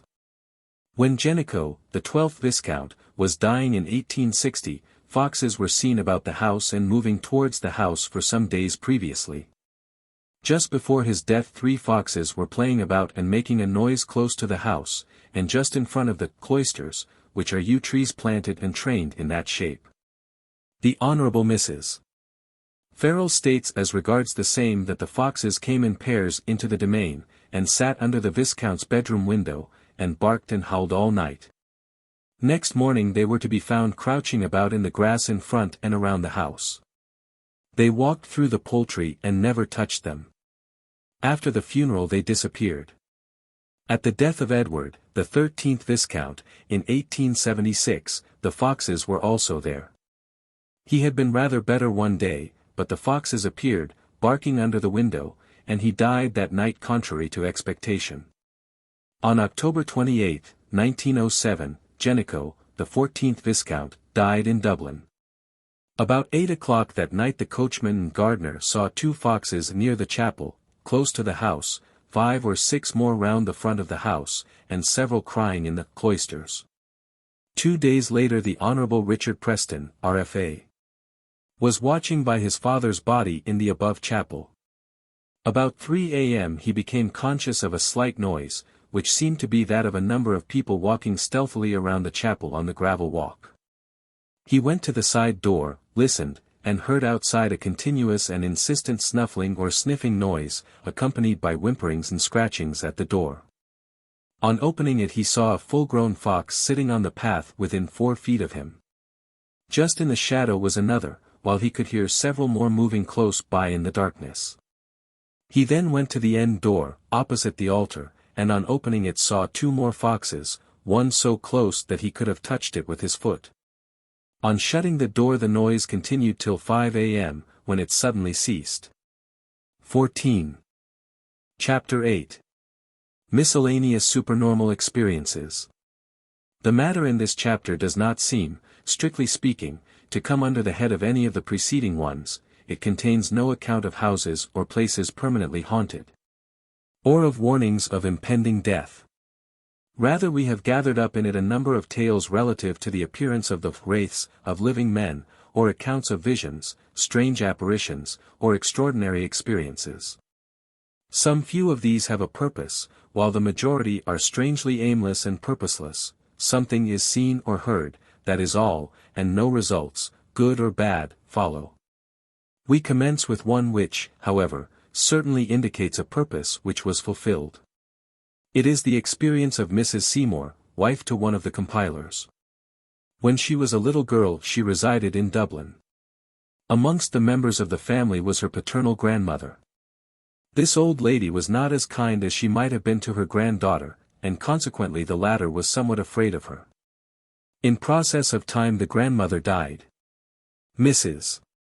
Seymour, who was then about 8 years of age, had to pass the door of the room where the death occurred in order to reach her own bedroom, which was a flight higher up. Past this door the child used to fly in terror with all possible speed. On one occasion, however, as she was preparing to make the usual rush past, she distinctly felt a hand placed on her shoulder, and became conscious of a voice saying, "Don't be afraid, Mary." From that day on the child never had the least feeling of fear, and always walked quietly past the door. The Reverend D. B. Knox sends a curious personal experience, which was shared by him with 3 other people. He writes as follows: "Not very long ago my wife and I were preparing to retire for the night. A niece, who was in the house, was in her bedroom and the door was open. The maid had just gone to her room. All 4 of us distinctly heard the heavy step of a man walking along the corridor, apparently in the direction of the bathroom. We searched the whole house immediately, but no one was discovered. Nothing untoward happened except the death of the maid's mother about a fortnight later. It was a detached house, so that the noise could not have been made by the neighbors." In the following tale the double, or wraith, of a living man was seen by 3 different people, one of whom, our correspondent, saw it through a telescope. She writes, "In May 1883 the parish of A. was vacant, so Mr. D., the diocesan curate, used to come out to take service on Sundays. One day there were 2 funerals to be taken, the one at a graveyard some distance off, the other at a churchyard. My brother was at both, the far-off one being taken the first. The house we then lived in looked down towards a churchyard, which was about a quarter of a mile away. From an upper window my sister and I saw two surpliced figures going out to meet the coffin, and said, "Why, there are two clergy." Having supposed that there would be only Mr. D. I, being short-sighted, used a telescope, and saw the two surplices showing between the people. But when my brother returned he said, "A strange thing has happened. Mr. D. and Mr. W., curate of a neighboring parish, took the far-off funeral. I saw them both again but when I went into the vestry I only saw Mr. W. I asked where Mr. D. was, and he replied that he had left immediately after the first funeral, as he had to go to Kilkenny, and that he, Mr. W., had come on alone to take the funeral at a. Here is a curious tale from the city of Limerick of a lady's double being seen, with no consequent results.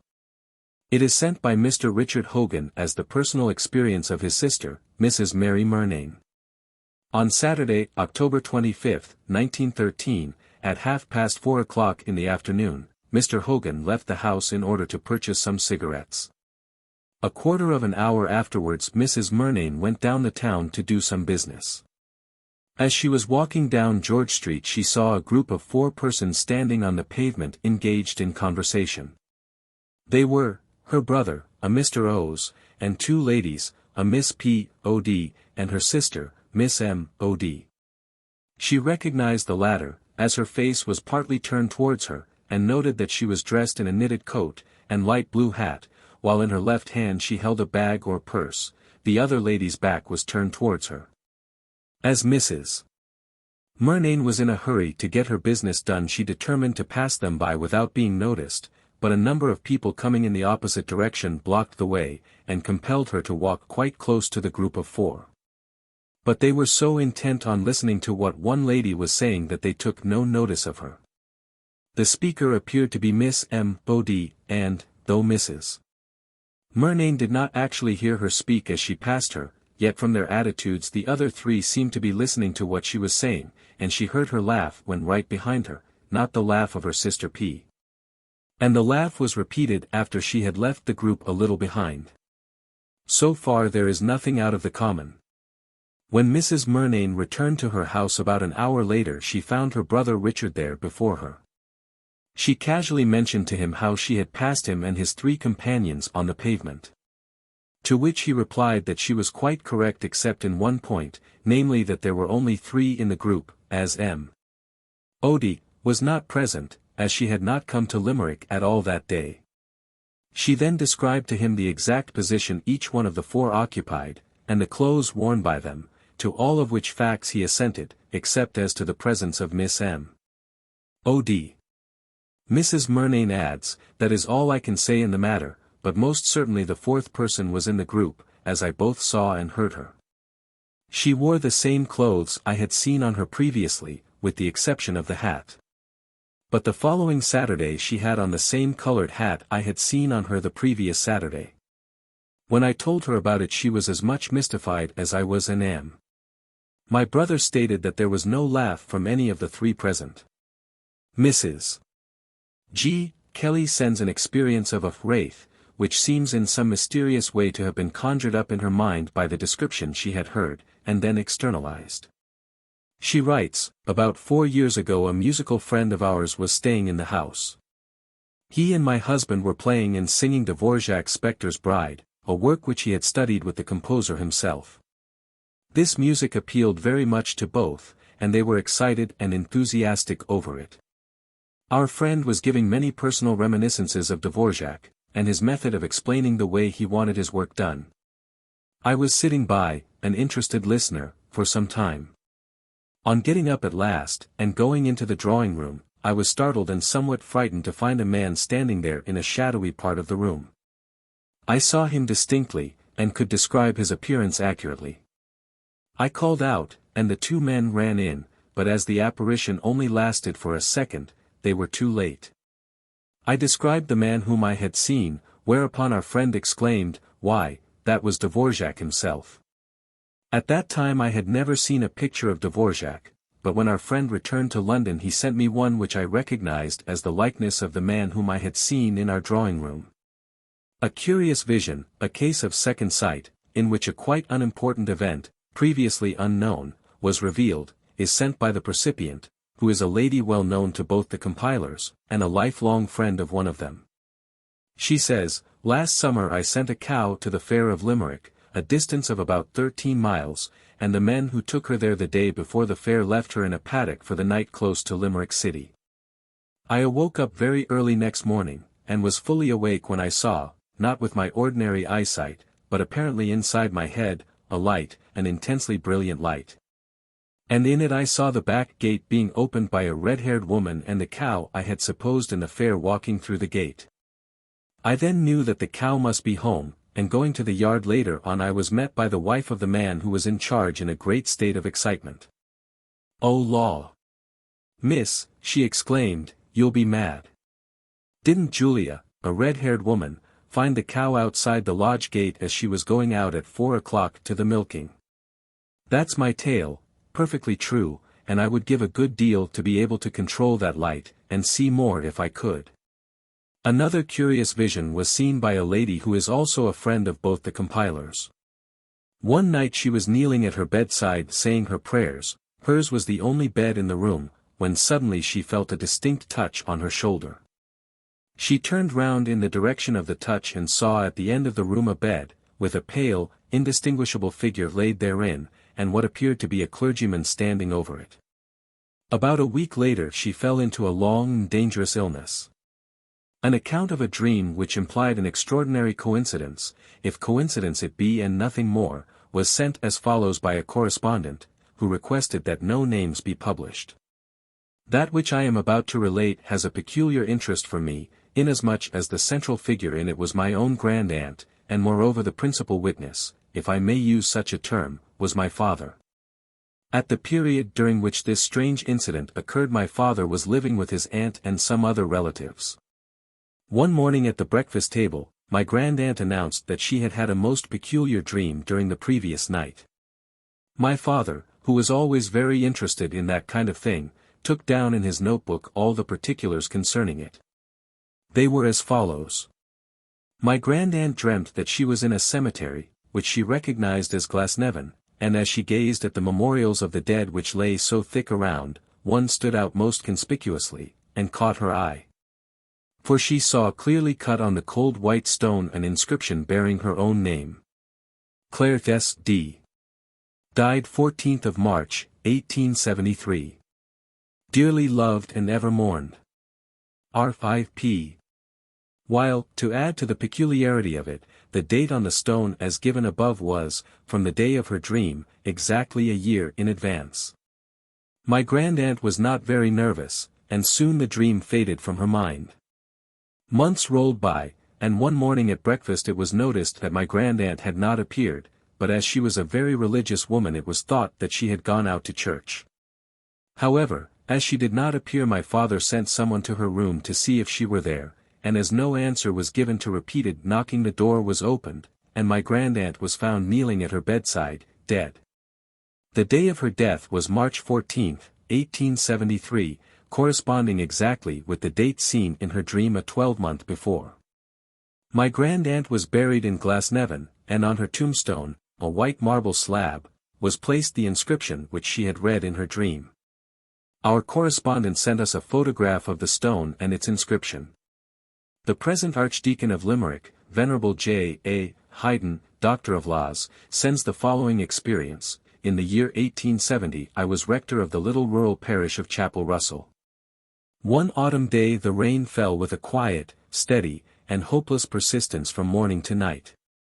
Wearied at length from the gloom, and tired of reading and writing, I determined to walk to the church about half a mile away, and pass a half-hour playing the harmonium, returning for the lamplight and tea. I wrapped up, put the key of the church in my pocket, and started. Arriving at the church, I walked up the straight avenue, bordered with graves and tombs on either side, while the soft, steady rain quietly pattered on the trees. When I reached the church door, before putting the key in the lock, moved by some indefinable impulse, I stood on the doorstep, turned round, and looked back upon the path I had just trodden. My amazement may be imagined when I saw, seated on a low, tabular tombstone close to the avenue, a lady with her back towards me. She was wearing a black velvet jacket or short cape, with a narrow border of vivid white. Her head, and luxuriant jet-black hair, were surmounted by a hat of the shape and make that I think used to be called at that time a turban. It was also of black velvet, with a snow-white wing or feather at the right-hand side of it. It may be seen how deliberately and minutely I observed the appearance, when I can thus recall it after more than 40 years. Actuated by a desire to attract the attention of the lady, and induce her to look towards me, I noisily inserted the key in the door, and suddenly opened it with a rusty crack. Turning round to see the effect of my policy, the lady was gone. Vanished. Not yet daunted, I hurried to the place, which was not 10 paces away, and closely searched the stone and the space all round it, but utterly in vain. There were absolutely no traces of the late presence of a human being.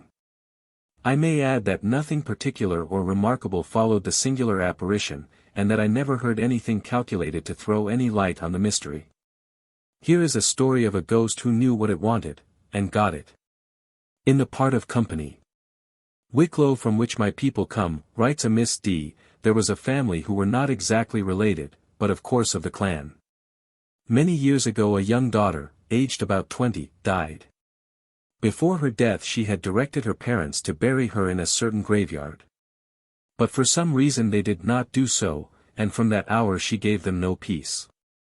She appeared to them at all hours, especially when they went to the well for water. So distracted were they, that at length they got permission to exhume the remains and have them reinterred in the desired graveyard. This they did by torchlight, a weird scene truly. I can vouch for the truth of this latter portion, at all events, as some of my own relatives were present. Mr. T. J. Westrop contributes a tale of a ghost of an unusual type, i.e., one which actually did communicate matters of importance to his family. A lady who related many ghost stories to me, also told me how, after her father's death, the family could not find some papers or receipts of value. One night she awoke, and heard a sound which she at once recognized as the footsteps of her father, who was lame. The door creaked, and she prayed that she might be able to see him. Her prayer was granted. She saw him distinctly holding a yellow parchment book tied with tape. "Child," said he, "this is the book your mother is looking for. It is in the 3rd drawer of the cabinet near the cross door. Tell your mother to be more careful in future about business papers." Incontinent he vanished, and she at once awoke her mother, in whose room she was sleeping, who was very angry and ridiculed the story, but the girl's earnestness at length impressed her. She got up, went to the old cabinet, and at once found the missing book in the 3rd drawer. Here is another tale of an equally useful and obliging ghost. A gentleman, a relative of my own, writes a lady, often received warnings from his dead father of things that were about to happen. Besides the farm on which he lived, he had another some miles away which adjoined a large domain. Once in a great storm a fir tree was blown down in the domain, and fell into his field. The wood ranger came to him and told him he might as well cut up the tree, and take it away. Accordingly one day he set out for this purpose, taking with him 2 men in a cart. He got into the fields by a stile, while his men went on to a gate. As he approached a gap between 2 fields he saw, standing in it, his father as plainly as he ever saw him in life, and beckoning him back warningly. Unable to understand this, he still advanced, whereupon his father looked very angry, and his gestures became imperious. This induced him to turn away, so he sent his men home, and left the tree uncut. He subsequently discovered that a plot had been laid by the wood ranger, who coveted his farm, and who hoped to have him dispossessed by accusing him of stealing the tree. A clergyman in the diocese of Clogher gave a personal experience of table turning to the present Dean of St. Patrick's, who kindly sent the same to the writer. He said, "When I was a young man, I met some friends one evening, and we decided to amuse ourselves with table turning. The local dispensary was vacant at the time, so we said that if the table would work we should ask who would be appointed as medical officer. As we sat round it touching it with our hands it began to knock. We said, 'Who are you?' The table spelt out the name of a bishop of the Church of Ireland. We asked, thinking that the answer was absurd, as we knew him to be alive and well. "Are you dead?" The table answered, "Yes." We laughed at this and asked, "Who will be appointed to the dispensary?" The table spelt out the name of a stranger, who was not one of the candidates, whereupon we left off, thinking that the whole thing was nonsense. The next morning I saw in the papers that the bishop in question had died that afternoon about 2 hours before our meeting, and a few days afterwards I saw the name of the stranger as the new dispensary doctor. I got such a shock that I determined never to have anything to do with table turning again. The following extraordinary personal experience is sent by a lady, well known to the present writer, but who requests that all names be omitted. Whatever explanation we may give of it, the good faith of the tale is beyond doubt.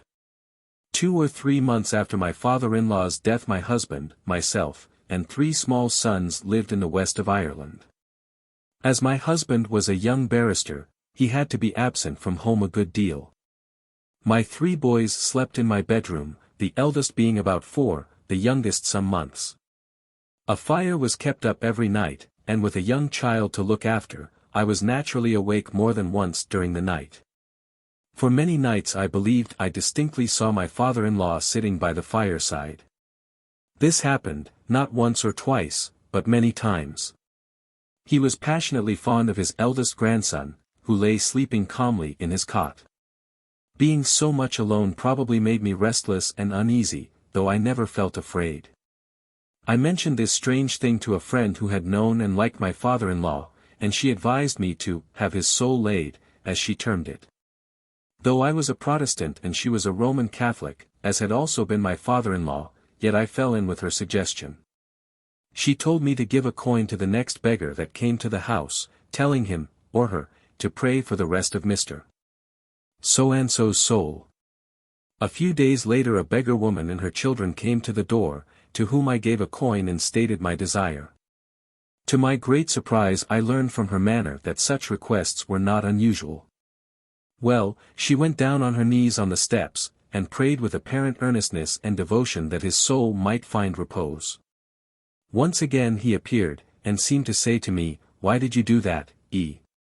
To come and sit here was the only comfort I had." Never again did he appear, and strange to say, after a lapse of more than 30 years I have felt regret at my selfishness in interfering. After his death, as he lay in the house awaiting burial, and I was in a house some 10 miles away, I thought that he came and told me that I would have a hard life, which turned out only too truly. I was then young, and full of life, with every hope of a prosperous future. Of all the strange beliefs to be found in Ireland that in the black dog is the most widespread. There is hardly a parish in the country but could contribute some tale relative to this spectre, though the majority of these are short and devoid of interest. There is said to be such a dog just outside the avenue gate of Donohill Rectory, but neither of the compilers have had the good luck to see it. It may be, as some hold, that this animal was originally a cloud or nature myth. At all events, it has now descended to the level of an ordinary haunting. The most circumstantial story that we have met with relative to the black dog is that related as follows by a clergyman of the Church of Ireland, who requests us to refrain from publishing his name. In my childhood I lived in the country. My father, in addition to his professional duties, sometimes did a little farming in an amateurish sort of way.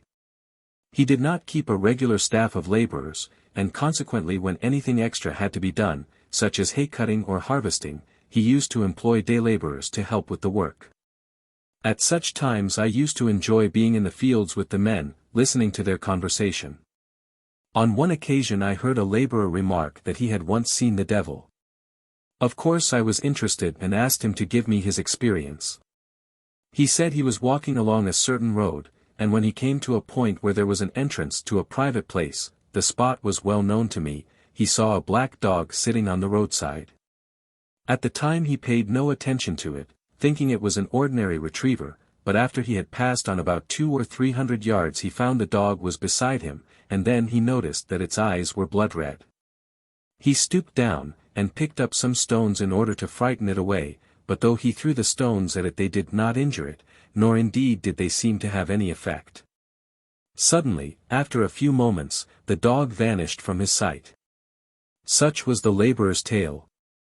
After some years, during which time I had forgotten altogether about the man's story, some friends of my own bought the place at the entrance to which the apparition had been seen. When my friends went to reside there I was a constant visitor at their house. Soon after their arrival they began to be troubled by the appearance of a black dog. Though I never saw it myself, it appeared to many members of the family. The avenue leading to the house was a long one, and it was customary for the dog to appear and accompany people for the greater portion of the way.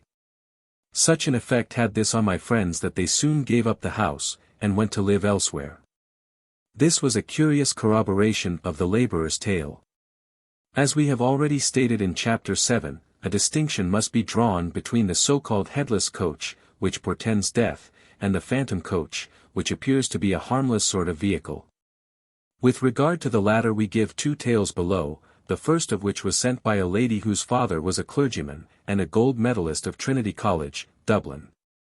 Some years ago my family lived in company down.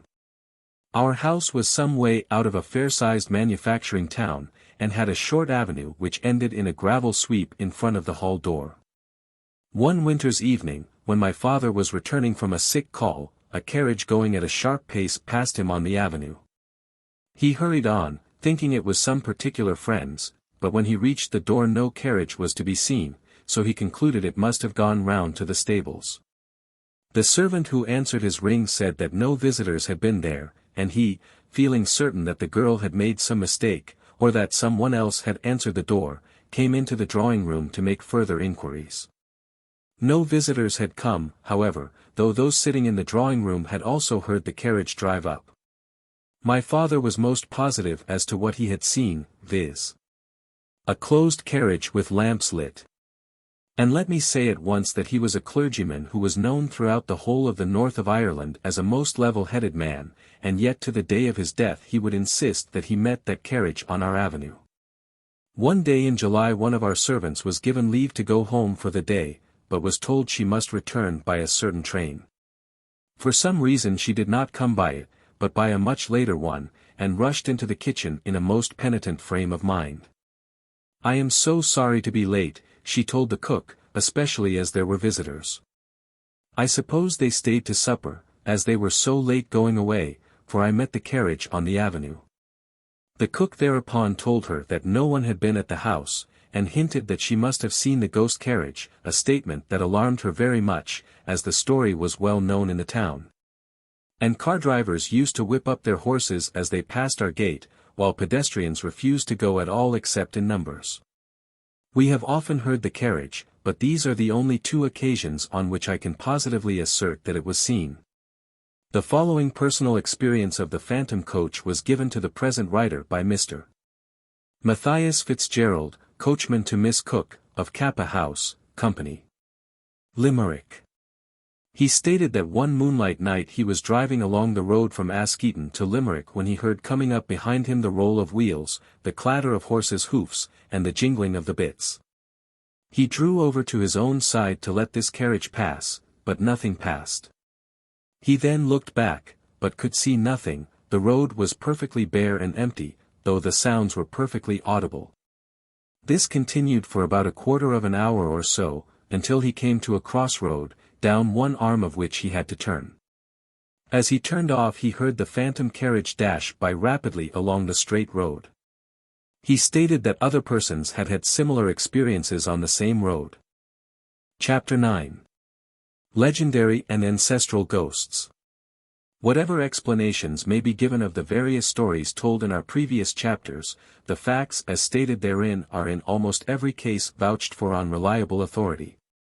We now turn to stories of a different kind, most of which have no evidence of any value in support of the facts, but which have been handed down from generation to generation, and deserve our respect, if only for their antiquity. We make no apology for giving them here, for, in addition to the interesting reading they provide, they also serve a useful purpose as a contrast to authenticated ghost stories. The student of folklore will find parallels to some of them in the tales of other nations. Lord Walter Fitzgerald sends us the following: Garrett Ogey, or Gerald the Younger, Fitzgerald, 11th Earl of Kildare, died in London on the November 16, 1585, his body was brought back to Ireland and interred in St. Brigid's Cathedral, in Kildare. He was known as the Wizard Earl on account of his practicing the black art, whereby he was enabled to transform himself into other shapes, either bird or beast according to his choice. So notorious was his supernatural power that he became the terror of the countryside. His wife, the Countess, had long wished to see some proof of his skill, and had frequently begged him to transform himself before her, but he had steadily refused to do so, as he said if he did and she became afraid, he would be taken from her. And she would never see him again. Still she persisted, and at last he said he would do as she wished on condition that she should first of all undergo 3 trials to test her courage. To this she willingly agreed. In the first trial the river Grease, which flows past the castle walls, at a sign from the Earl overflowed its banks and flooded the banqueting hall in which the Earl and Countess were sitting. She showed no sign of fear, and at the Earl's command the river receded to its normal course. At the second trial a huge eel-like monster appeared, which entered by one of the windows, crawled about among the furniture of the banqueting hall, and finally coiled itself round the body of the Countess. Still she showed no fear, and at a nod from the Earl the animal uncoiled itself and disappeared. In the third test an intimate friend of the Countess, long since dead, entered the room, and passing slowly by her went out at the other end. She showed not the slightest sign of fear, and the Earl felt satisfied that he could place his fate in her keeping, but he again warned her of his danger if she lost her presence of mind while he was in another shape. He then turned himself into a black bird, flew about the room, and perching on the Countess's shoulder commenced to sing. Suddenly a black cat appeared from under a chest, and made a spring at the bird. In an agony of fear for its safety the Countess threw up her arms to protect it and swooned away. When she came to she was alone, the bird and the cat had disappeared, and she never saw the Earl again. It is said that he and his knights lie in an enchanted sleep, with their horses beside them, in a cave under the rath on the hill of Mullaghmast, which stands, as the crow flies, 5 miles to the north of Kilkea Castle. Once in 7 years they are allowed to issue forth. They gallop round the Curragh, thence across country to Kilkea Castle, where they re-enter the haunted wing, and then return to the rath of Mullaghmast. The Earl is easily recognized as he is mounted on a white charger shod with silver shoes. When these shoes are worn out the enchantment will be broken, and he will issue forth, drive the foes of Ireland from the land, and reign for a 7 times 7 number of years over the vast estates of his ancestors. Shortly before 98 he was seen on the Curragh by a blacksmith who was crossing it in an ass cart from Athgarvan to Kildare. A fairy blast overtook him, and he had just time to say, "God speed ye gentlemen," to the invisible, good people, when he heard horses galloping up behind him. Pulling to one side of the road he looked back and was terrified at seeing a troop of knights, fully armed, led by one on a white horse. The leader halted his men, and riding up to the blacksmith asked him to examine his shoes. Almost helpless from fear he stumbled out of the ass cart and looked at each shoe, which was of silver, and then informed the knight that all the nails were sound. The knight thanked him, rejoined his troop, and galloped off. The blacksmith in a half-dazed state hastened on to Kildare, where he entered a public house, ordered a noggin of whiskey, and drank it neat. When he had thoroughly come to himself he told the men that were present what had happened to him on the Curragh. One old man who had listened to him said, "By the Mortial, man, ye are after seeing Jared Ulla." This fully explained the mystery. Jared Ulla, or Earl Gerald, is the name by which the Wizard Earl is known by the peasantry. One other legend is told in connection with the Wizard Earl of a considerably later date. It is said that a farmer was returning from a fair in Athy late one evening in the direction of Ballantor, and when passing within view of the rath of Mullaghmast he was astonished to see a bright light apparently issuing from it. Dismounting from his car he went to investigate. On approaching the rath he noticed that the light was proceeding from a cave in which were sleeping several men in armor, with their horses beside them. He cautiously crept up to the entrance, and seeing that neither man nor beast stirred he grew bolder and entered the chamber. He then examined the saddlery on the horses, and the armor of the men, and plucking up courage began slowly to draw a sword from its sheath. As he did so the owner's head began to rise, and he heard a voice in Irish say, "Is the time yet come?" In terror the farmer, as he shoved the sword back, replied, "It is not, your honor," and then fled from the place. It is said that if the farmer had only completely unsheathed the sword the enchantment would have been broken, and the earl would have come to his own again. In 1642 Walstown Castle, the seat of the Wall family, in County Cork, was burnt down by the Cromwellian troops, and Colonel Wall, the head of the family, was captured and imprisoned in Cork jail, where he died. One of the defenders during the siege was a man named Henry Bennett, who was killed while fighting. His ghost was often seen about the place for years after his death. His dress was of a light color, and he wore a white hat, while in his hand he carried a pole, which he used to place across the road near the castle to stop travelers. On a polite request to remove the pole he would withdraw it, and laugh heartily. A caretaker in the place named Philip Coghlan used frequently to be visited by this apparition. He came generally about supper time, and while Coghlan and his wife were seated at table he would shove the pole through the window. Coghlan would beg him to go away and not interfere with a poor hard-worked man. The pole would then be withdrawn, with a hearty laugh from the ghost. In the parish church of Artria, near Cookstown, is a marble monument and inscription in memory of Thomas Meredith, D.D., who had been a Fellow of Trinity College, Dublin, and for 6 years rector of the parish. He died, according to the words of the inscription, on May 2, 1819, as a result of a sudden and awful visitation. A local legend explains this visitation by stating that a ghost haunted the rectory, the visits of which had caused his family and servants to leave the house. The rector had tried to shoot it but failed, then he was told to use a silver bullet. He did so, and next morning was found dead at his hall door while a hideous object like a devil made horrid noises out of any window the servant man approached. This man was advised by some Roman Catholic neighbors to get the priest, who would lay the thing. The priest arrived, and with the help of a jar of whiskey the ghost became quite civil, till the last glass in the jar, which the priest was about to empty out for himself. Whereupon the ghost or devil made himself as thin and long as a Loch Ness eel, and slipped himself into the jar to get the last drops. But the priest put the cork into its place and hammered it in, and, making the sign of the cross on it, he had the evil thing secured. It was buried in the cellar of the rectory, where on some nights it can still be heard calling to be let out. A story of a phantom rat, which comes from Limerick, is only one of many which show the popular Irish belief in hauntings by various animals. Many years ago, the legend runs, a young man was making frantic and unacceptable love to a girl. At last, one day when he was following her in the street, she turned on him and, pointing to a rat which some boys had just killed, said, "I'd as soon marry that rat as you." He took her cruel words so much to heart that he pined away and died. After his death the girl was haunted at night by a rat, and in spite of the constant watch of her mother and sisters she was more than once bitten. The priest was called in and could do nothing, so she determined to emigrate. A coasting vessel was about to start for Queenstown, and her friends, collecting what money they could, managed to get her on board. The ship had just cast off from the quay, when shouts and screams were heard up the street. The crowd scattered, and a huge rat with fiery eyes galloped down to the quay. It sat upon the edge screaming hate, sprang off, and did not reappear. After that, we are told, the girl was never again haunted. A legend of the Tyrolli family relates how a former Lord Tyrolli, who was a very wild and reckless man, was taken from this world.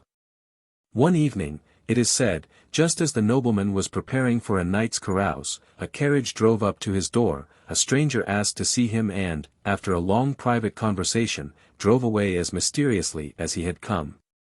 Whatever words had passed they had a wonderful effect on the gay lord, for his ways were immediately changed, and he lived the life of a reformed man. As time went on the effect of whatever awful warning the mysterious visitor had given him wore off, and he began to live a life even more wild and reckless than before. On the anniversary of the visit he was anxious and gloomy, but he tried to make light of it. The day passed, and at night there was high revelry in the banqueting hall. Outside it was wet and stormy, when just before midnight the sound of wheels was heard in the courtyard. All the riot stopped, the servants opened the door in fear and trembling. Outside stood a huge dark coach with 4 black horses. The fearful guest entered and beckoned to Lord Tyrolly, who followed him to a room off the hall. The friends, sobered by fear, saw through the door the stranger drawing a ship on the wall. The piece of wall then detached itself and the ship grew solid, the stranger climbed into it, and Lord Tyrolly followed without a struggle. The vessel then sailed away into the night, and neither it nor its occupants were ever seen again. The above tale is a good example of how a legend will rise superior to the ordinary humdrum facts of life, for it strikes us at once that the gloomy spectre went to unnecessary trouble in constructing a ship. Even though the task proved so simple to his gifted hands. But the coach was at the door, and surely it would have been less troublesome to have used it. A strange legend is told of a house in the Boyne Valley. It is said that the occupant of the guest chamber was always wakened on the first night of his visit, then he would see a pale light and the shadow of a skeleton, climbing the wall like a huge spider. It used to crawl out onto the ceiling, and when it reached the middle would materialize into apparent bones, holding on by its hands and feet, it would break in pieces, and first the skull and then the other bones would fall on the floor. One person had the courage to get up and try to seize a bone, but his hand passed through to the carpet though the heap was visible for a few seconds. The following story can hardly be called legendary, though it may certainly be termed ancestral. The writer's name is not given, but he is described as a rector and rural dean in the late established Church of Ireland, and a justice of the peace for 2 counties. It has this added interest that it was told to Queen Victoria by the Marchioness of Ely. Loftus Hall, in County Wexford, was built on the site of a stronghold erected by Raymond, one of Strongbow's followers. His descendants forfeited it in 1641, and the property subsequently fell into the hands of the Loftus family, one of whom built the house and other buildings.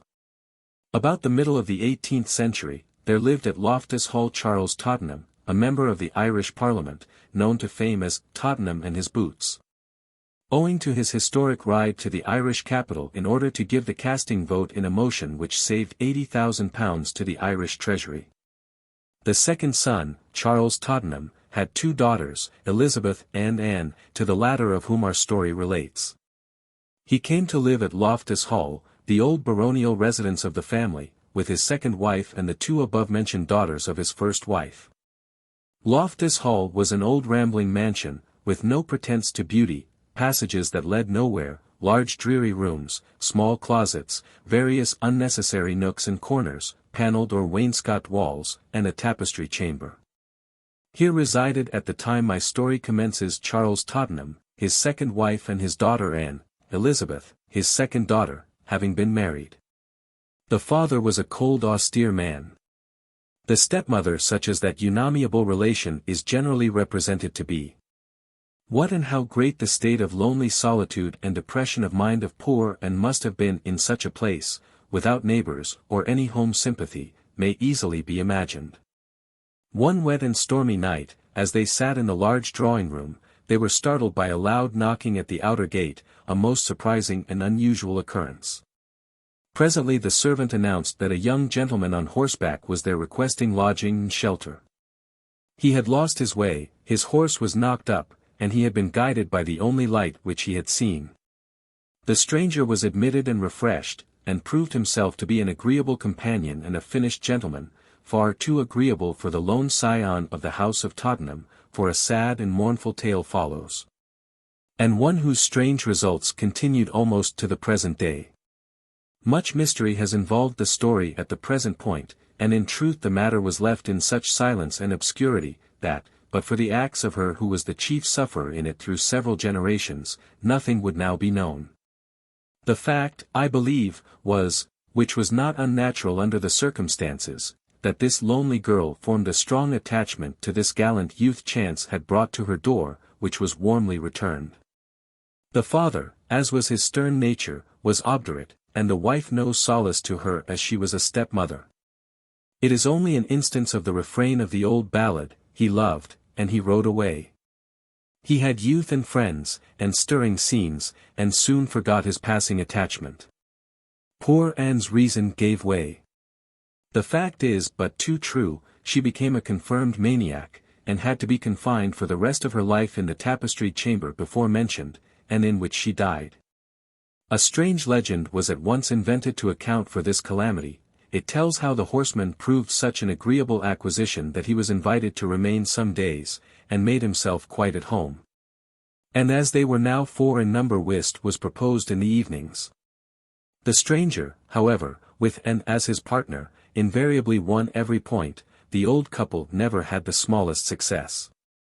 One night, when poor Anne was in great delight at winning so constantly, she dropped a ring on the floor, and, suddenly diving under the table to recover it, was terrified to see that her agreeable partner had an unmistakably cloven foot. Her screams made him aware of her discovery, and he at once vanished in a thunderclap, leaving a brimstone smell behind him. The poor girl never recovered from the shock, lapsed from one fit into another, and was carried to the tapestry room from which she never came forth alive. This story of his satanic majesty got abroad, and many tales are told of how he continued to visit and disturb the house. The noises, the apparitions, and disturbances were innumerable, and greatly distressed old Charles Tottenham, his wife, and servants. It is said that they finally determined to call in the services of their parish priest, a Father Broders, who, armed with all the exorcisms of the church, succeeded in confining the operations of the evil spirit to one room, the tapestry room. Here, then, we have traced from the date of the unhappy girl's misfortune that the house was disturbed by something supernatural, and that the family sought the aid of the parish priest to abate it. And further, that the tapestry room was the scene of this visitation. But the matter was kept dark, all reference to poor Anne was avoided, and the belief was allowed to go abroad that it was Satan himself who disturbed the peace of the family. Her parents were ready to turn aside the keen edge of observation from her fate, preferring rather that it should be believed that they were haunted by the devil, so that the story of her wrongs should sink into oblivion, and be classed as an old wives' tale of horns and hoofs. The harsh father and stepmother have long gone to the place appointed for all living. The loftiest branch of the family are in possession of the hall. Yet poor Anne has kept her tapestried chamber by nearly the same means which compelled her parents to call in the aid of the parish priest so long ago. But to my tale, about the end of the last century my father was invited by Mrs. Tottenham to meet a large party at the hall. He rode, as was then the custom in Ireland, with his pistols in his holsters. On arriving he found the house full, and Mrs. Tottenham apologized to him for being obliged to assign to him the tapestry chamber for the night, which, however, he gladly accepted, never having heard any of the stories connected with it. However, he had scarcely covered himself in the bed when suddenly something heavy leaped upon it, growling like a dog. The curtains were torn back, and the clothes stripped from the bed. Supposing that some of his companions were playing tricks, he called out that he would shoot them, and seizing a pistol he fired up the chimney, lest he should wound one of them. He then struck a light and searched the room diligently, but found no sign or mark of anyone, and the door locked as he had left it on retiring to rest. Next day he informed his hosts how he had been annoyed, but they could only say that they would not have put him in that room if they had had any other to offer him. Years passed on, when the Marquis of Ely went to the hall to spend some time there. His valet was put to sleep in the tapestry chamber.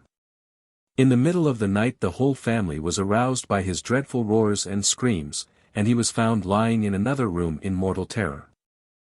After some time he told them that, soon after he had lain himself down in bed, he was startled by the rattling of the curtains as they were torn back, and looking up he saw a tall lady by the bedside dressed in stiff brocaded silk. Whereupon he rushed out of the room screaming with terror.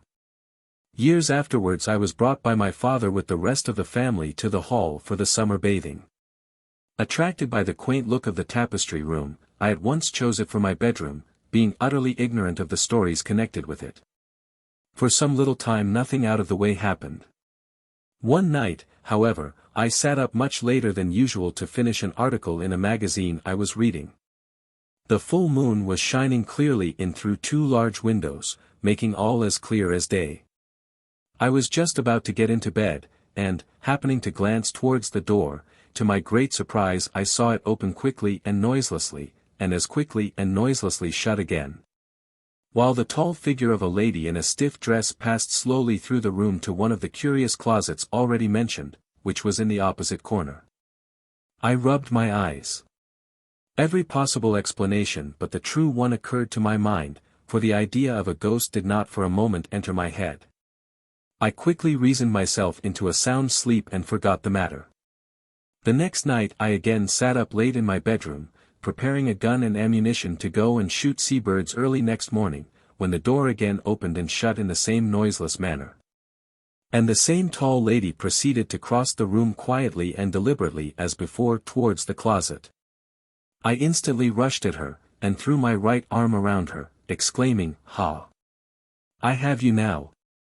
To my utter astonishment my arm passed through her and came with a thud against the bedpost, at which spot she then was. The figure quickened its pace, and as it passed the skirt of its dress lapped against the curtain and I marked distinctly the pattern of her gown, a stiff brocaded silk. The ghostly solution of the problem did not yet enter my mind. However, I told the story at breakfast next morning. My father, who had himself suffered from the lady's visit so long before, never said a word, and it passed as some folly of mine. So slight was the impression it made on me at the time that, though I slept many a night after in the room, I never thought of watching or looking out for anything.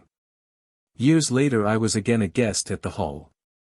The Marquis of Ely and his family, with a large retinue of servants, filled the house to overflowing. As I passed the housekeeper's room I heard the valet say, "What? I to sleep in the tapestry chamber? Never.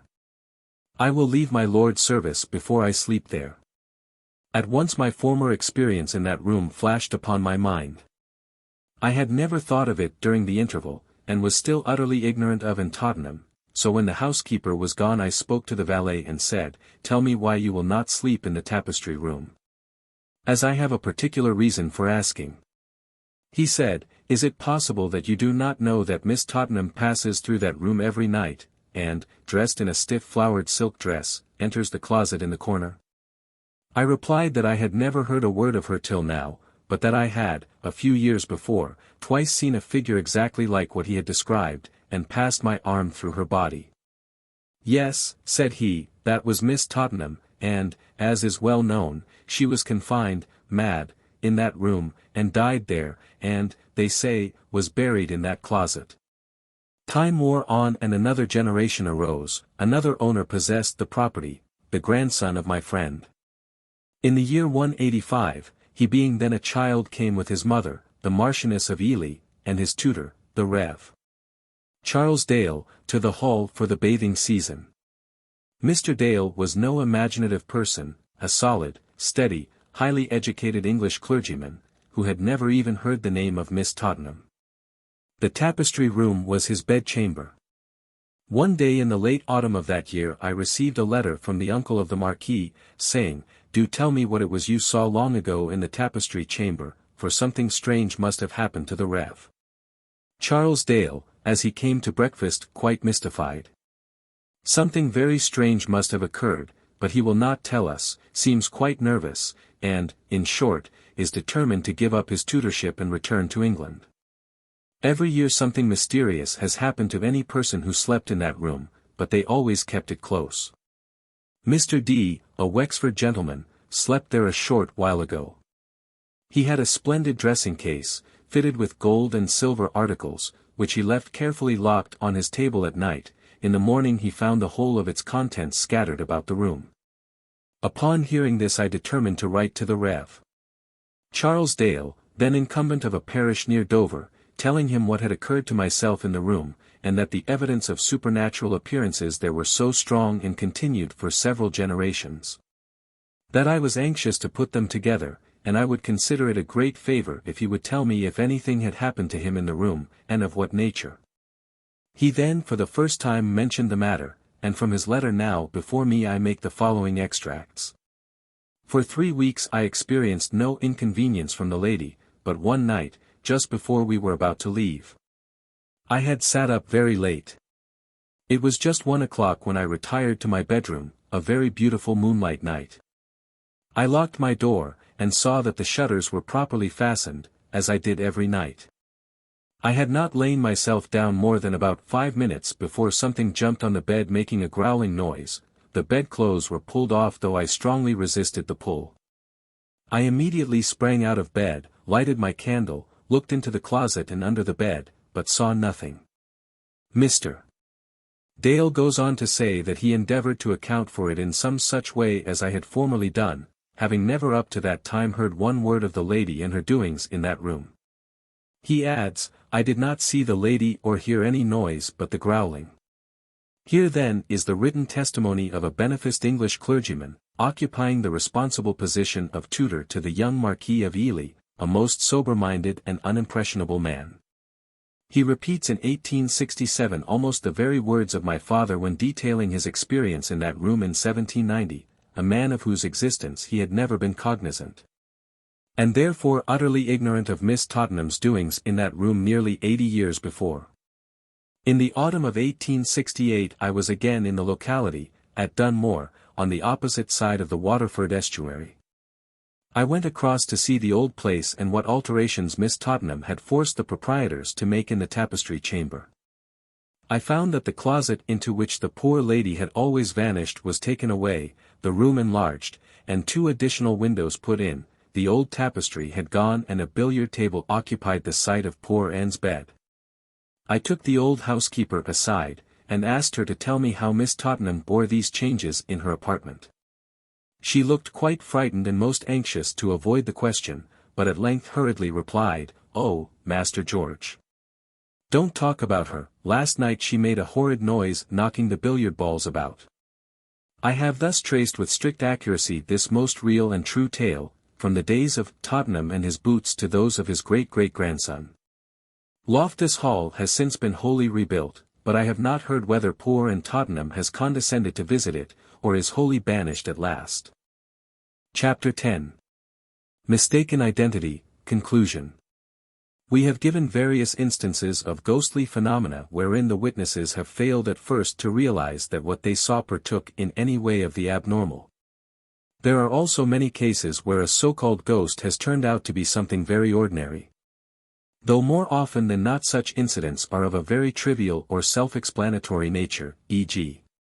where a sheep in a churchyard almost paralyzed a midnight wayfarer till he summoned up courage to investigate. There are many which have an interest of their own and which often throw into prominence the extraordinary superstitions and beliefs which exist in a country. Our first story, which is sent us by Mr. de Lacy of Dublin, deals with an incident that occurred in the early part of last century.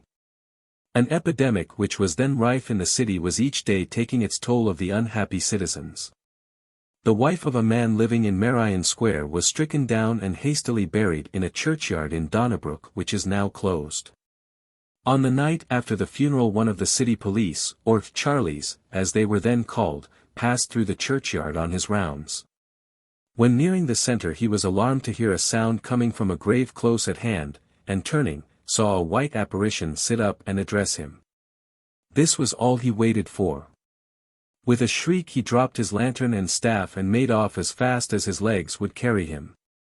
The apparition thereupon took up the lamp and staff, and walked to Merrion Square to the house of mourning, was admitted by the servants, and to the joy of the whole household was found to be the object of their grief returned, Alcestis-like, from the grave.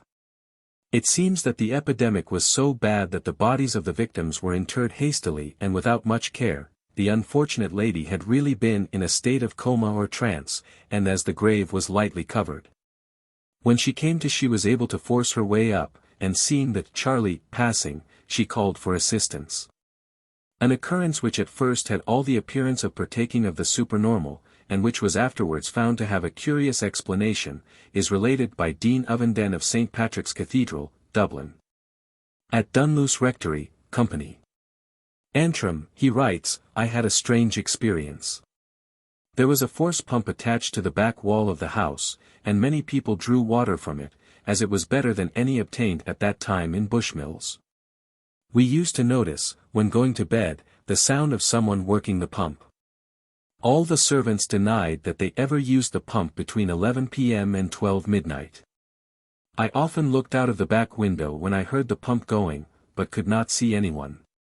I tied threads to the handle, but although they were found unbroken in the morning, the pumping continued, sometimes only for 3 or 4 moves of the handle. On many nights no pumping was heard. The manservant sat up with a gun and the dog, but he neither saw nor heard anything. We gave it up as a bad job, and still the pumping went on. After about 2 years of this experience, I was one night alone in the house. It was a calm and frosty night and I went to bed about 11:30 p.m. and lay awake. Suddenly the pump began to work with great clearness, and mechanically I counted the strokes. They were exactly 12. I exclaimed, "The dining room clock." I sprang from bed and went down, and found that the clock was fast, as it showed 2 minutes past 12 o'clock. I set back the hands to 11.55 and lay in bed again, and soon the pumper began as usual. The explanation was that the vibration of the rising and falling hammer was carried up to the bedroom by the wall, but the sound of the hell was never heard. I found afterwards that the nights when there was no pumping were always windy. A man was walking along a country lane at night, and as he was coming round a bend he saw a coffin on the road in front of him. At first he thought it was a warning to him that he was soon to leave this world. But after some hesitation, he finally summoned up courage to give the thing a poke with his stick, when he found that the coffin was merely an outline of seaweed which some passerby had made. Whereupon he went on his way much relieved. The unbeliever will state that rats or mice are more often than not the cause of so-called ghostly noises in a house. That, at any rate, instances have happened where one or other of these rodents has given rise to fear and trepidation in the inmates of a house or bedroom is proved by the following story from a Dublin lady. She tells how she was awakened by a most mysterious noise for which she could give no explanation. Overcome by fear, she was quite unable to get out of bed, and lay awake the rest of the night. When light came she got up. There was a big bath in the room, and in it she found a mouse which had been drowned in its efforts to get out. So her haunting was caused by what we may perhaps call a ghost in the making. The devil is very real to the average countryman in Ireland. He has given his name to many spots which for some reason or other have gained some ill repute. The Devil's Elbow, a very nasty bit of road down in Kerry, is an instance in point. The following story shows how prevalent the idea is that the devil is an active agent in the affairs of this world. A family living at RD, Company, Louth, were one night sitting reading in the parlour. The 2 maids were amusing themselves at some card game in the kitchen. Suddenly there was a great commotion and the 2 girls, both from the country, burst into the sitting room, pale with fright, and almost speechless. When they had recovered a certain amount, they were asked what was the matter. The cook immediately exclaimed, "Oh, sir! The devil, he knocked 3 times at the window and frightened us dreadfully, and we had just time to throw the cards into the fire and run in here before he got us." One of the family, on hearing this, immediately went out to see what had caused all this trepidation, and found a swallow with a broken neck lying on the kitchen windowsill. The poor bird had evidently seen the light in the room, and in its efforts to get near it had broken its neck against the glass of the window. An amusing account of a pseudo-haunting comes from County Tipperary, and shows how extraordinarily strong is the countryman's belief in supernatural phenomena. The incidents related occurred only a very short time ago. A farmer in the vicinity of Turles died, leaving behind him a young widow. The latter lived alone after her husband's death, and about 3 months after the funeral she was startled one night by loud knocking at the door. On opening the door she was shocked at seeing the outline of a man dressed in a shroud. In a solemn voice he asked her did she know who he was. On receiving a reply in the negative, he said that he was her late husband and that he wanted £10 to get into heaven. The terrified woman said she had not got the money, but promised to have it ready if he would call again the next night. The apparition agreed, then withdrew, and the distracted woman went to bed wondering how she was to raise the money. When morning came she did not take long in telling her friends of her experience, in the hope that they would be able to help her. Their advice, however, was that she should tell the police, and she did so. That night that apparition returned at the promised hour, and asked for his money. The amount was handed to him, and in a low sepulchral voice he said, "Now I leave this earth and go to heaven." Unfortunately, as he was leaving, a sergeant and a constable of the R.I. Constabulary stopped him, questioned him, and hauled him off to the barracks to spend the remainder of the night in the cell, where no doubt he decided that the haunting game has its trials. 15. An occurrence of very much the same description took place in County Clare about 3 years ago. Again the departed husband returns to his sorrowing wife, sits by the fire with her, chatting no doubt of old times, and before he leaves for the other world is regaled with pig's head and plenty of whiskey. The visit is repeated the next night, and a request made for money to play cards with down below. The wife willingly gives him the money. Again he comes, and again he borrows on the plea that he had lost the night before, but hoped to get better luck next time. On the woman telling a neighbor a watch was kept for the dead man's return, but he never came near the place again. An account of a police court trial which appeared in the Irish Times of December 31, 1913 emphasizes in a very marked degree the extraordinary grip that superstition has over some of the country people. A young woman was on her trial for stealing £300 from the brother of her employer, Patrick McFall of Armagh. District Inspector Lowndes, in opening the case for the Crown, told the bench that the money had been taken out of the bank by McFall to buy a holding, for the purchase of which negotiations were going on. The money was carelessly thrown into a drawer in a bedroom, and left there till it would be wanted. A short time afterwards a fire broke out in the room, and a heap of ashes was all that was found in the drawer, though little else in the room besides a few clothes was injured. The McFalls appeared to accept their loss with a complacency, which could only be accounted for by the idea they entertained that the money was destroyed through spiritual intervention, that there were ghosts in the question, and that the destruction of the money was to be taken as a warning directed against a matrimonial arrangement, into which Michael McFall was about to enter. The accused girl was servant to the McFalls, who discharged her a few days after the fire, but before this she had been into Derry and spent a night there. During her stay she tried to change 3 £20 notes with the help of a friend. But change was refused, and she had to abandon the attempt. If some of the money was burned, some of it was certainly in existence 3 days later, to the amount of £60. One thing was manifest, and that was that an incredible amount of superstition appeared to prevail amongst families in that neighborhood, and the loss of such a sum as this could be attributed to anything but larceny. And it could for a moment be suggested that it was due to spiritual intervention to indicate that a certain course should be abandoned. The foregoing tales have been inserted, not in order that they may throw ridicule on the rest of the book, but that they may act as a wholesome corrective. If all ghost stories could be subjected to such rigid examination, it is probable that the mystery in many of them would be capable of equally simple solution, yet a remnant would be left. And here, though it may seem somewhat belated, we must offer an apology for the use of the terms ghost and ghost story. The book includes such different items as hauntings, death warnings, visions, and hallucinations. Some of which obviously can no more be attributed to discarnate spirits than can the present writer's power of guiding his pen along the lines of a page. Whether others of these must be laid to the credit of such unseen influences is just the question. But in truth there was no other expression than ghost stories, which we could have used, or which could have conveyed to our readers, within reasonable verbal limits, as they glanced at its cover, or at an advertisement of it. A general idea of the contents of this book.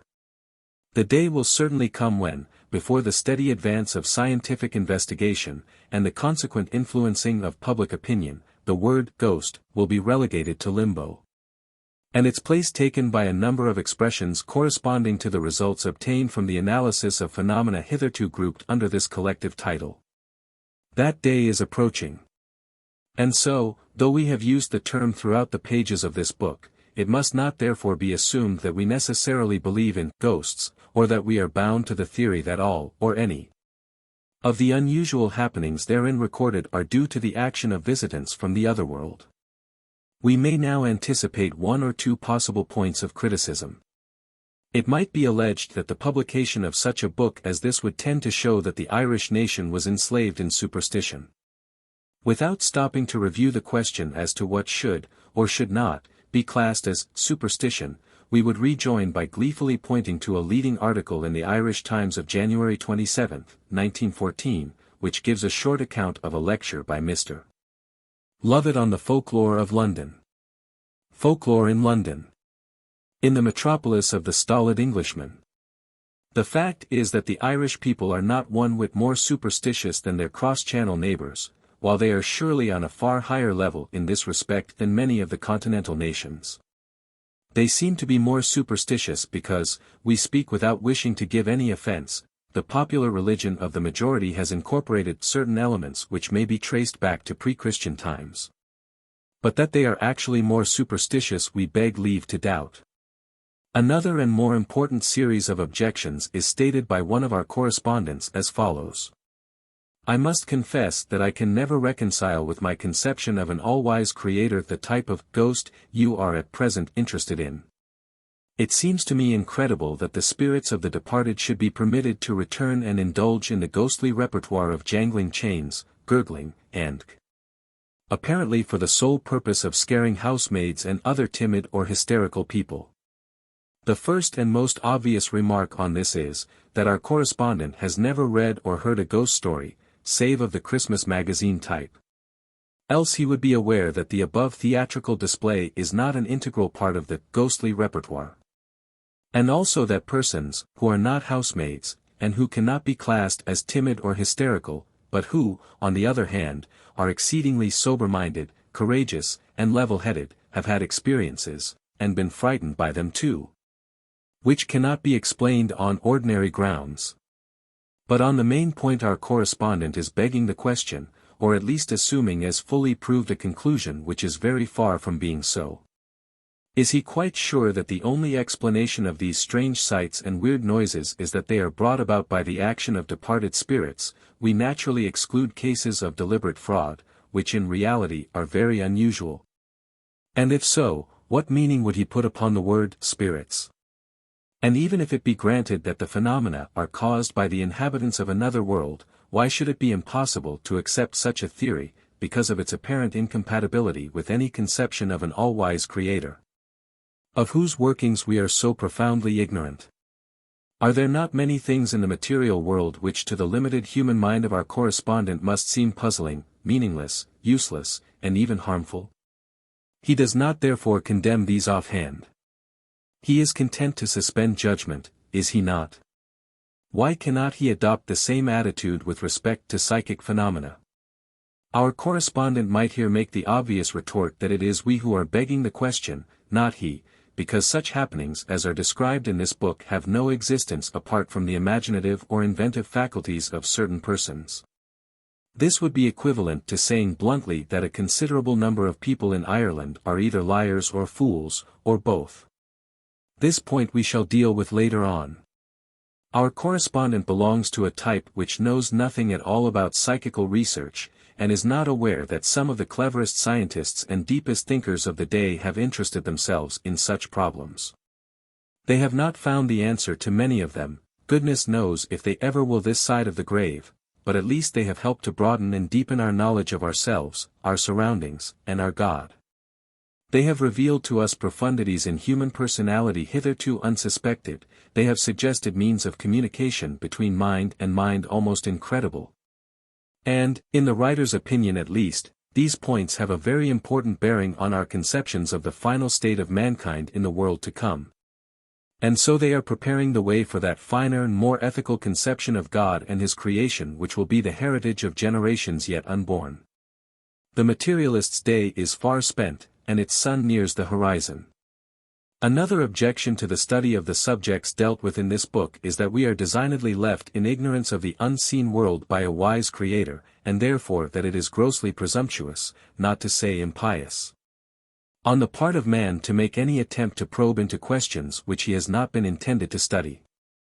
Which is equivalent to saying that it is impious to ride a bicycle, because man was obviously created a pedestrian.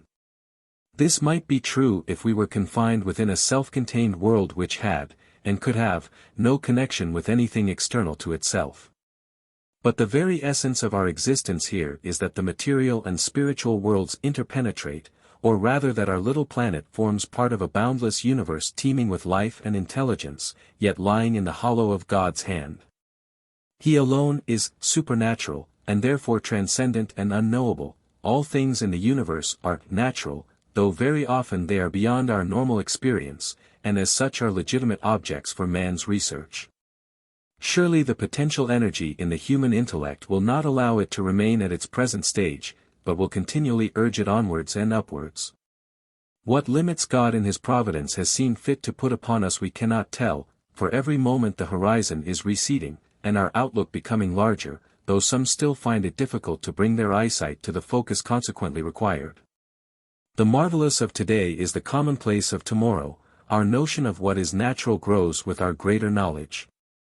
Throughout the pages of this book we have, in general, avoided offering explanations of or theories to account for the different stories. Here something may be said on this point. As we have already pointed out, the expression ghost stories covers a multitude of different phenomena. Many of these may be explained as hallucinations, which does not imply that they are simply the effect of imagination and nothing more. The mind receives the hallucination as if it came through the channels of sense, and accordingly externalizes the impression, seeking its source in the world outside itself, whereas in all hallucinations the source is within the mind, and is not derived from an impression received through the recognized organ of sense. 16. Many of these hallucinations are termed veridical, or truth-telling, because they coincide with real events occurring to another person. Illustrations of this will be found in Chapter 6, from which it would appear that a dying person, though the power is not necessarily confined to such, occasionally has the faculty of telepathically communicating with another. The latter receives the impression, and externalizes it, and so sees a ghost, to use the popular expression. Some hallucinations are auditory, i.e. sounds are heard which apparently do not correspond to any objective reality. Incomprehensible though it may appear, it may be possible for sounds, and very loud ones too, to be heard by one or more persons, the said sounds being purely hallucinatory, and not causing any disturbance in the atmosphere. Some of the incidents may be explained as due to telepathy, that mysterious power by which mind can communicate with mind, though what telepathy is, or through what medium it is propagated, no one can tell as yet. Belief in this force is increasing, because, as Professor Sir W. Barrett remarks, hostility to a new idea arises largely from its being unrelated to existing knowledge, and, as telepathy seems to the ordinary person to be analogous to wireless telegraphy, it is therefore accepted, or at least not laughed at. Though how far the analogy really holds good is not at all certain. Again there is the question of haunted houses and places, to accounts of which the first 5 chapters of this book are devoted. The actual evidence for many of these may not come up to the rigorous standard set by the SPR. But it is beyond all doubt that persons who are neither fools, liars, nor drunkards firmly believe that they have seen and heard the things related in these chapters, not to speak of chapters 6 to 8. Or that they have been told such by those in whose statements they place implicit confidence. While so certain are they that they are telling the truth that they have not only written down the stories for the compilers, but have given their names and addresses as well, though not always for publication. Can we contemptuously fling aside such a weight of evidence as unworthy of even a cursory examination? This would hardly be a rational attitude to adopt. Various theories to account for these strange hauntings have been formulated, which may be found on pages 199 to 200 of Sir William Barrett's Psychical Research, and so need not be given here. Yet, when all is said and done, the very formulating of theories, so far from solving problems, only raises further and more complex ones, perhaps the greatest of which is, have the spirits of the departed anything to do with the matter? As we have shown, we hope with success, in the preceding paragraphs, many ghosts have no necessary connection with the denizens of the unseen world, but may be explained as being due to laws of nature which at present are very obscure. Does this hold good of all ghosts, or are some of them to be placed to the credit of those who have passed beyond the veil, or perhaps to spirits, good or evil, which have never been incarnate? That is the problem for the future, for in the present state of our knowledge it would be premature to give a direct answer, either positive or negative.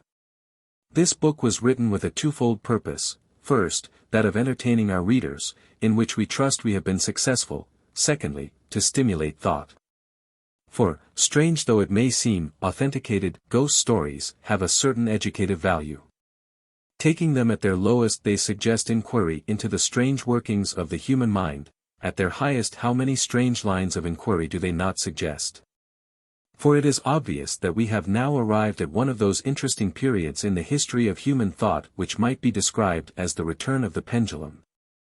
We are in the process of emerging from a very materialistic age, when men either refused to believe anything that was contrary to their normal experience, or else leavened their spiritual doctrines and beliefs with the leaven of materialism. The pendulum has swung to its highest point in this respect, and is now commencing to return, so perhaps the intellectual danger of the future will be that men, instead of believing too little, will believe too much. Now is the time for laying a careful foundation. Psychical research, spiritualism, and the like, are not ends in themselves, they are only means to an end.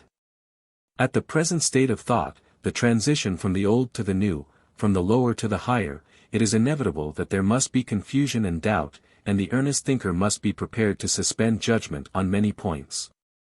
But at a later stage, when all absurdity, error, and fraud, now so closely connected with psychical research in its various branches, will have been swept away, truth will emerge and lift the human race to a purer and loftier conception of God and His universe.